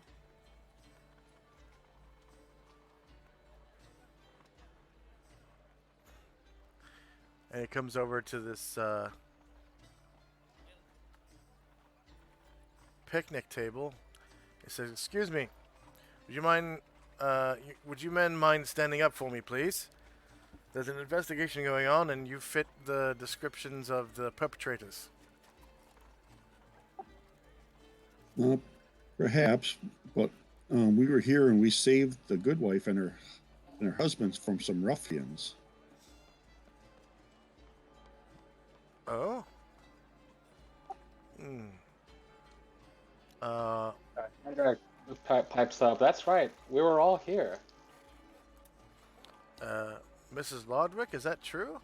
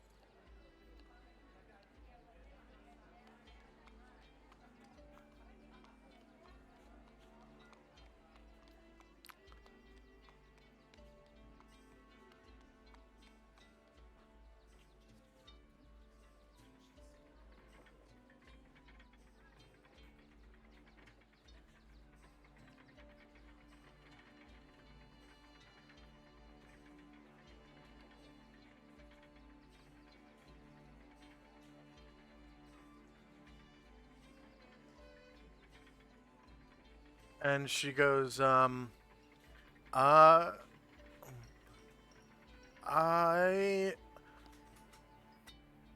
sure. I'm not quite sure. I mean, they did defeat these men, but they sort of appeared out of nowhere when I was standing over there taking the ruffian's order. Just as one of them bashed my husband's skull in, nearly killed him. The man there in the brown robe helped me carry my husband to our room to recover after casting a magical healing spell on him. And the leader's like, well, what do you mean you're not sure? Were they here or were they not? Shandrak pipes up, and I like to try to use my fast talking proficiency on the guard. Okay. And I like to tell him, oh, please, like, the good wife, her husband nearly died. She's shaken up, She's nervous, but don't take that nervousness for indecisiveness. She's quite sure.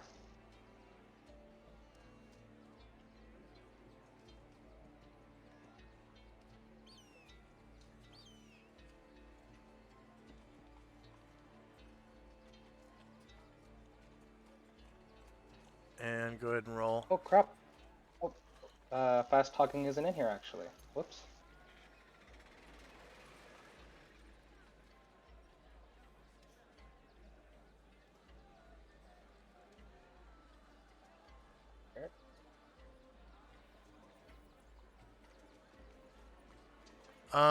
Well, in that I went case, on give me the a charisma roll -4.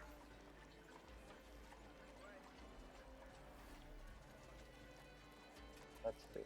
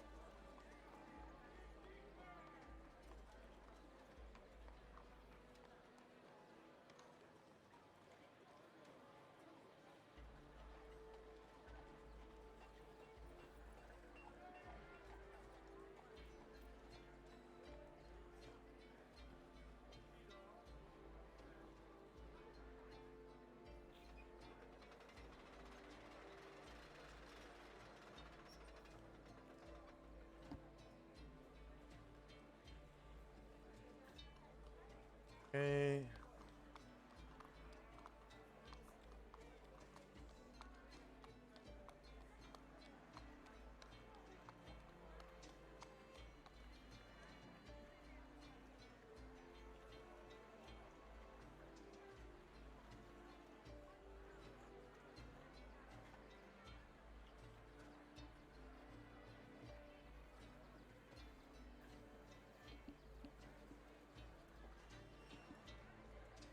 He kind of looks at you.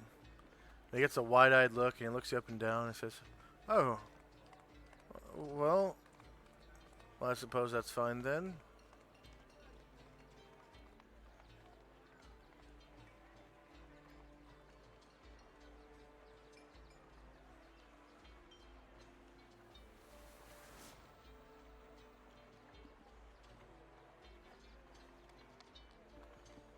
Your service, sir. Yeah, and he kind of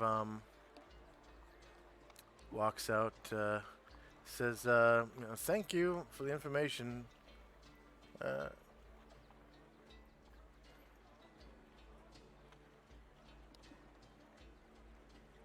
and disappears down the street.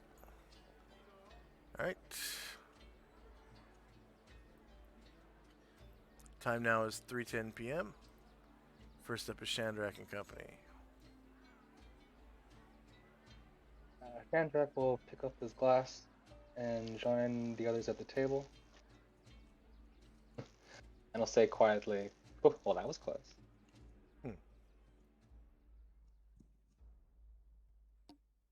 Then he says, I don't feel good about this, but What? What?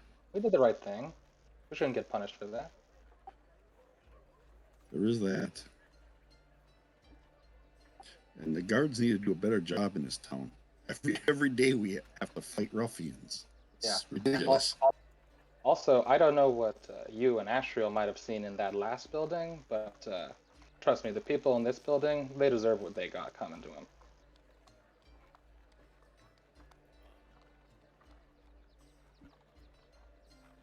And Tenzi just nods. He's still not sure of it, but he just kind of nods, and it's kind of like considering in his mind what's the right thing to do. That'll be all. Okay.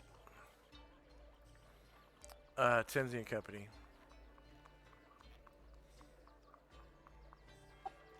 For now, yeah, we're just gonna sit quietly, thinking about the day's events and what would be the right thing for him to do.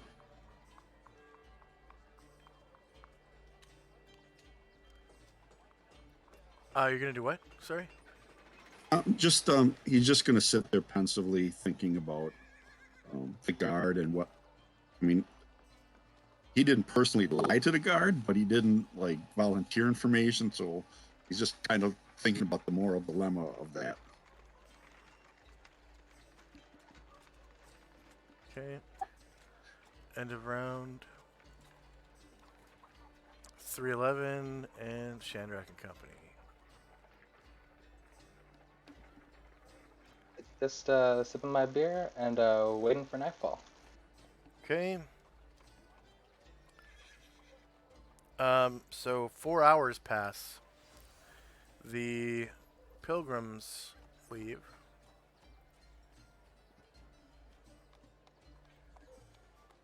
And 7 p.m. rolls around. And in comes Lassie Lane.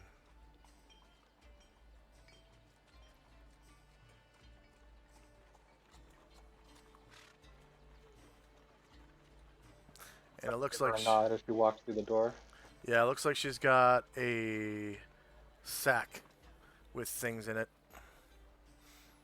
And she makes it all the way to the bar before, or sorry, halfway to the bar before noticing you guys have a table, and comes over and sits down at your table.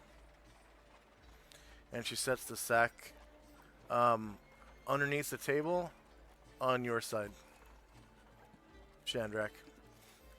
She kind of slides Thank it. you. She Fishing puts it. hooks and whistles. Yeah, she puts it underneath behind your legs, and then with her foot pushes it over in between you and Ashriel.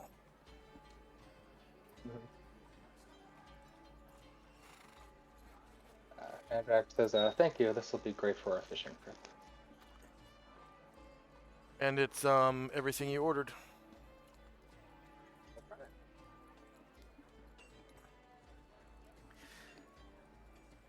And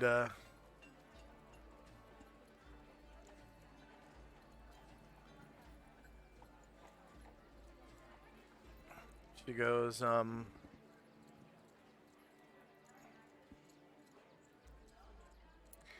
hope you like them. I had to kiss a fat guy for them. I'm sorry.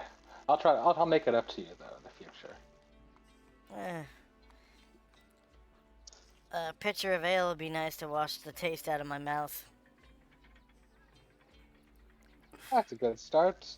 Good wife. Pitcher of ale, please. and she just she looks over at you, and she shakes her head and says, Sorry, but we've been closed for 4 hours. I just, for what you did for my husband, I just didn't want to ask you to leave. Rain check then, Lane.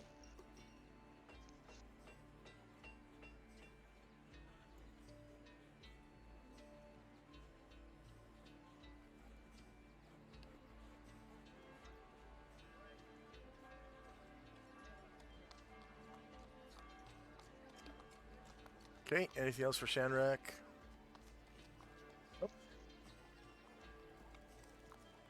Yeah, so All right, that's good. Tenzi.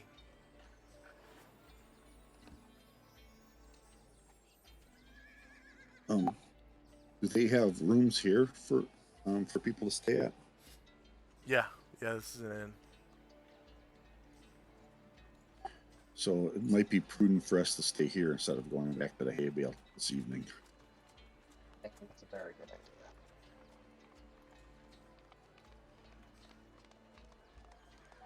So we'll Tenzi will go over and ask if we can get rooms for the evening. Yep, and she nods, and it's the same price as in the player's handbook per person.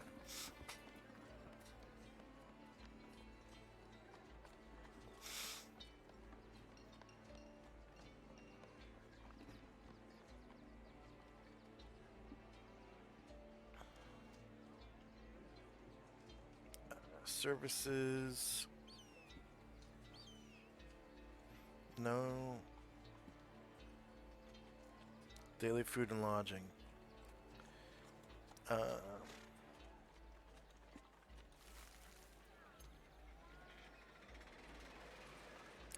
this is a common inn, and it's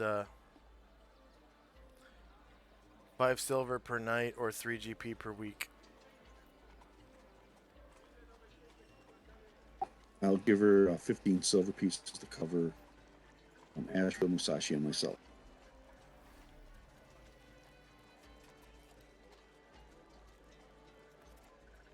Okay.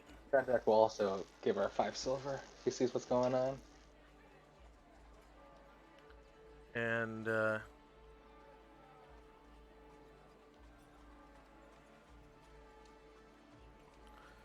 she gives you 2 room keys.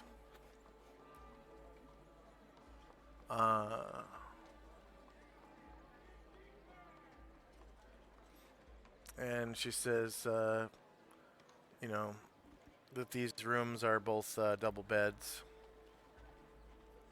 and they'll accommodate your whole group to 2 twin bedrooms. Okay. Anything else from Tinsy and Company? Nope. All right. Time now is 7:12 p.m. 7 p.m.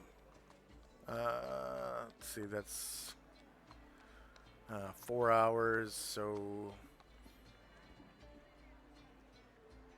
another 240 minutes. 1, 3, 7,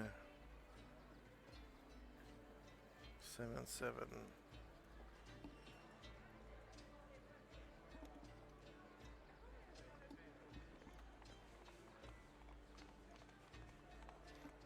See, your blessed watchfulness is gone. Sacred Guardian on Asher is still in effect, though.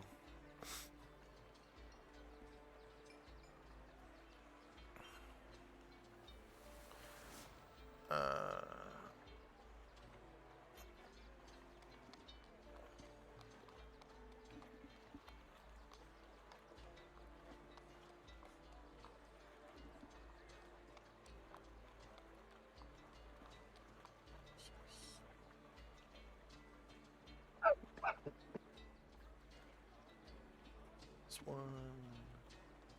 Add.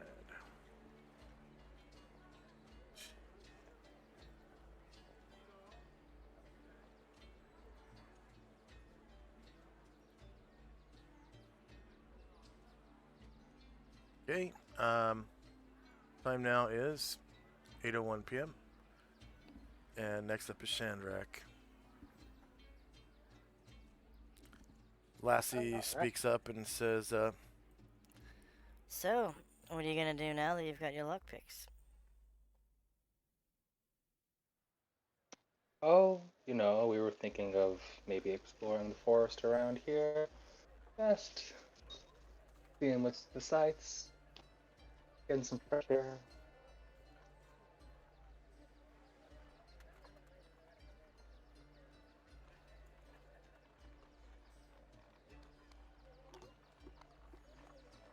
Huh.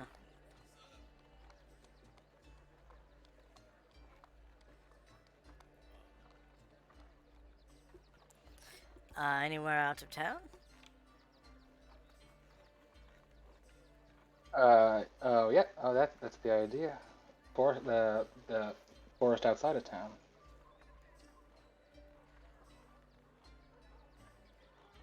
Heard about some goblins and other things. Maybe we can find that. Ah. Knucklecrack, is it? Hmm? The goblins of Knucklecrack? I think so. I heard there was an entrance to the Great Below somewhere around here. Yes, there's a rumor that Knucklecrack's mines lead down to the Great Below.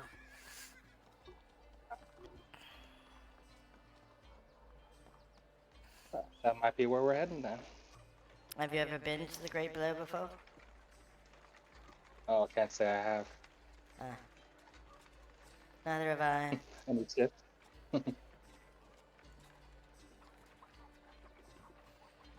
Well, anyways, looks like the bar is closed tonight, so I've got to run. I'll probably go up to the Problem. warehouse district and hang out in the bar up there.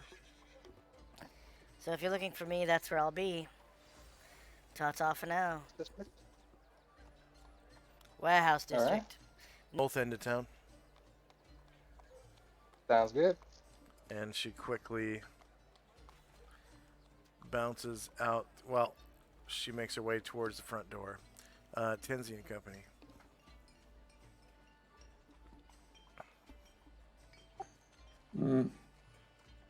Goes back to the table. Says as long as this place is closing, I think I will retire.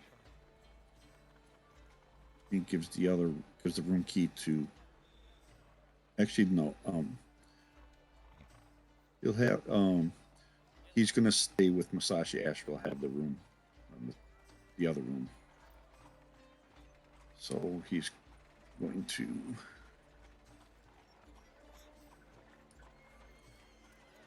Are the rooms back here?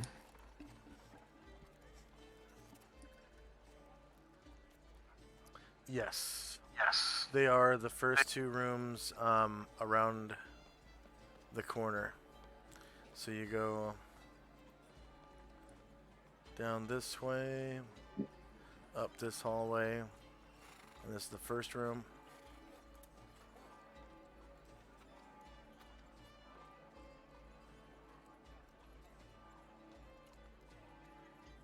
And then their second room is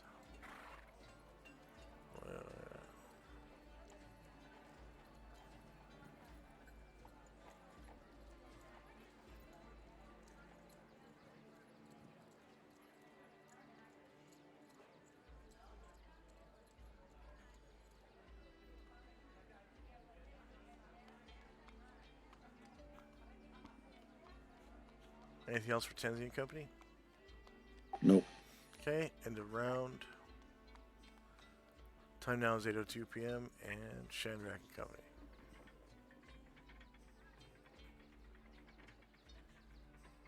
Kendrick will also make his way to his rooms.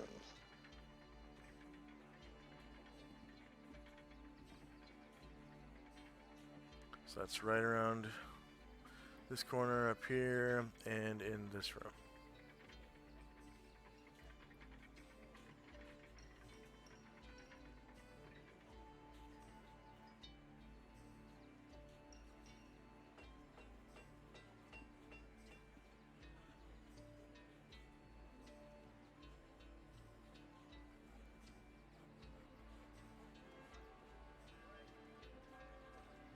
And Kendrick will just start getting ready to relax for the night.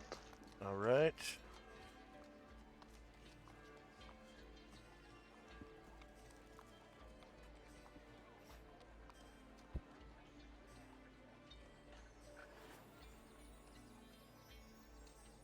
Yeah, you guys start getting real relaxed.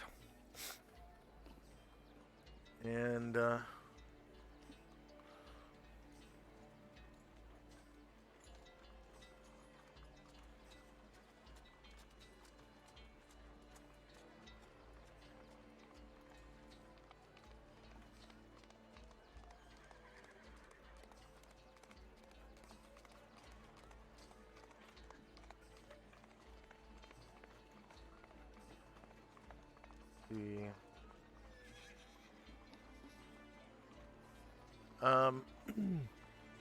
you don't hear any noises or anything for probably a couple hours. Well, it's after 8, probably almost an hour. And then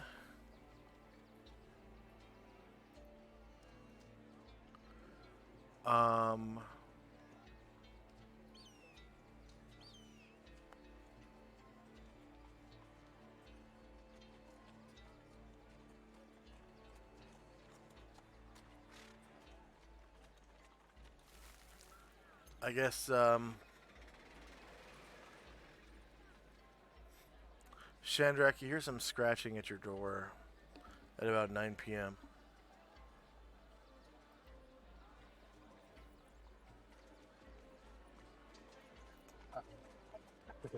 Okay. I will. So sorry. My computer's acting up again, so I reloaded. So I can't move my token right now because it's loading. But I'd like to go up to the door and put my listening cone up to the door and try to detect noise. Okay. Yeah, go ahead and give me a detect noise roll. Can you do that? I'm reloading right now still. Yeah.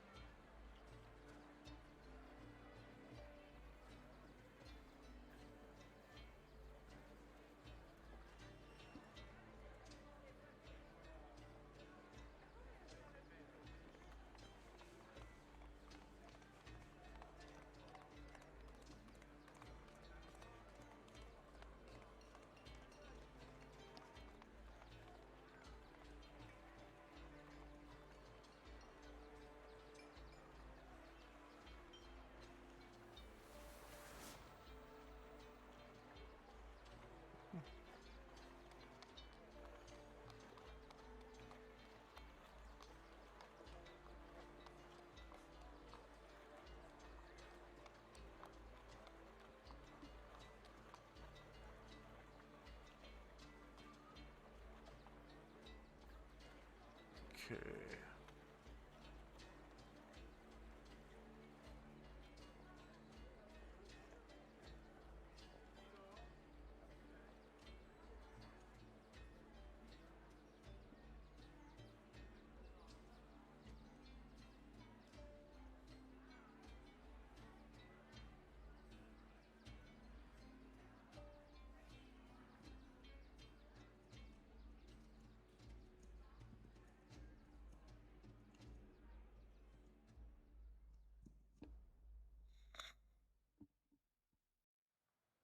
Let's see.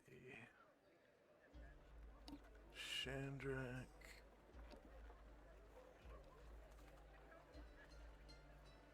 Ah, there you go. Chandrak.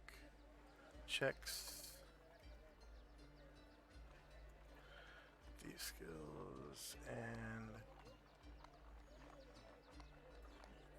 detect language.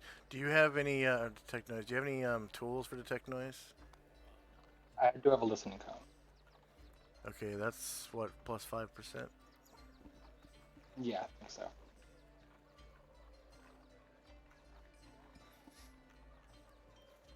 All right. You hear someone picking the lock on the other side. Oh. Okay. Then I will try to move silently and walk over to where Ashriel is and try to uh, just kind of grab him and shake him awake. Just like whisper, Ashriel, Ashriel, someone's trying to break in.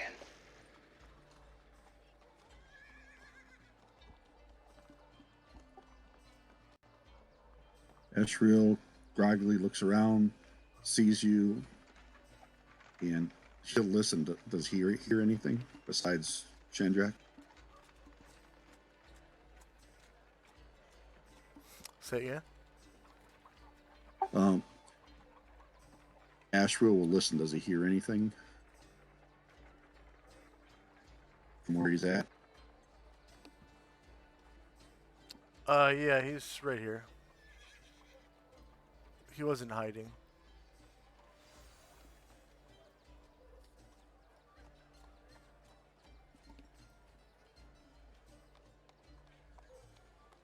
And He's right next to Ashriel. and then so after Ashriel is awake, Chandrak is like, "Trust me, I recognize that sound." And then Chandrak is going to hide underneath the table.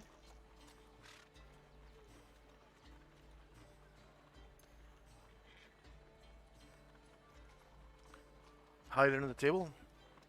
Mm-hmm. Can I do that? Yeah.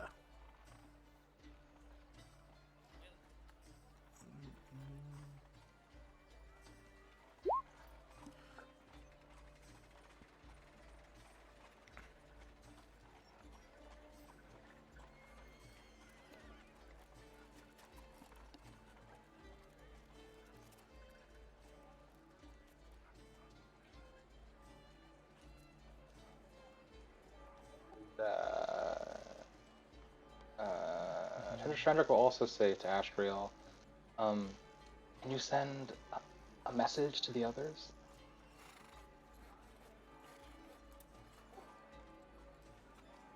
Ashriel just gets a kind of smile on his face, and he just reaches over for his sword and just puts it across his chest as he lays in the bed, watching the door. Chandrak, seeing that, just kind of kind of comes out from underneath the table and then just slowly goes back under the table.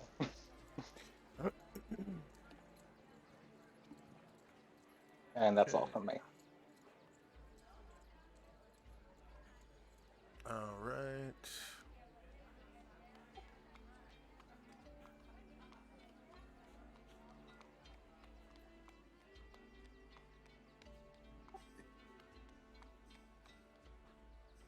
When Ashriel can take an action, he's going to actually do clairvoyance on the other side of the door.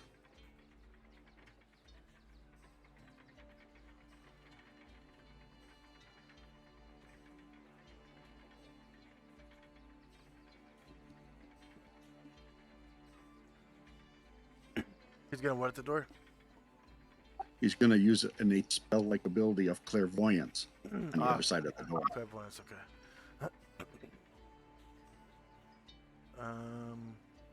Yeah, so Tenzi and Company, and he can cast Clairvoyance. 1 second.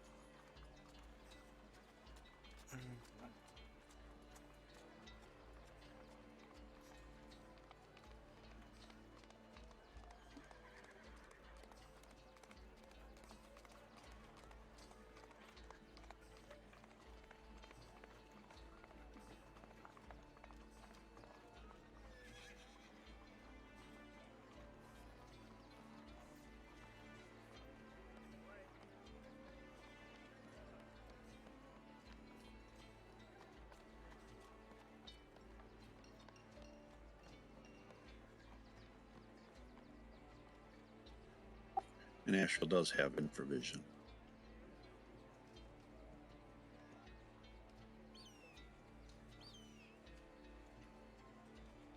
Okay.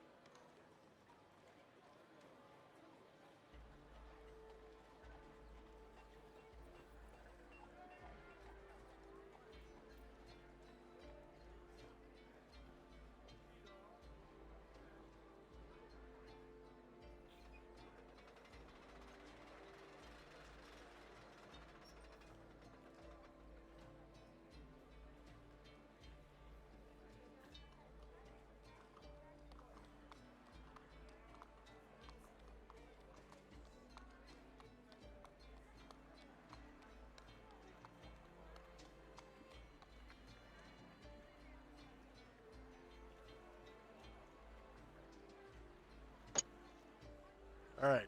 So on the other side of the door.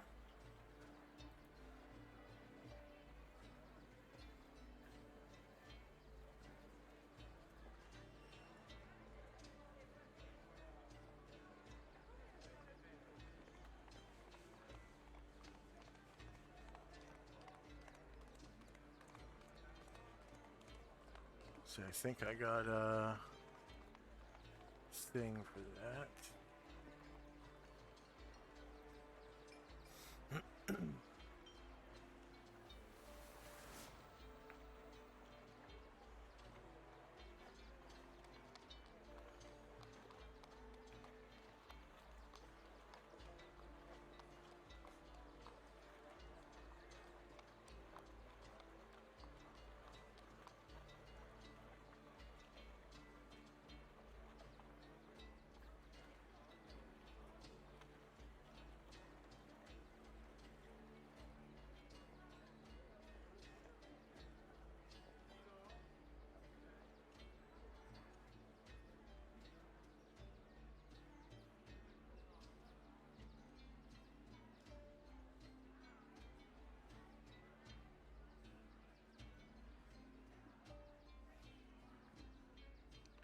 That's Wizard 2, right?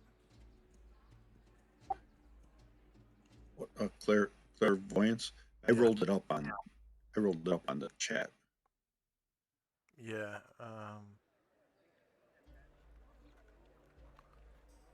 Wizard 3. Wizard 3.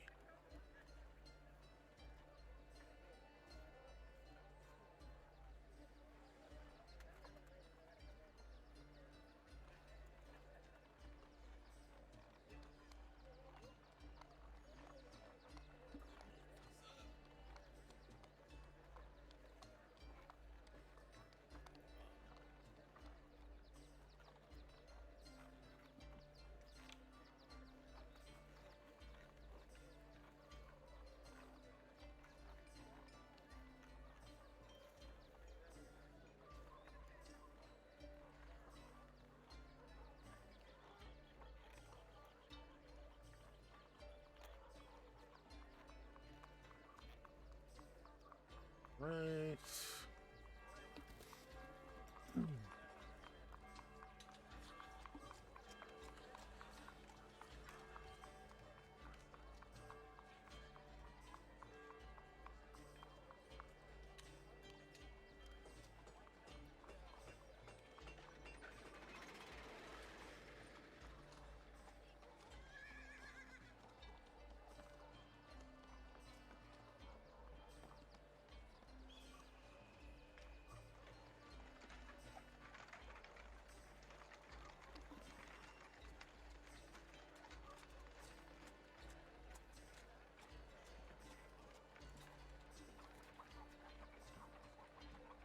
Alright, so right on the other side of the door.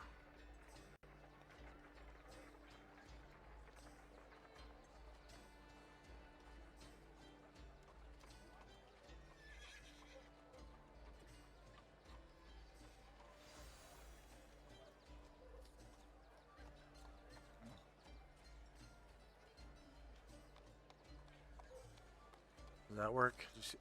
Wait, no? Dynamic lighting on, night vision on. 60 feet.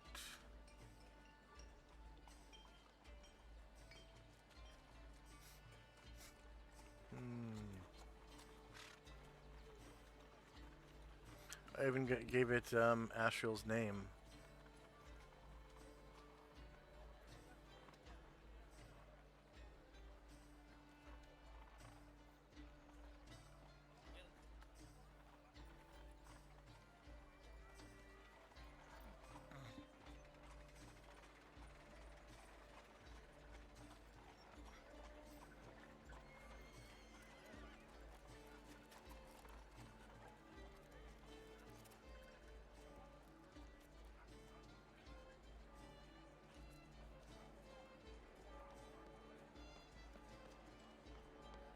So weird. I'm just gonna put a copy of Astriel on the other side of the door. Oh, I see what's wrong. There we go. Alright, this is what you see.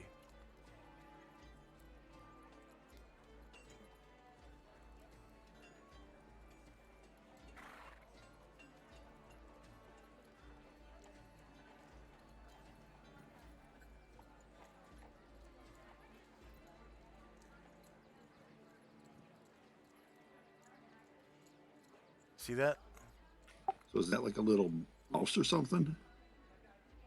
Mouse? Yeah. Oh, I'm sorry. Here, look.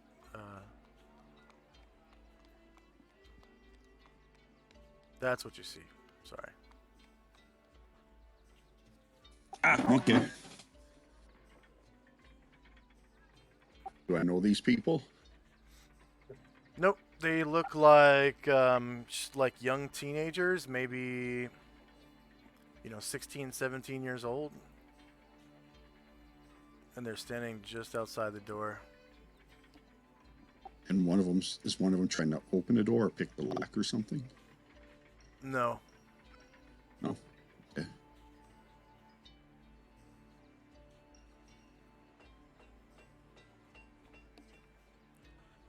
Anything else That'll from be- Tenzi and Company? Well, Tenzi and Musashi are still sleeping. That'll be for Ashriel.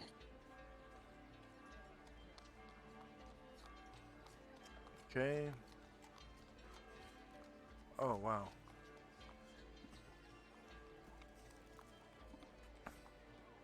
I just found Calamar's mom's dead body.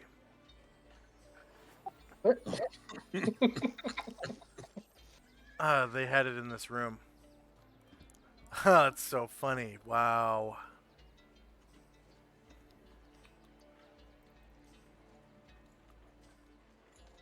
Huh, it's not linked to the character sheet anymore.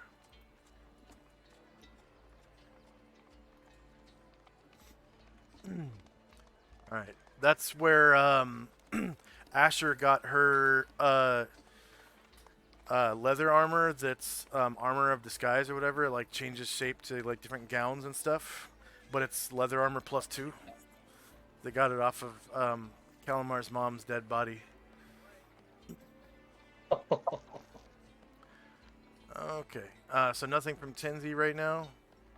Correct. Alright. Well, Tenzi and Company, that is.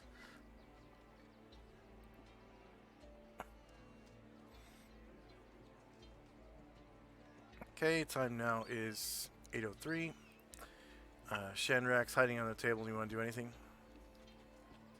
Yeah, I'd like to just from under the table try to take another listen for another detect noise. See if I hear anything different.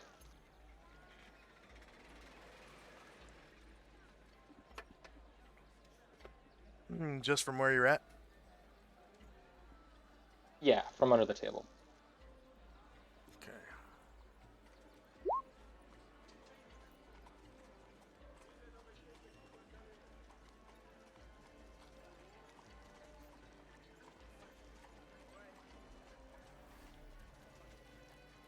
Sounds like somebody's picking the lock. Nothing has changed. Okay.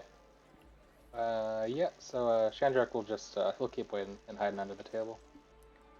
Okay. Tenzi and Company. Can Ashriel cast? I'm sorry. Can Ashriel cast ESP on the young male? Yes, because you are scrying. You can cast ESP through scrying devices. I'm pretty sure.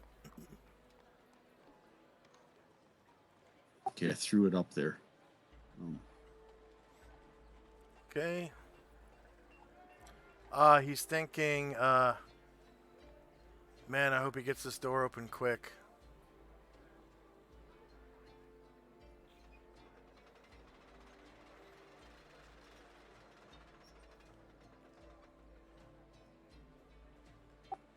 Okay, that's probably all that Ashriel can do. It does last for several rounds, so. Yeah, I'll keep And, listening. I think. See, when ESP spelling is used, it can detect service thoughts of any creature in range. So it does have any creatures without minds. ESP is stopped by 2 feet of rock, 2 inches of any metal other than lead, or a thin sheet of lead foil. Yeah, I can go right through, right through these walls. It's only stopped by rock, lead, or lead foil. And since you can see them with the scrying spell, you can cast on what you can see. And it lasts for 8 rounds, and then your clairvoyance lasts for 8 rounds as well. Let's see. Yeah.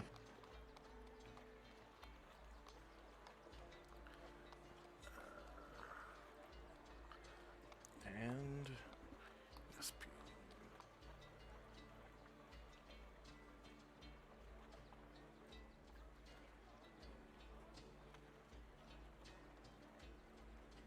Clairvoyance -7.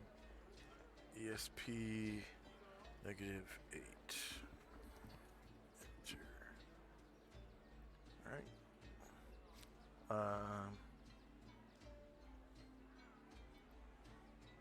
Time now is 8:04. Shandrak and Company.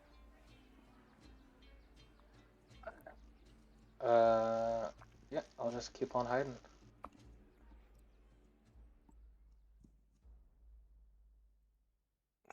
Okay. Clairvoyance, ESP, and Tenzi. Kenzie Musashi will still be sleeping. So I see 2 people, but I don't see anyone picking the lock. But I heard the one guy's thoughts said, I hope he gets the lock quick or gets the door open quick. Yes. All right, I'm going to cast invisibility 10-foot radius.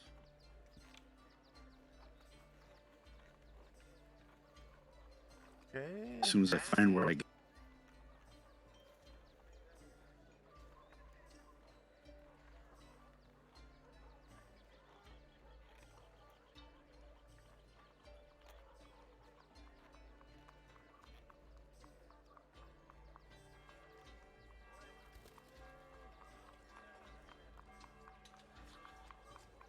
Were you gonna cast it now, or Yeah, I'm going to cast it right now. I'm trying to find where it is. visibility 10-foot radius? It's a movement Eva power. Get there. Oh, because it's common to all divas, not just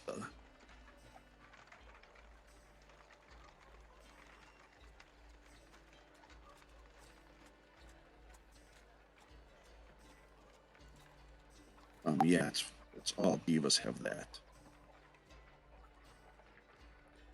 So that's a 4th level. Should be under his Deva's abilities.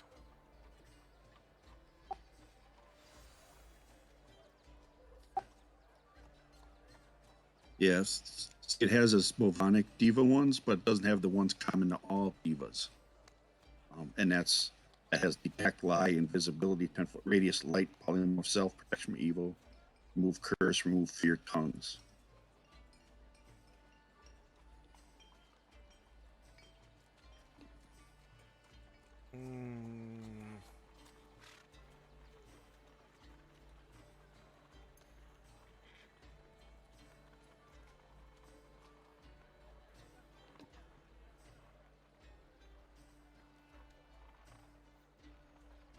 Along with 1 per day heal, 3 per day cure disease, bunch of other things.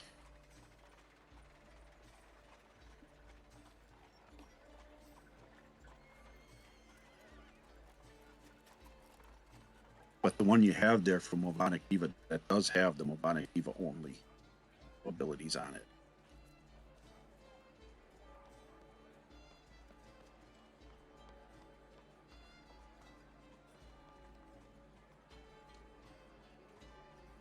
Cure disease 3 times a day. Kill everyone 7 times per day. Detect fly, detect snares and pits, dispel magic, heal, infravision, visibility, 10-foot radius, light polymorph self. Huh. Wow, I did miss that. Unless I just didn't plug it into your character sheet. Yeah, And maybe I that's did. it. Let's see, find Deva.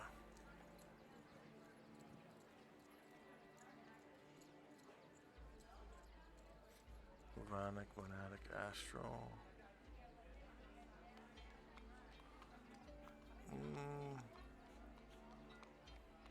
Nope, I missed that spot.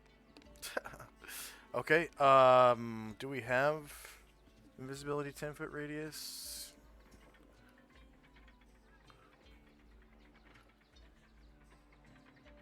Yeah, we do. It's Wizard 3.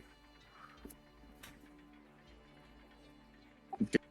Wizard 3.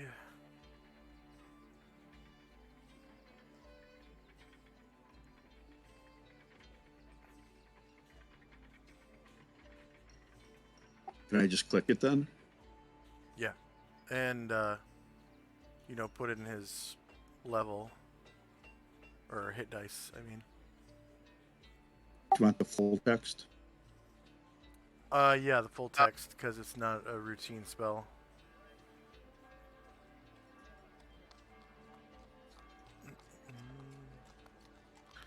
This spell confers invisibility upon all creatures within 10 feet of the recipient.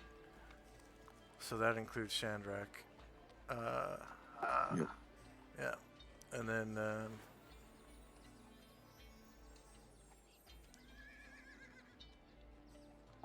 So after I do it, I whisper, "Stay by me." Okay. duration is special. Oh, it's the regular invisibility spell, but everyone within 10-foot radius. Okay, so as soon as you attack or cast a Yeah, so spell. Right.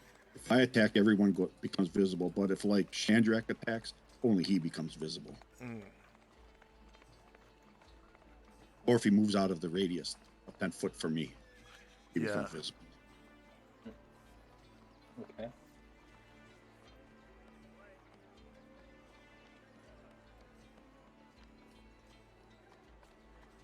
Okay.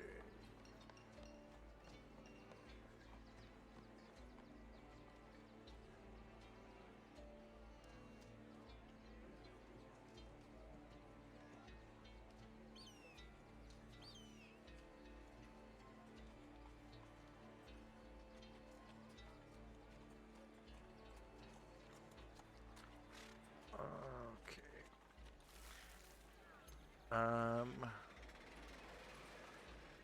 So 8:05 p.m. Chandrak and Company.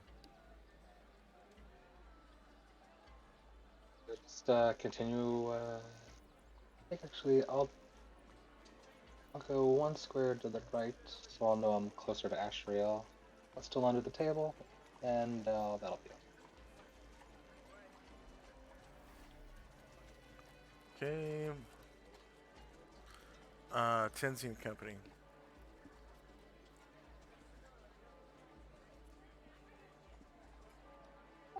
I don't think I have any way of warning them that would not also alert the others.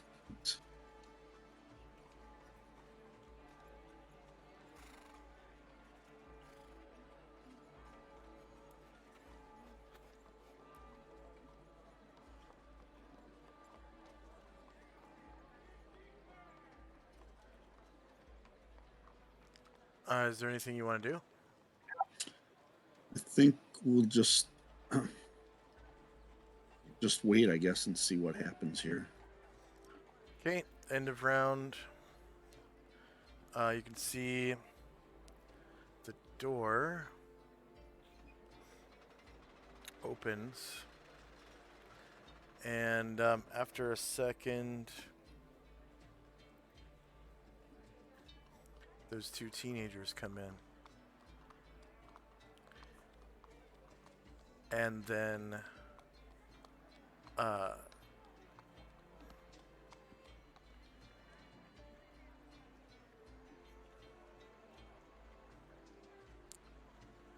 They get to about, one gets to about there and disappears, right?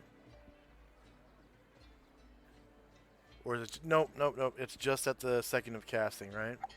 Yep. Yeah, okay. So one of them gets to here, comes around looking for something. Shandrak doesn't carry a backpack anymore, right? No, I still do have a backpack. Oh, okay.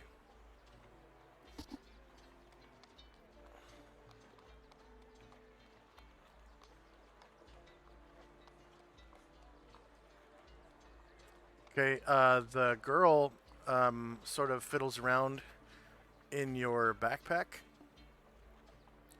for a second, and she pulls out that shiny helmet of telepathy. Okay. And the boy comes over to the other bed, maybe looking for a bag, and doesn't find one, right? Because Nope, no Ashrael backpack. doesn't carry a backpack, right?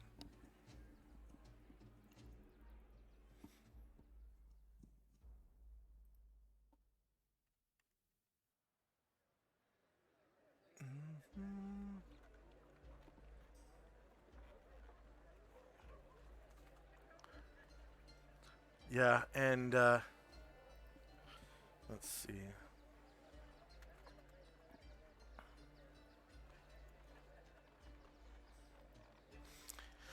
And you can hear the girl go, "Ooh, look at this." She like whispers, "Ooh, look at this."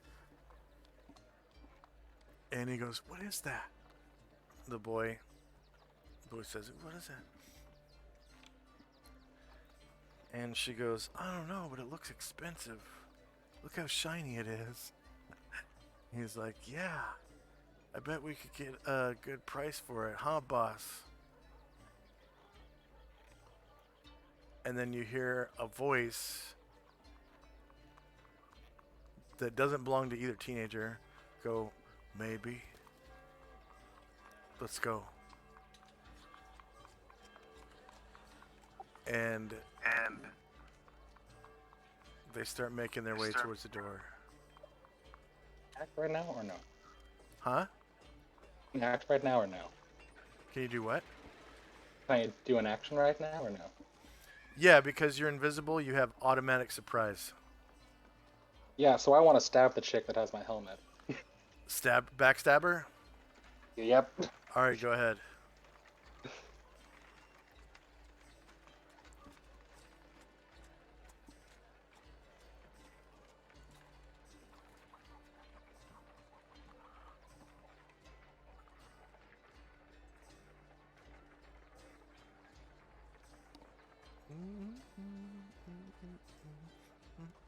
Oops. Oh, sorry, I gotta reroll that. I did the wrong thief level.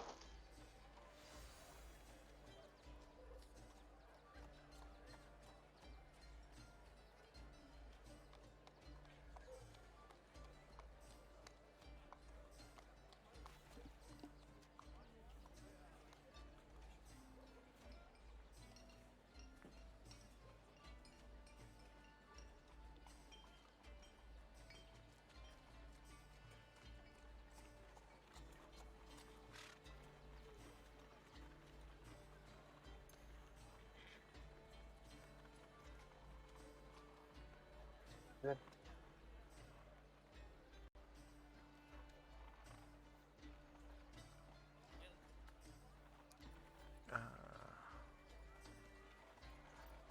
That should be coming through now.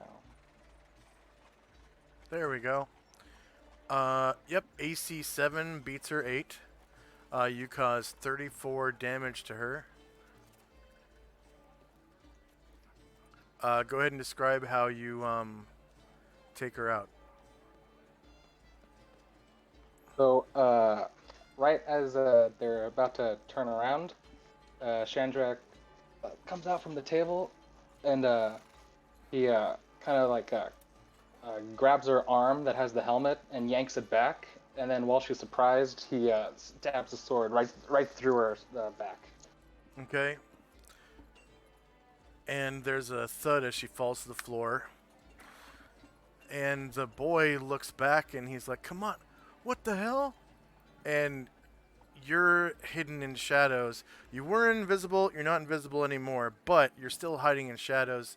And you defeated your opponent, so you're effectively invisible. And he can't see you. And he sees her dead on the floor. Asriel's going to cast Dispel Magic at where he heard the voice but didn't see a person. Okay, go ahead. That would make you visible now. Yeah, that's okay. Okay.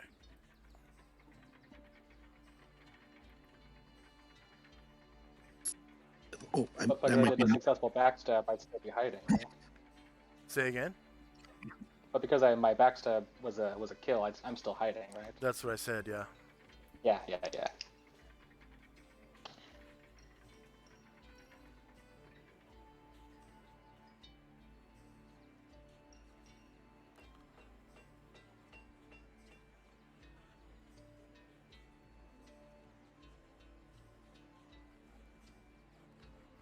Okay, let's see. So you cast it onto an area.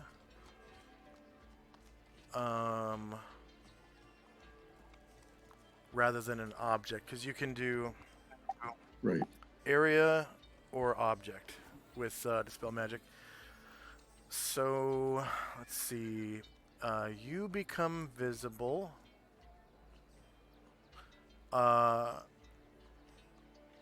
And I think when you cast it onto an area, there's a chance that it can dispel potions temporarily or something like that. But potions only. Do you guys have any potions on you? Because I think it's... did you roll the template yet? I don't remember what the AoE for Dispel Magic is.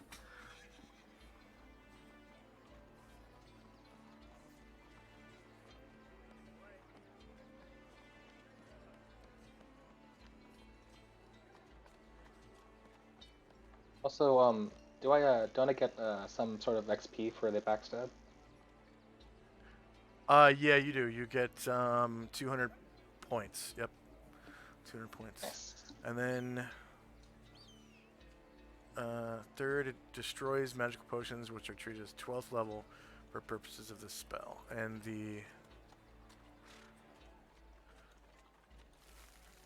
Okay, so AoE...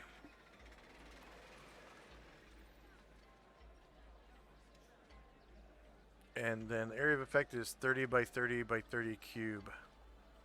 And you centered it on... You heard the voice come from here.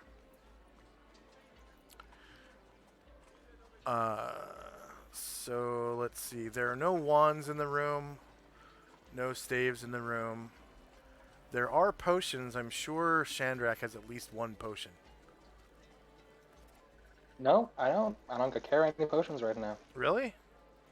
Nope. That We have a is- whole bunch that are unidentified, but I don't think anybody gave me one that we have. And they're all in the camel somewhere.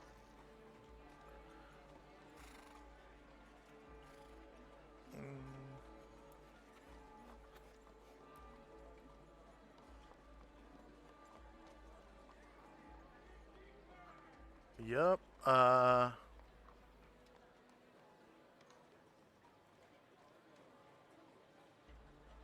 And it can't, with the AoE, it cannot do magical weapons, so your flight arrows would not be affected.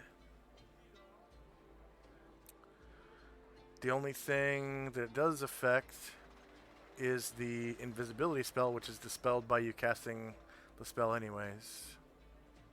Mhm. Yeah, so nothing is affected by that dispel magic.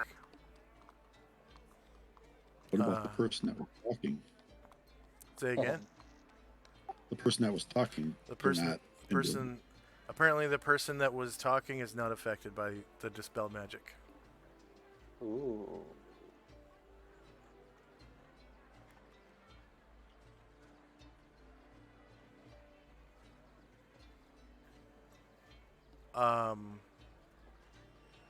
So I guess at this point, since he can see somebody, now would be a good time to roll initiative.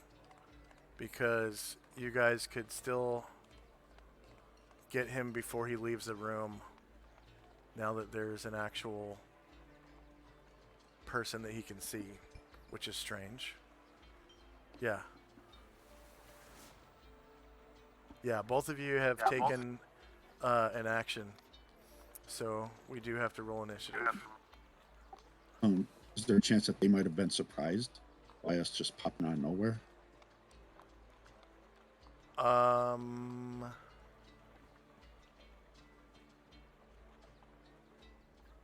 I could roll surprise for both sides. I'm not going to roll surprise for just one. Okay. Up to you, I guess.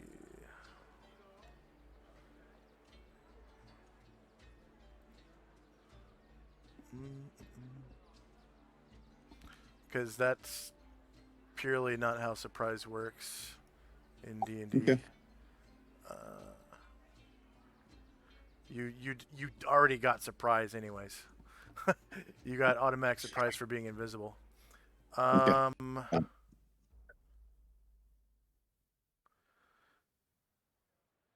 Sure. He's surprised again. So you guys can take actions again. He looks over and sees her dead, and somehow is surprised by that.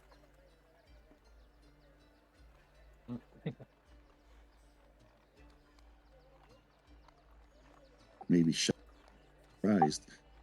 Huh? Maybe shocked more than surprised. Yeah.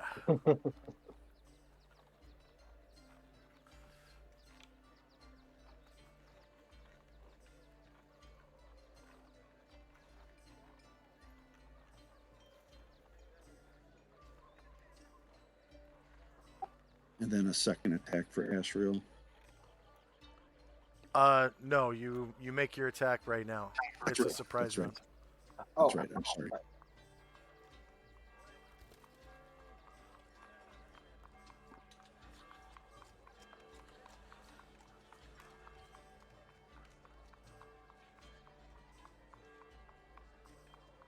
What is Shandrak doing? Excuse me. Surprise round. I will. Right. So I will.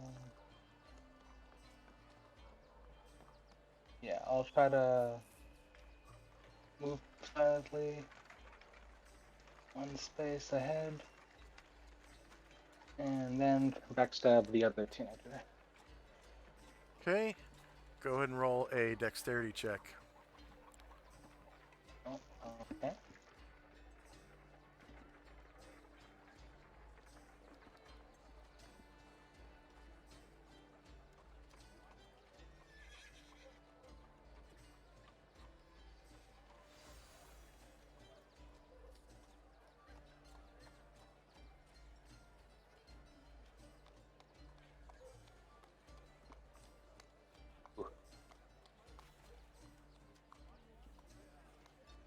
Okay, as you're trying to get into position for the backstab, you trip over something and deftly maneuver yourself into the next square without falling over, and are able to get your backstab from this square. Okay.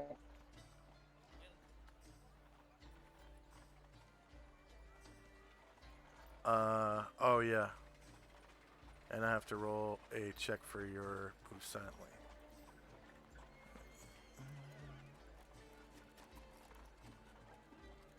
Yep, you're able to get the backstab.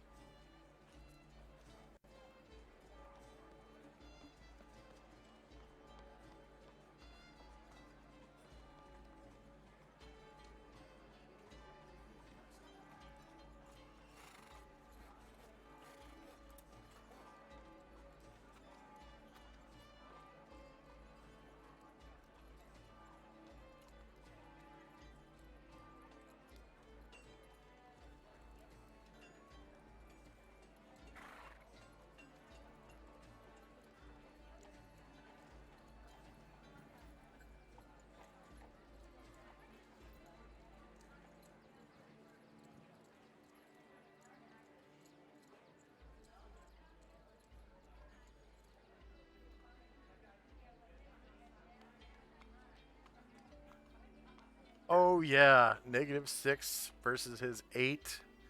You definitely get him for 30 damage. Go ahead and describe how you backstab the shit out of him. So while he's just kind of looking down at his other friend, who's like, oh, what the hell? He just like all of a sudden again like right through his neck as he's talking, and he's like, ugh, and he just collapses to the ground. Okay.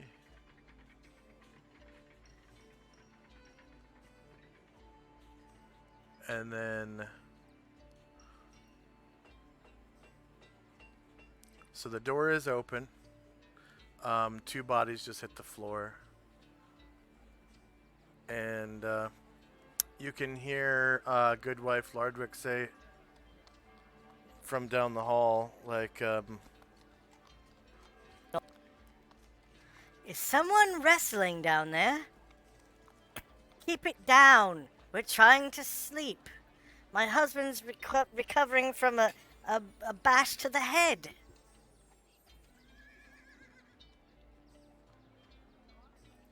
and then you hear a door slam from down the hallway.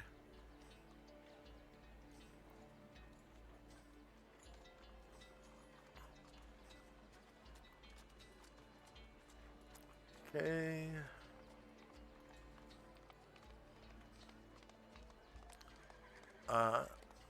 It's 8:06 p.m. Wait, First did up is- Astral didn't go? Oh, Astral then.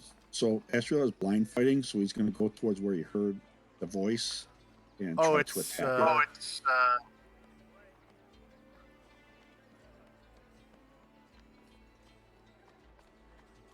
Yeah, it's Astral's. Doot, doot, doot, doot. There we go. Okay, sorry. You were saying? So he has blind fighting, so he's going to go towards where he heard the voice and try to swing at it. Oh, okay. Yeah, you heard the So he voice has a right here. minus- Okay. So he'll swing at where he heard the voice of the leader sounded like.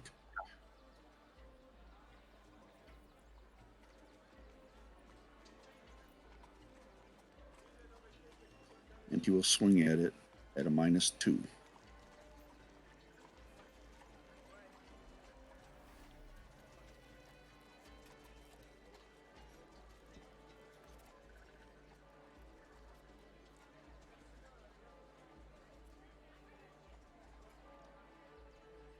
Okay, that's right here.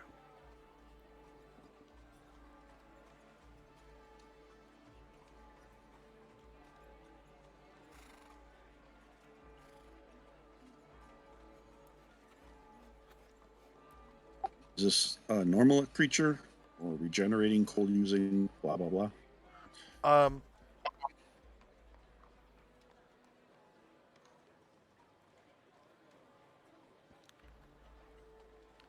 What if someone has resistance to fire?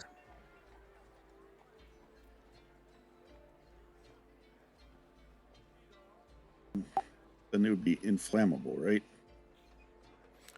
No. Inflammable means that they are flammable. That's like it's a it's a weird English misnomer. Okay,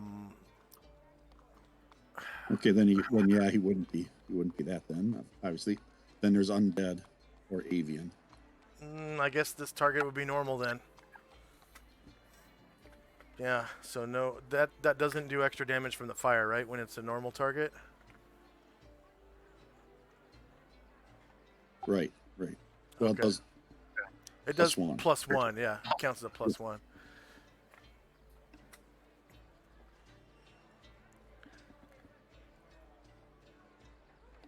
Okay. So you you hit Shandrak on the shieldless flank because he's shieldless, and it is his flank. So -2 versus Oh AC wait, 10. I just Do you remembered. have... I do have Stone Skin earlier in the day that I just cast. Okay, so there's a clang against something invisible. Shandrak, Ashriel just struck you with his sword, and one of your stone skin charges is gone. So is he occupying the same square as that other creature? That the other creature was occupying. Okay. Chandrak will whisper, "Wrong person." Let's see. GM notes. Okay, so did you cast that stone skin on yourself? Yeah, that'd be on myself. Okay, and what level were you at when you cast it? 9. 9th level mage? Yes, 9th mage. Okay.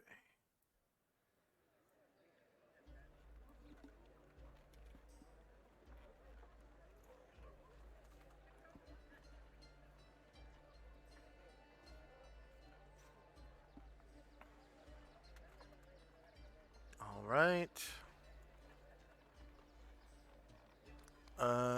End of round. And Shandrak. Uh,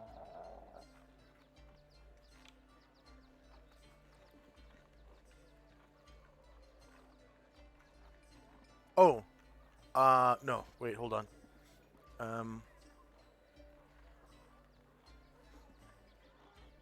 Okay.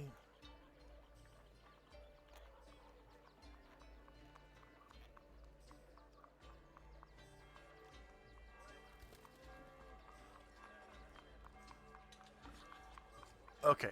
Now, Shandrak.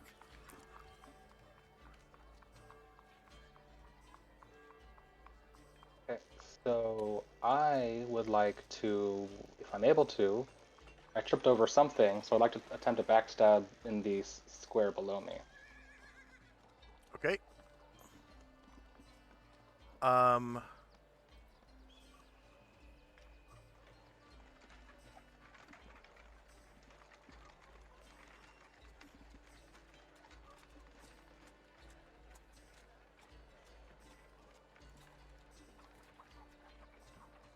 Go ahead. Is there a target there? Because I can't select a target. You don't see this guy right here?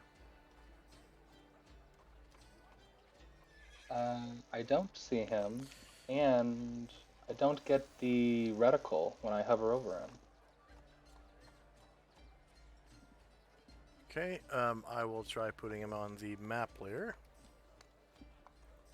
Do you see him now? No.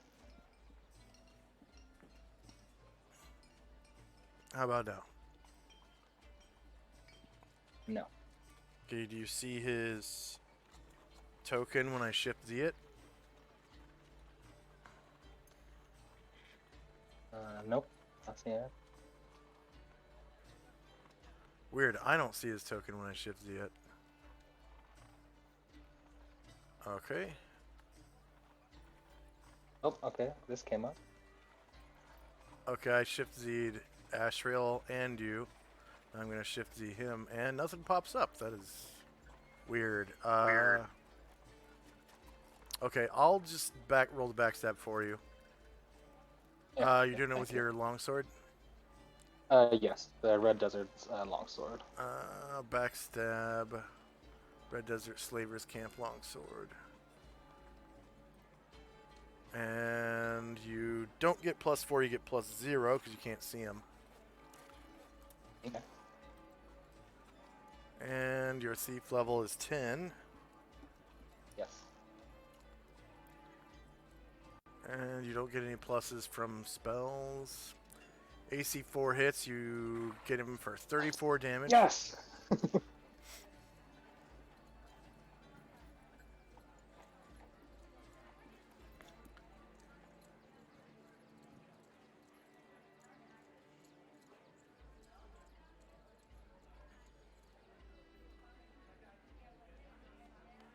Okay.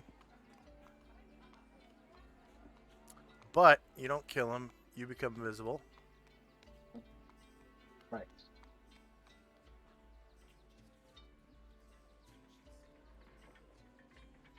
And now he can see you.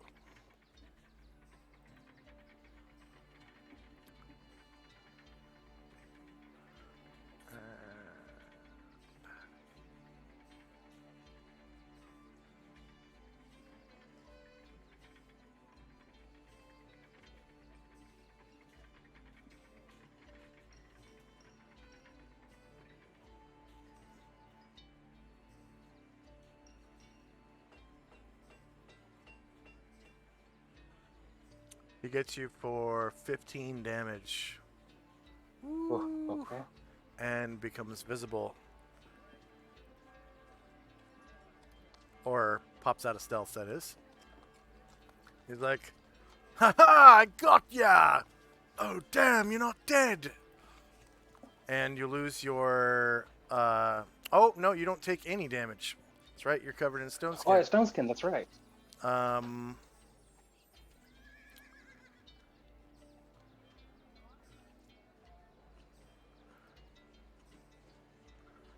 So...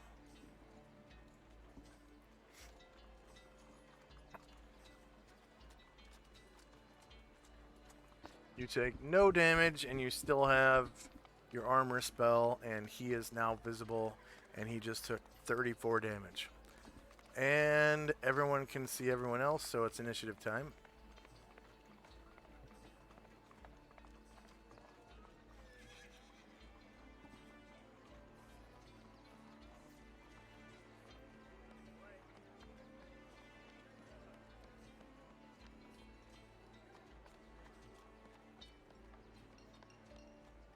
What did you do with that helmet?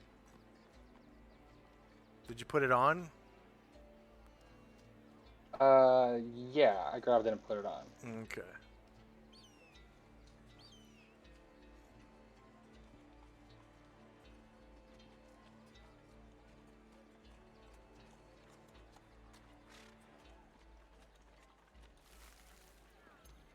Asriel will get a second attack this round.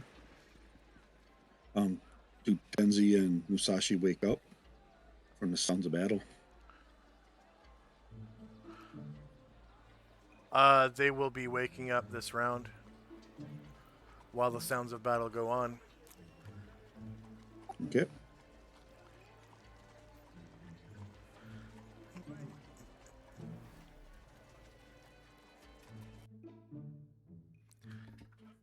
I totally forgot to turn on the City Town Night soundtrack. Okay.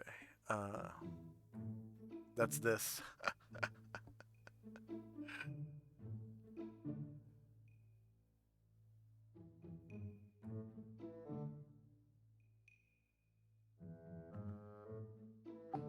And you said Asriel gets a second. Yep. Okay, so I'll just completely take Tenzi off. And we'll use Asriel. There you go. Oh. Asriel's definitely in his normal form now. Because that spell would have lasted, like, until just a few hours ago.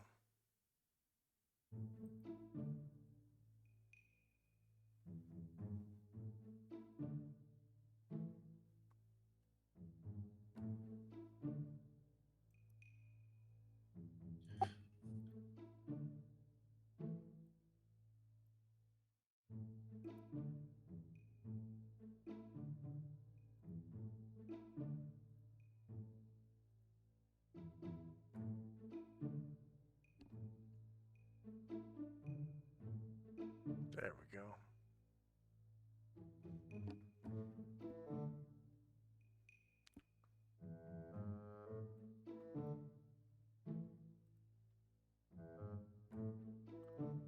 I thought there was, Oh yeah, that was the old... I used to have a bunch of, like, Rambo music in a soundtrack thing that was, like... like a non-copyright version of it, where the music they play when he's sneaking around, like with yeah. the weird shakers and stuff. And God, it was so good.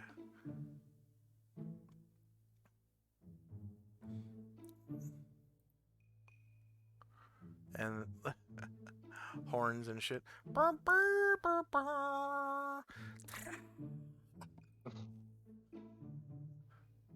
Okay. So time now is 8:08. You got ESP, clairvoyance.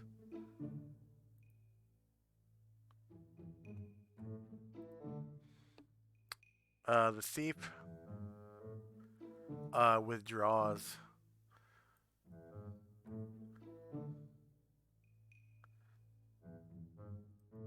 So 1, 2, 3, 4, 5, 6.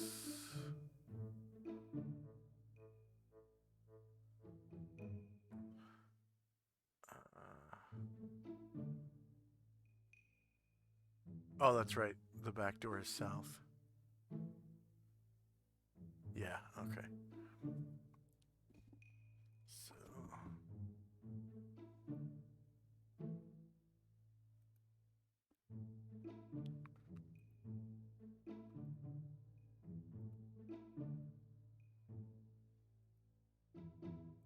One, 2,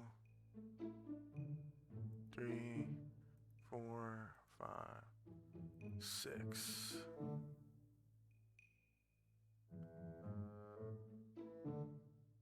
Oh, wait. I think I lost the square by doing that.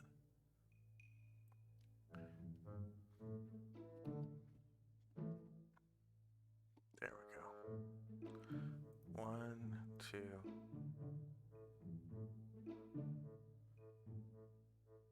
Oh, yeah, you do have to step out the door. 3, 4, 5, 6. All right.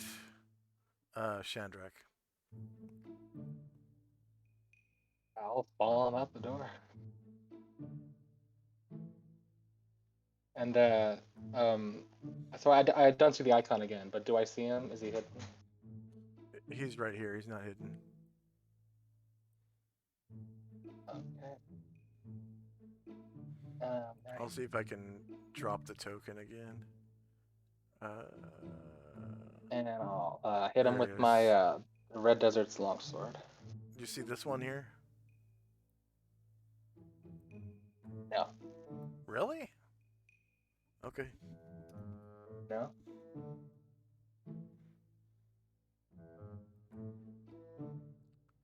All right. And yeah, I can't see him, so if you could roll it for me.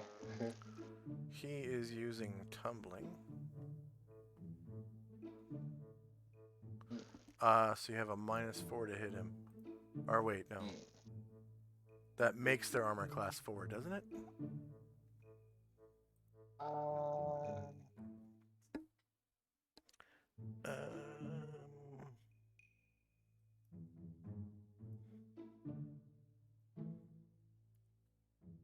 Money, equipment, proficiencies, 2.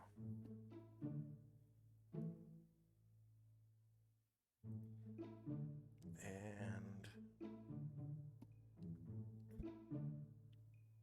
tumbling. Improve his armor class by 4. Okay, so you have a -4 to hit him, basically. Okay. Could you roll that, please? Because I can't see the icon. Oh yeah, I forgot. Sorry.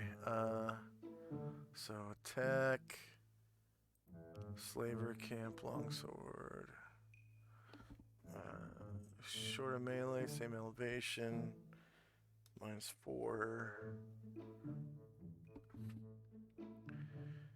He's shieldless, so 7 versus AC 6 is a miss. Oh, so close. All yep. right. Ashriel. Ashriel will probably get him. Yeah, sure, we'll move up. And stand next to Chandrak and try to hit this guy.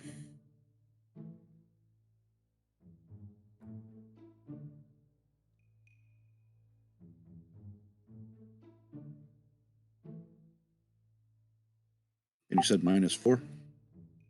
Yeah, -4.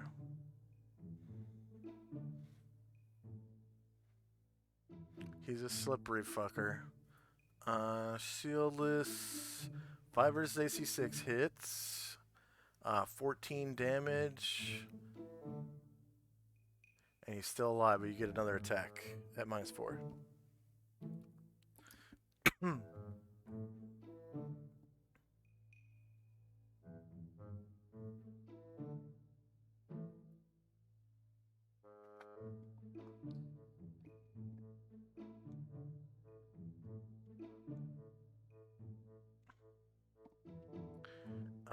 Oh, you crit him for 17 damage.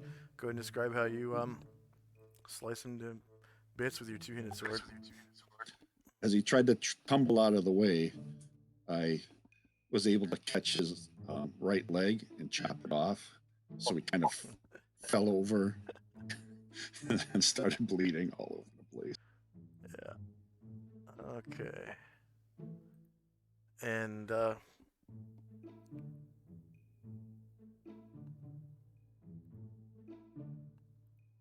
let's see.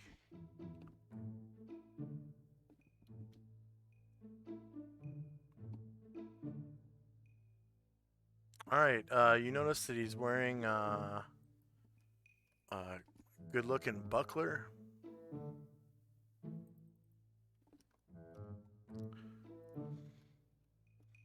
And his longsword's pretty nice looking too. And you notice he had a potion on his belt, which was dispelled.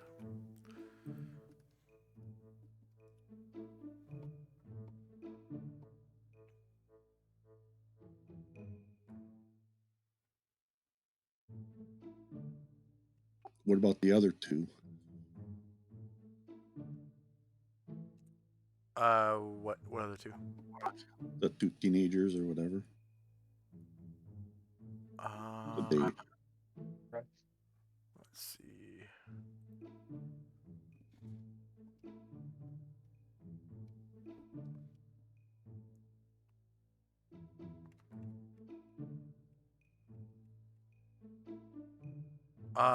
The boy.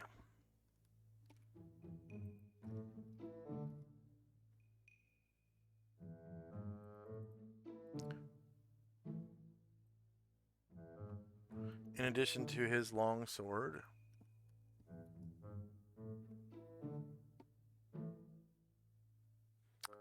had a second long sword,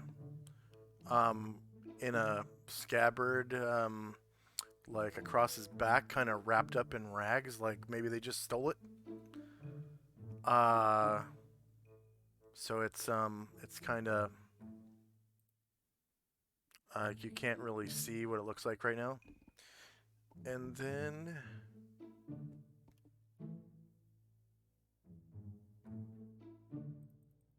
the girl.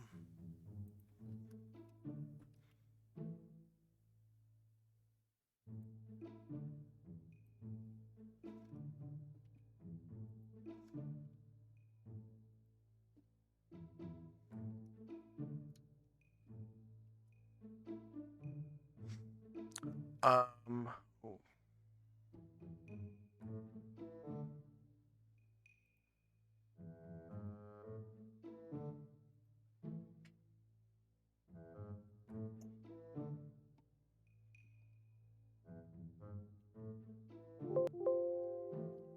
Okay.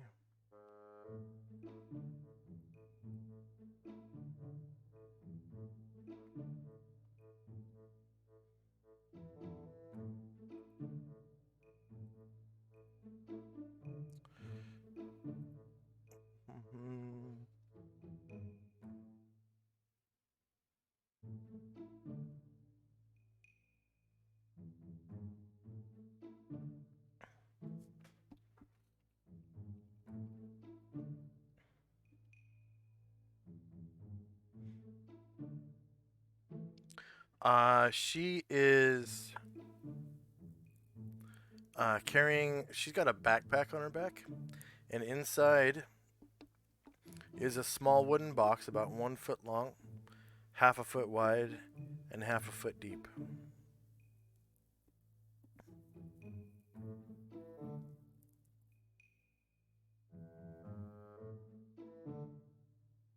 Um, Astral suggests to Shandrak that we take the bodies into an empty room, and Astral can do detect magic on the items.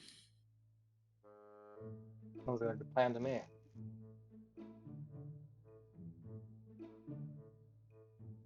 And Chandler's pretty weak, so he's probably gonna be helping Ashrael together, carrying the bodies. Okay.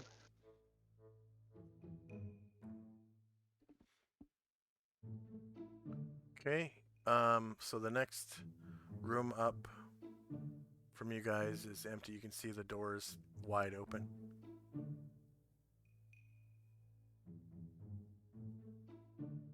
So we'll put the bodies in there, take off the stuff, and one item at a time. I'll detect magic.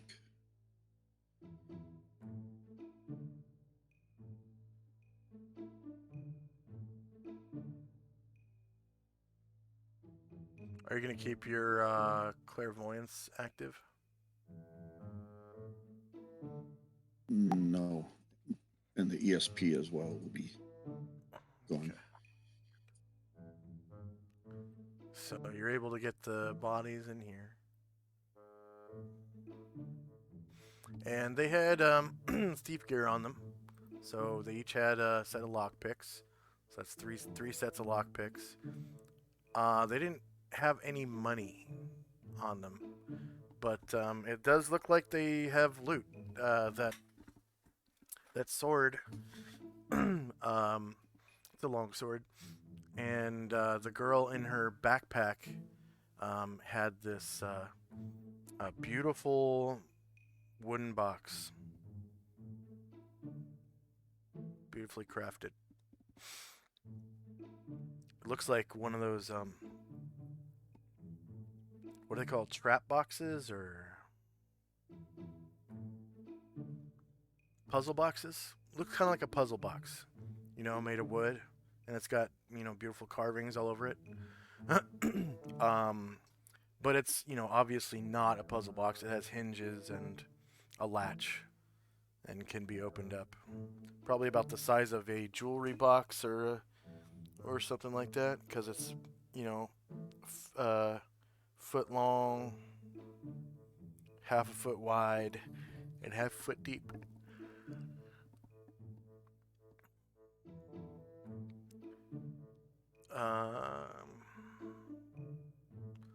Okay, so that was both Ashril's attacks, right?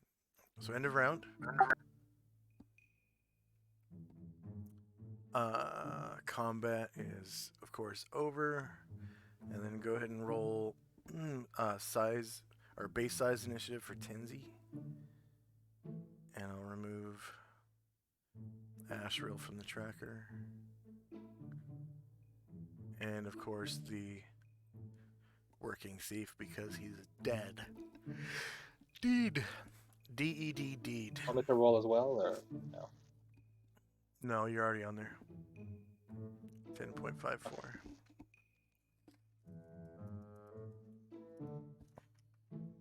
And Tenzi goes after you anyways. Alright. So ESP is done. Clairvoyance is done. Okay, Shandrak.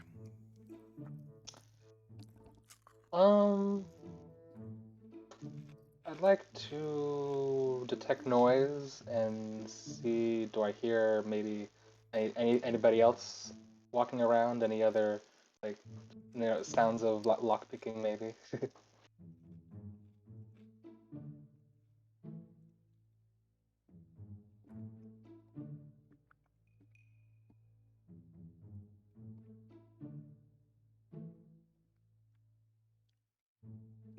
Nope.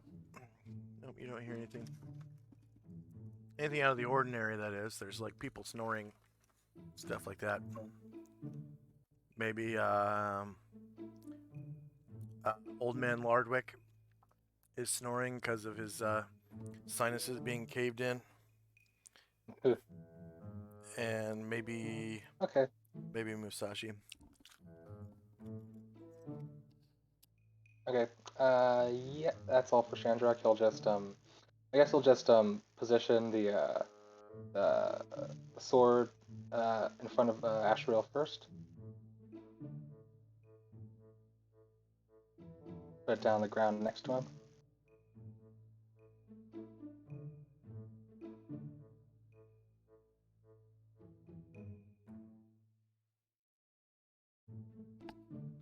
Okay.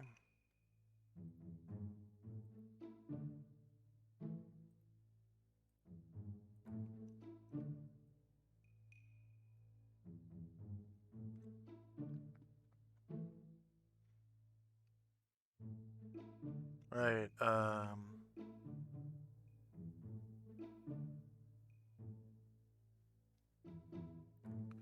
Okay. Tenzi and Company. Tenzi will sneak out of his room and look down the hallway. You'll see bloodstains in front of his doorway, and then look up and see Ashriel and Shandrak. And he'll kind of shrug his shoulders,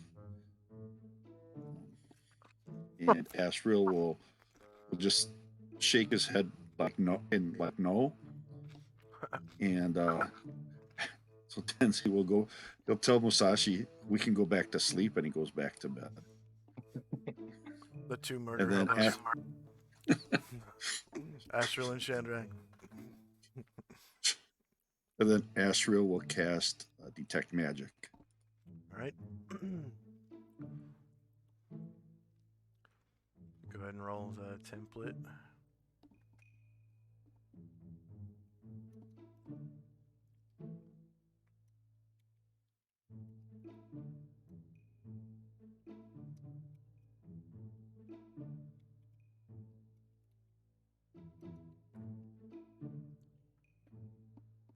Wow, 16 rounds.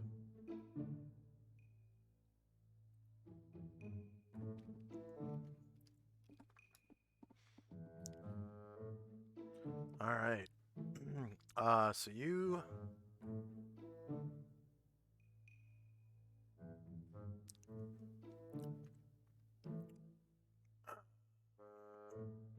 so it's a 10-foot wide, 60-foot long thing. So it's going down both sides of the hallway, right?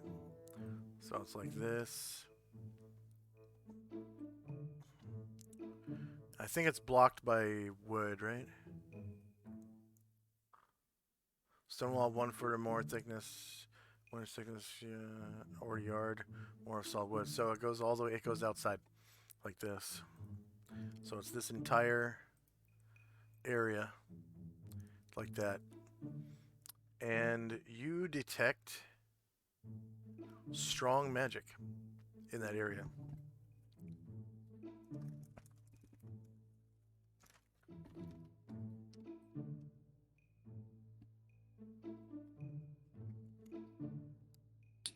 Okay, I guess that's the end of my turn.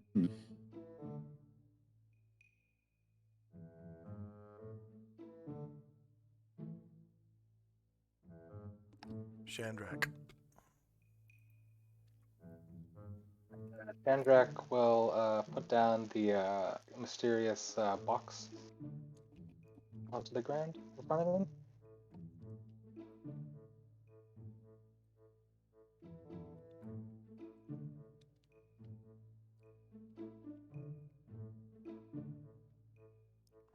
Okay.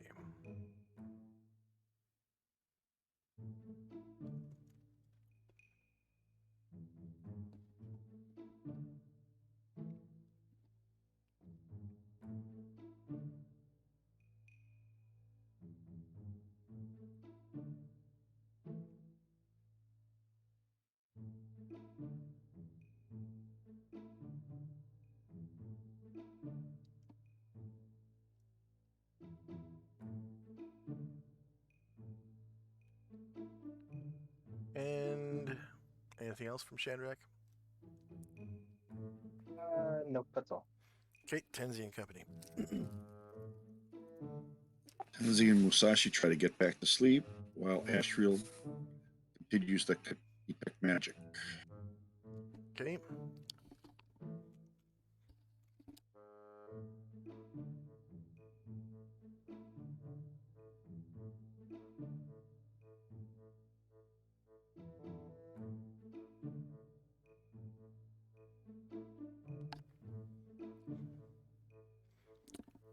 You detect moderate magic in the area of effect. Can I try to tell what type of magic? Yeah, roll the template again.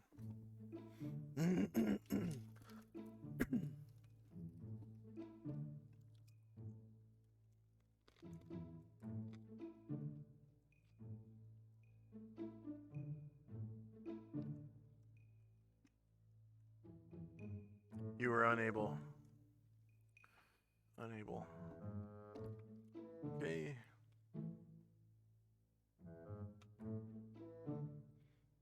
End of round.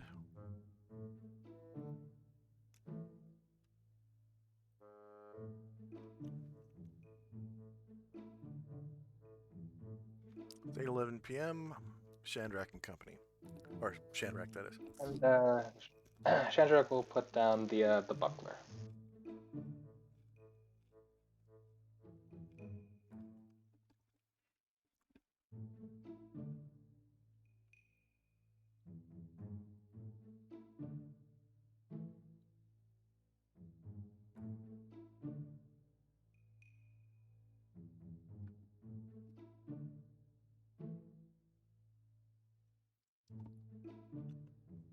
What? White background. Garbage.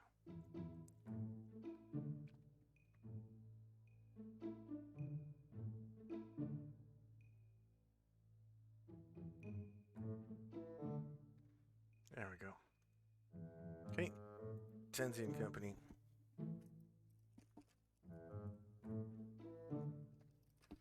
Ashriel will attempt to detect magic again.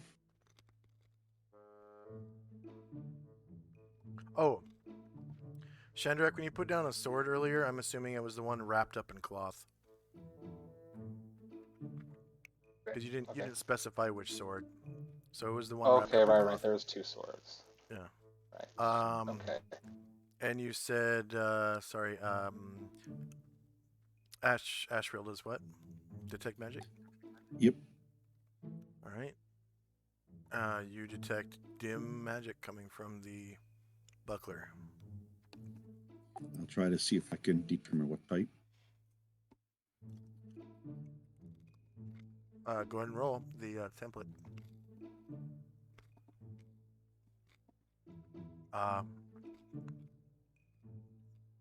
It is dim enchantment magic.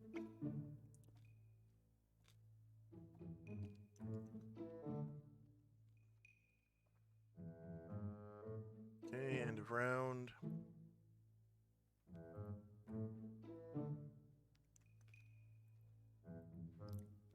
Shandrak. And the final longsword, the good-looking longsword, the one not wrapped.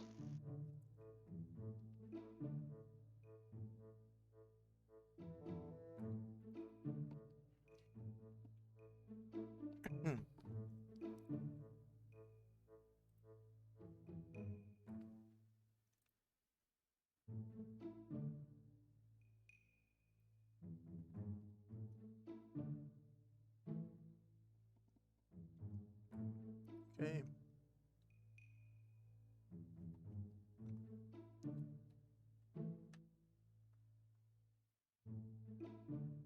And Tenzi and Company. Ashriel will detect magic. Alright, you detect dim magic.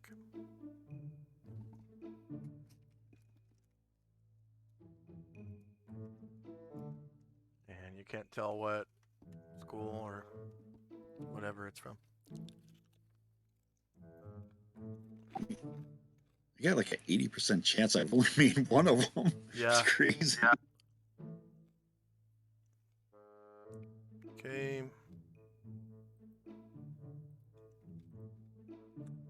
Shandrak.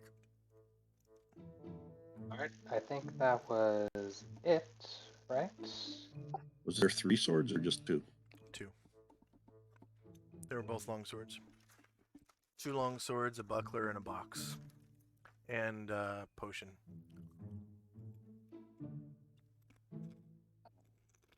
So, Shandrak will, first I'll ask, so, how's that sword look, Astrael? The one that's wrapped up? That one had strong magic. I think I might swap out my sword for that one.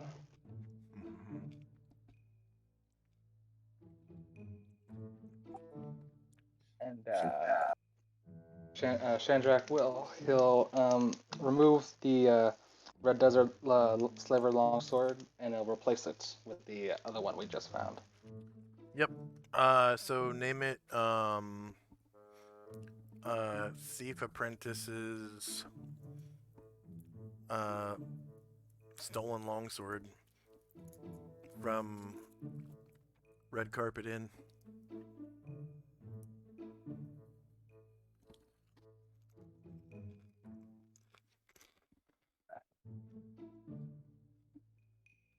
And then Shandrak, while holding his previous longsword, the Red Desert Sword, says, "I think Ziller will like this, though." Yeah, I'm sure he would.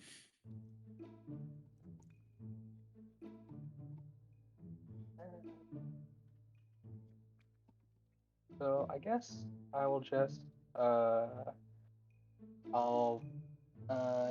guess I'll pick up the box and the other sword, and I'll just go back into our room. And the buckler. And the buckler. Ziller left the Oh wait, and the potion.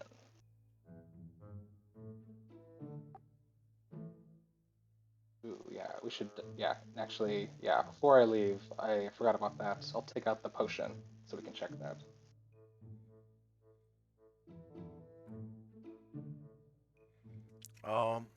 Toby quit the campaign. Oh no. Yeah. He says the sessions are too long.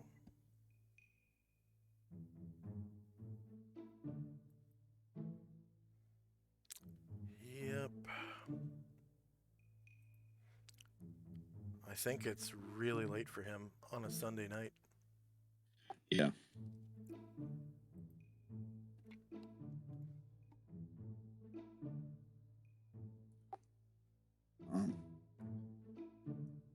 When Astral sees Chandra going for the potion, Astral says that might be no good anymore. No. Well, if you can check, right? It should be. Actually, though, I think Kenzie can still use it for something. So, you can. Oh. Yeah. Yeah, Kenzie has something he can do with it. So. Alright, and I'll just take all the items, the 2 swords, the potion, and the buckler, and bring them into our room. Okay.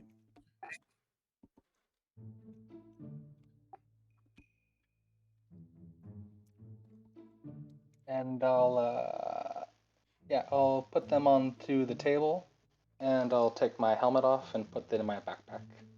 And then I'll get back into bed.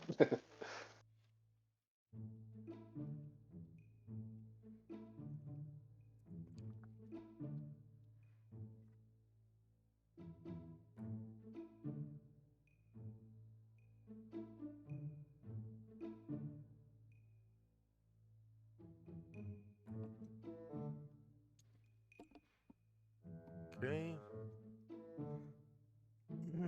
Just going back to bed. Putting all the stuff we found onto the table. Yeah, taking my helmet off and going to bed. All right, and then Tenzi and company. Ashriel will just turn towards the bodies and do one more detect magic just to see if we missed anything.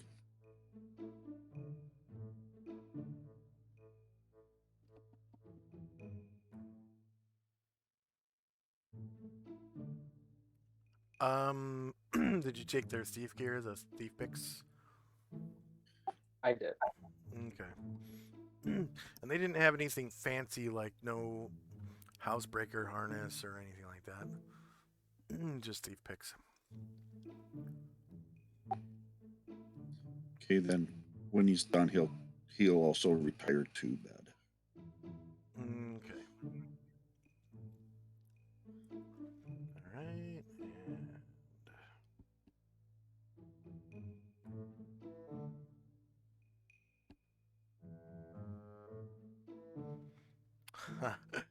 All right. All I got left is 5 o'clock the next morning. So, time now is 5 a.m. June the 27th.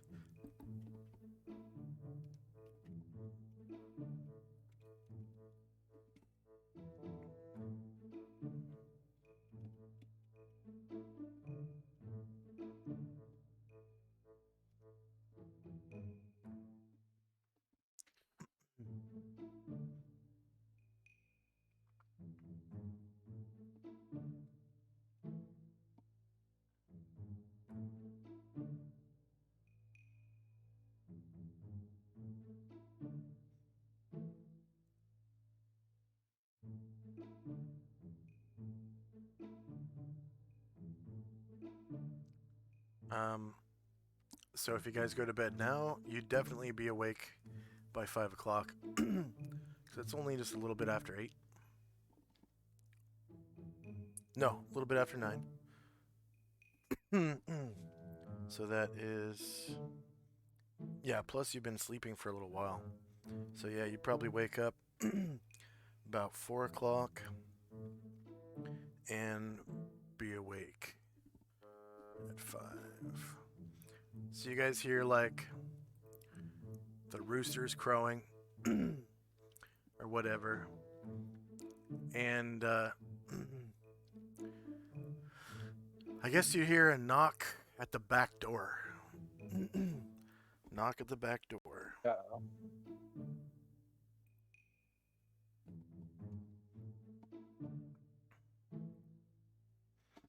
Um,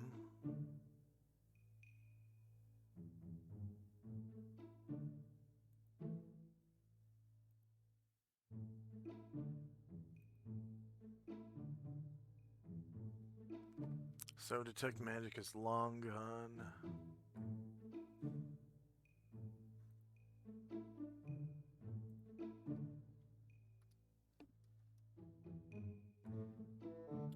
Okay, Shandrak. Yeah, you wake up. Actually, you've been awake. You have had an hour to memorize and cast spells.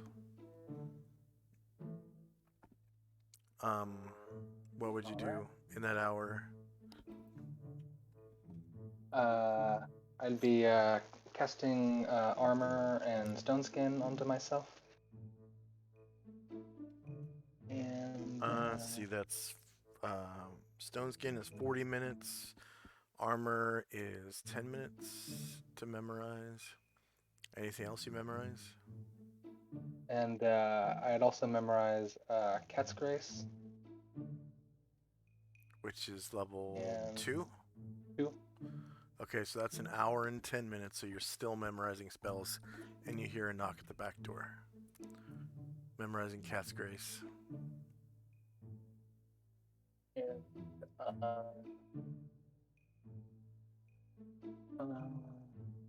You're about halfway through memorizing Cat's Grace when you hear a knock at the back door.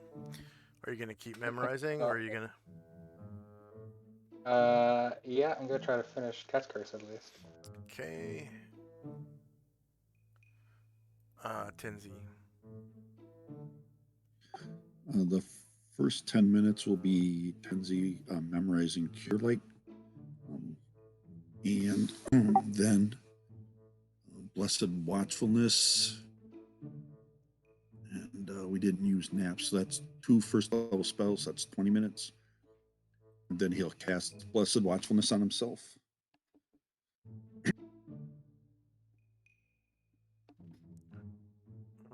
Okay. And then at 5 o'clock, how much duration of Blessed Watchfulness is left?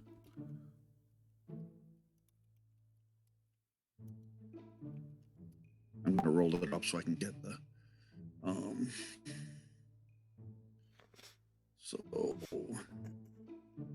9 hours plus 40 minutes, 580.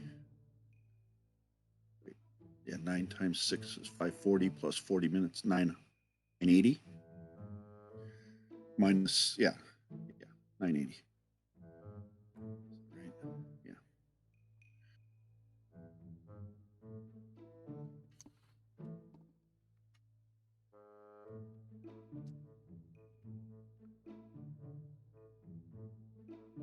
Well, 10 hours is 600 rounds. Yeah, but it's 40 minutes less because of I cast at 520. Okay, Well, so 20 minutes less. so Yeah, 5, yeah. So 20 minutes left, so 980.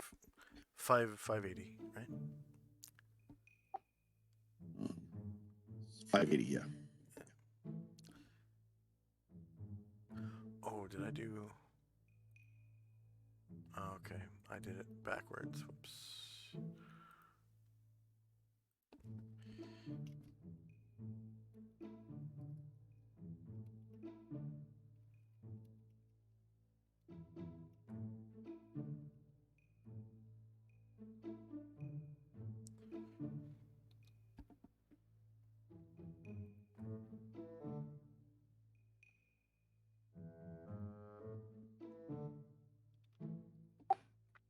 And then I forgot. I assume I would have got experience for the Cure Light for saving. Oh yeah, Jim. yeah, yep.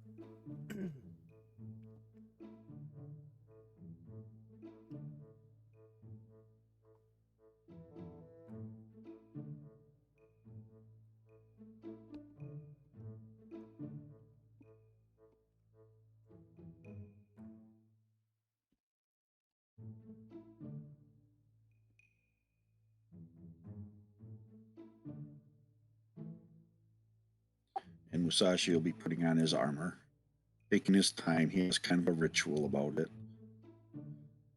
Yeah.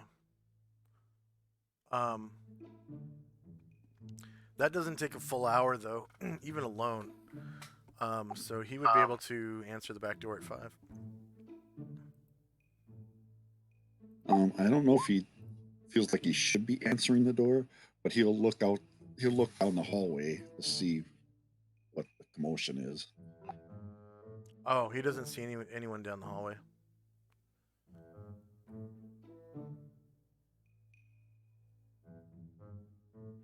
I'm sorry. He'll stand out in the hallway. He's kind of looking at the door, but it's like, well, this isn't my house. He'll just kind of wait and see what happens. Oh, okay. You hear the sound coming from over here.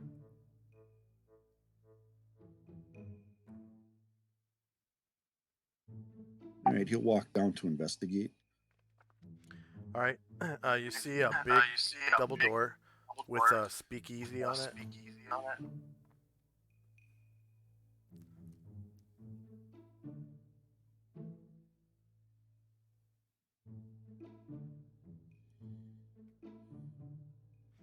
A speakeasy is a sliding panel with a handle on it. You grab the handle and slide it, and there's a little slot that you can view out the door. So he'll take a look out the door, through the speakeasy. So you slide the speakeasy open, and there's like a metal sliding sound, and you can see an old man in shabby clothes standing there, and he's like, any food? Any food? Water. Food. And Musashi says, "Yes, wait here." And he goes back. Well, I guess he would have his backpack with him, so he'll get some food out of his backpack of rations and some water, and put it through the speakeasy. Right at about waist level, there is a like a collection. What do they call that at banks? The thing where you slide your check under or your cash or whatever. Till? Say again? The till? No, the till is where the like the cash register thing where they keep their money. Um, but Oh, yeah. if you ever go into a bank that has like a glass protection window that Yeah, protects yeah. the bankers, there's usually a slot where you can slide things down into and then up the other side. And there's one of those on this door that's it's probably like I'd say about a foot long and about 3 inches tall, and you can't see from one side to the other through it, but you can push things down for other people to collect on the other side. Things that are 3 inches tall or less. And a ration would probably, if you squish it down a little bit, would probably fit through. Okay, that he will do. Okay. And the guy grabs the ration out, and he immediately you see him like tearing apart at the wax paper or parchment paper or whatever those are wrapped in, probably wax paper, and pulling the food out, like jerky or whatever it is, hardtack, and just mowing down on it like he hasn't eaten in days. And he's like, Then "Oh, thank Musashi, you, thank you." seeing that, then Musashi will put 5 coppers into that and push them through as well. Oh, thank you, thank you. And you can see the beggar. You can hear his filthy hands, just grasping at the coins. And he drops a couple on the ground. You can see him bend over or bend down out of view, and to pick them up, and presumably, and he says, "Oh, thank you, thank you," and he just stands there and eats the not the MRE, but the ration off of the slidey thing where you slide stuff through. Musashi says, "Good day to you, sir." Oh, thank you, Then, thank you. And everyone can hear this loud, like, "Thank you, thank you, thank you, thank you."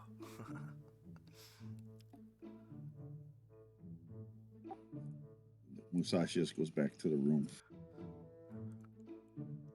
That'll be the end of our turn. Okay.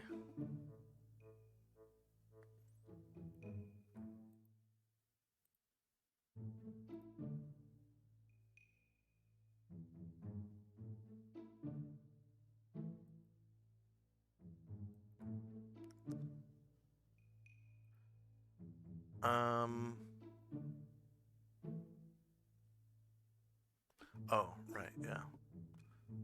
Oops. Okay, Shandrak's still memorizing that spell, right? Catchphrase? Yeah. I think so, unless I thought you said I memorized it, but if not, yeah, that's what I'm doing.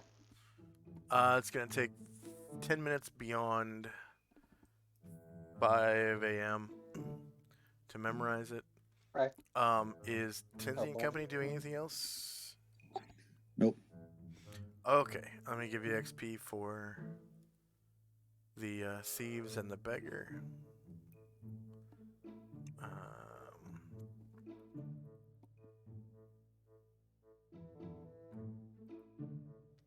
So that was a level 8 thief and 2 level 2 thieves.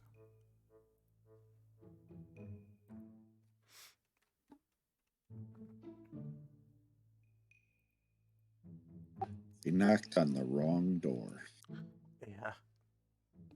The level 8 thief, I think, counts as level 10. Because...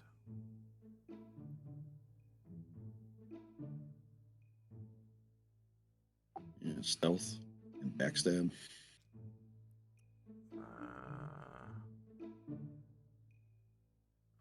He possessed magical items usable against PCs. And single attack causing 20 plus points of damage. So that's 3. Special defense form. Stealth. So that's 4.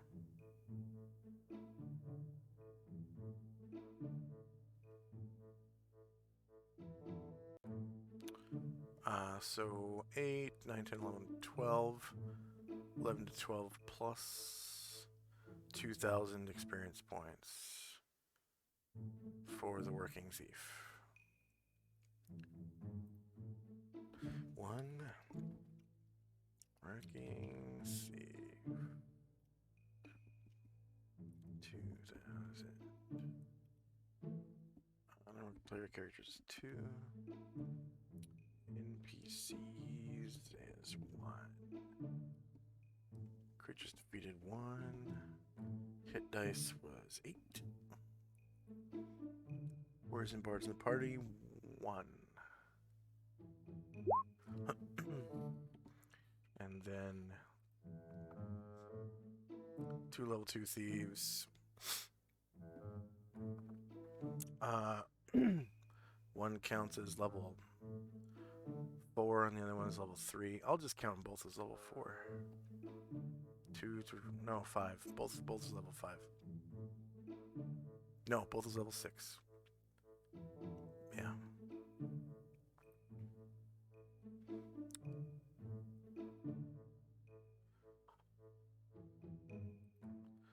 And 2.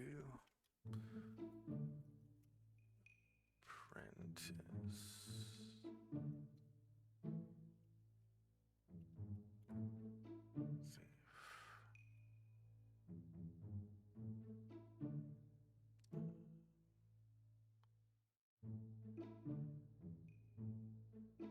That is 270.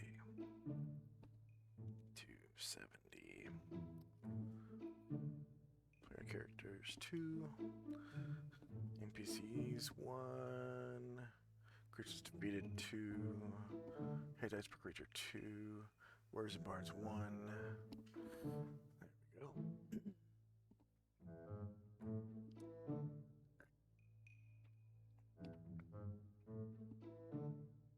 And the beggar.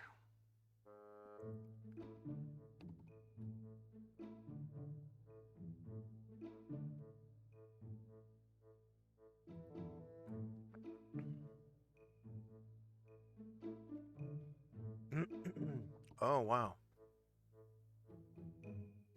Beggars are,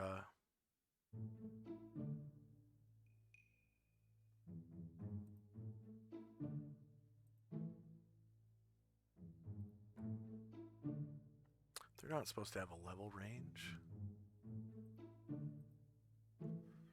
Beggars just level 0.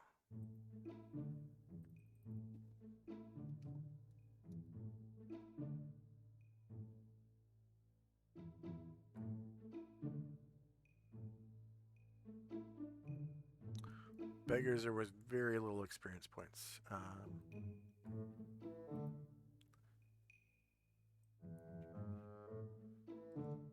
Monster XP values.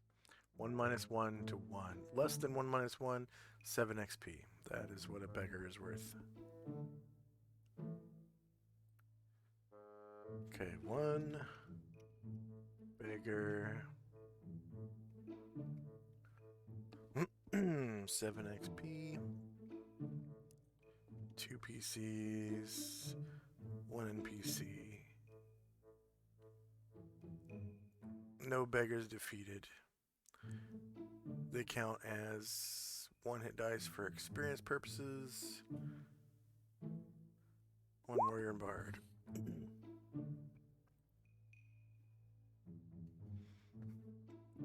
Beggars are probably the lowest XP value in the game. Virtually no threat.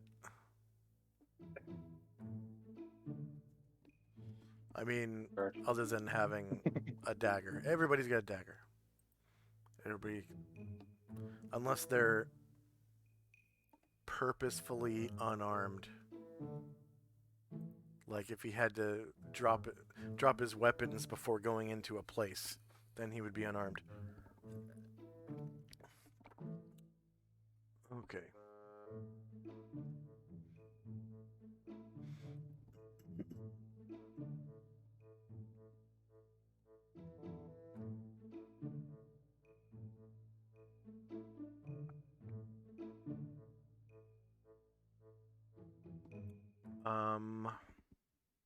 All right, so you guys wake up again, or everybody's awake at and ready to go by 7. The I had a few more spells I wanted to memorize. yeah. So I wanted to do monster summoning 1. Did I close the turn order tracker? Dang it. No, I didn't. Okay. It's right here. Alright. I need to roll encounters for today. Random encounters. Special. City and town. June 27. 11th year. And it is summer. Alright, so the wind dies down today. Everybody's awake and ready to go somewhere at 7 a.m. And that's probably where we should call it for today. So go ahead and mark off your armor spell and stone skin spell as cast, and you can redo your HP for your armor spell if you want.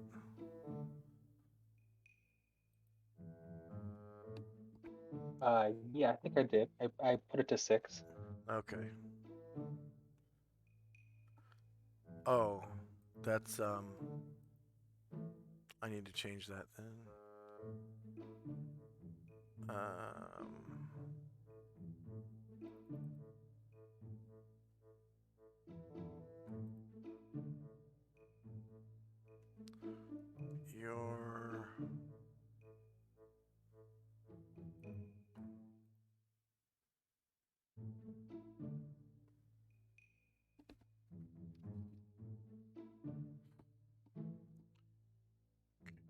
Your AC.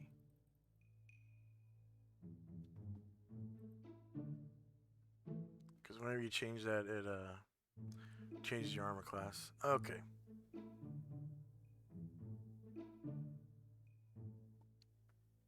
Yep. All right. You've got AC 6,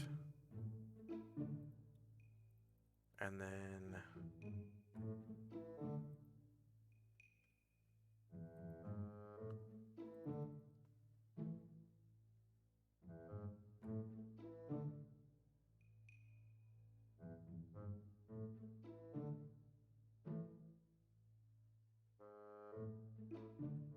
okay. So unfortunately, we lost a player today.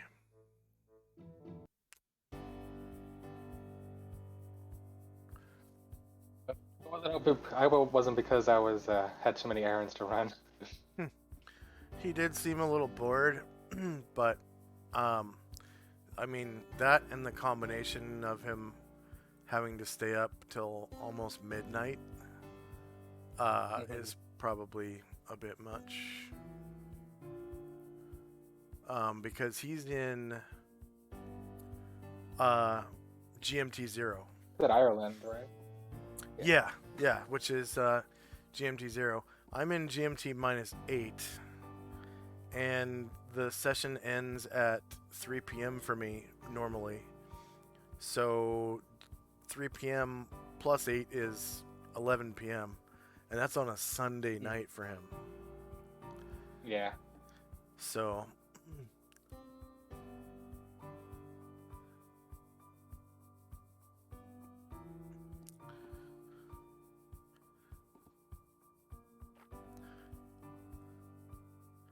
yeah, 11 p.m. on a Sunday night is pretty harsh. Okay, did anyone gain a level?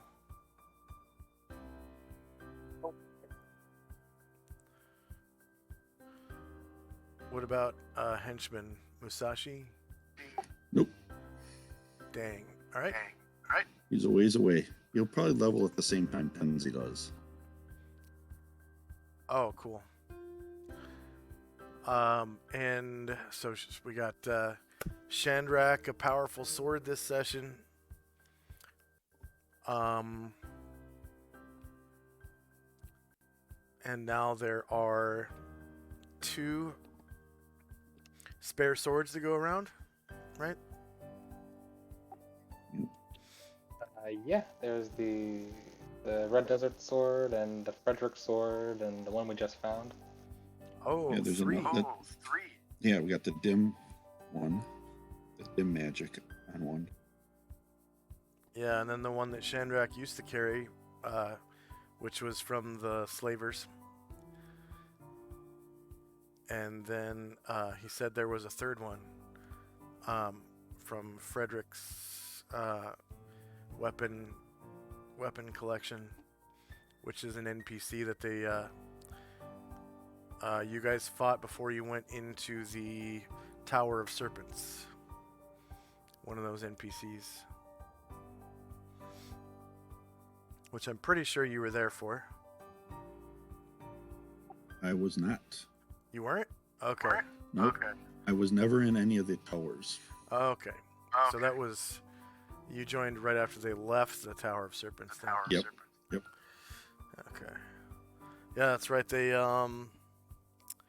left the Tower of Serpents and then started floating down the river, and you joined when they were floating down the river, I think. Right before we went onto the river, we attacked that slaver stockade that was across the river. Yeah.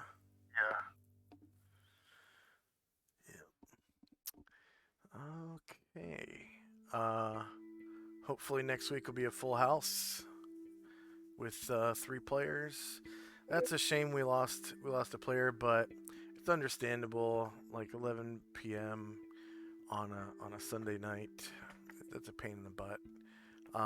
I've had Australian players play in this campaign when it was still on Saturday, and they'd have to get up at like 4 o'clock in the morning on a Saturday to play, and that was just a pain in the butt for them. I've never retained European or Australian players for very long, other than one guy in Greece played for about a year, maybe a year and a half. But that's when it was on Saturday.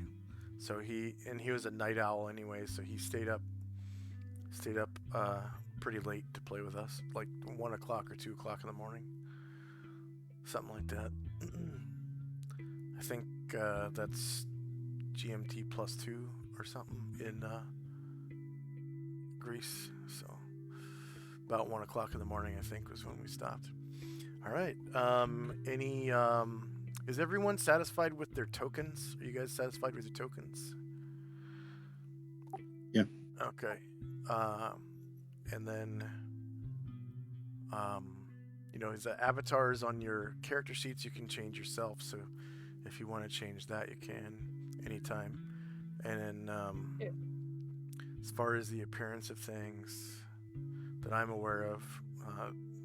Tokens are the only thing you need me to change. Any feedback for me? How'd the session go for you guys? It was good. Yeah, it was fine. Right. Any questions or comments? Do you guys know what you want to do next session? I'm good. Yep. Cool. All right. So for our viewers, thank you very much for watching. Please like, share, and subscribe. I think we had a couple guests pop in, but I'm not on the moderator page, so I didn't see what their names were. We did get a new follow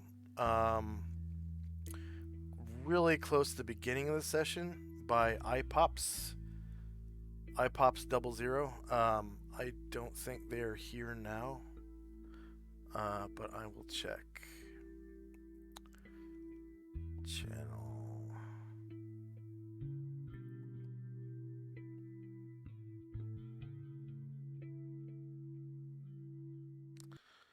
Nope, they are long gone. There is Sacco Tuesday. Sacco Tuesday is in the chat. Hey Sacco Tuesday, how you doing? Sacco Tuesday. And we're being hosted by a lot of people. Sacco Tuesday just waved. We're being hosted by, just want to shout out to our hosts. Abjui, Alien Gathering, Alto, another TTV viewer. I think that's backwards of VTT.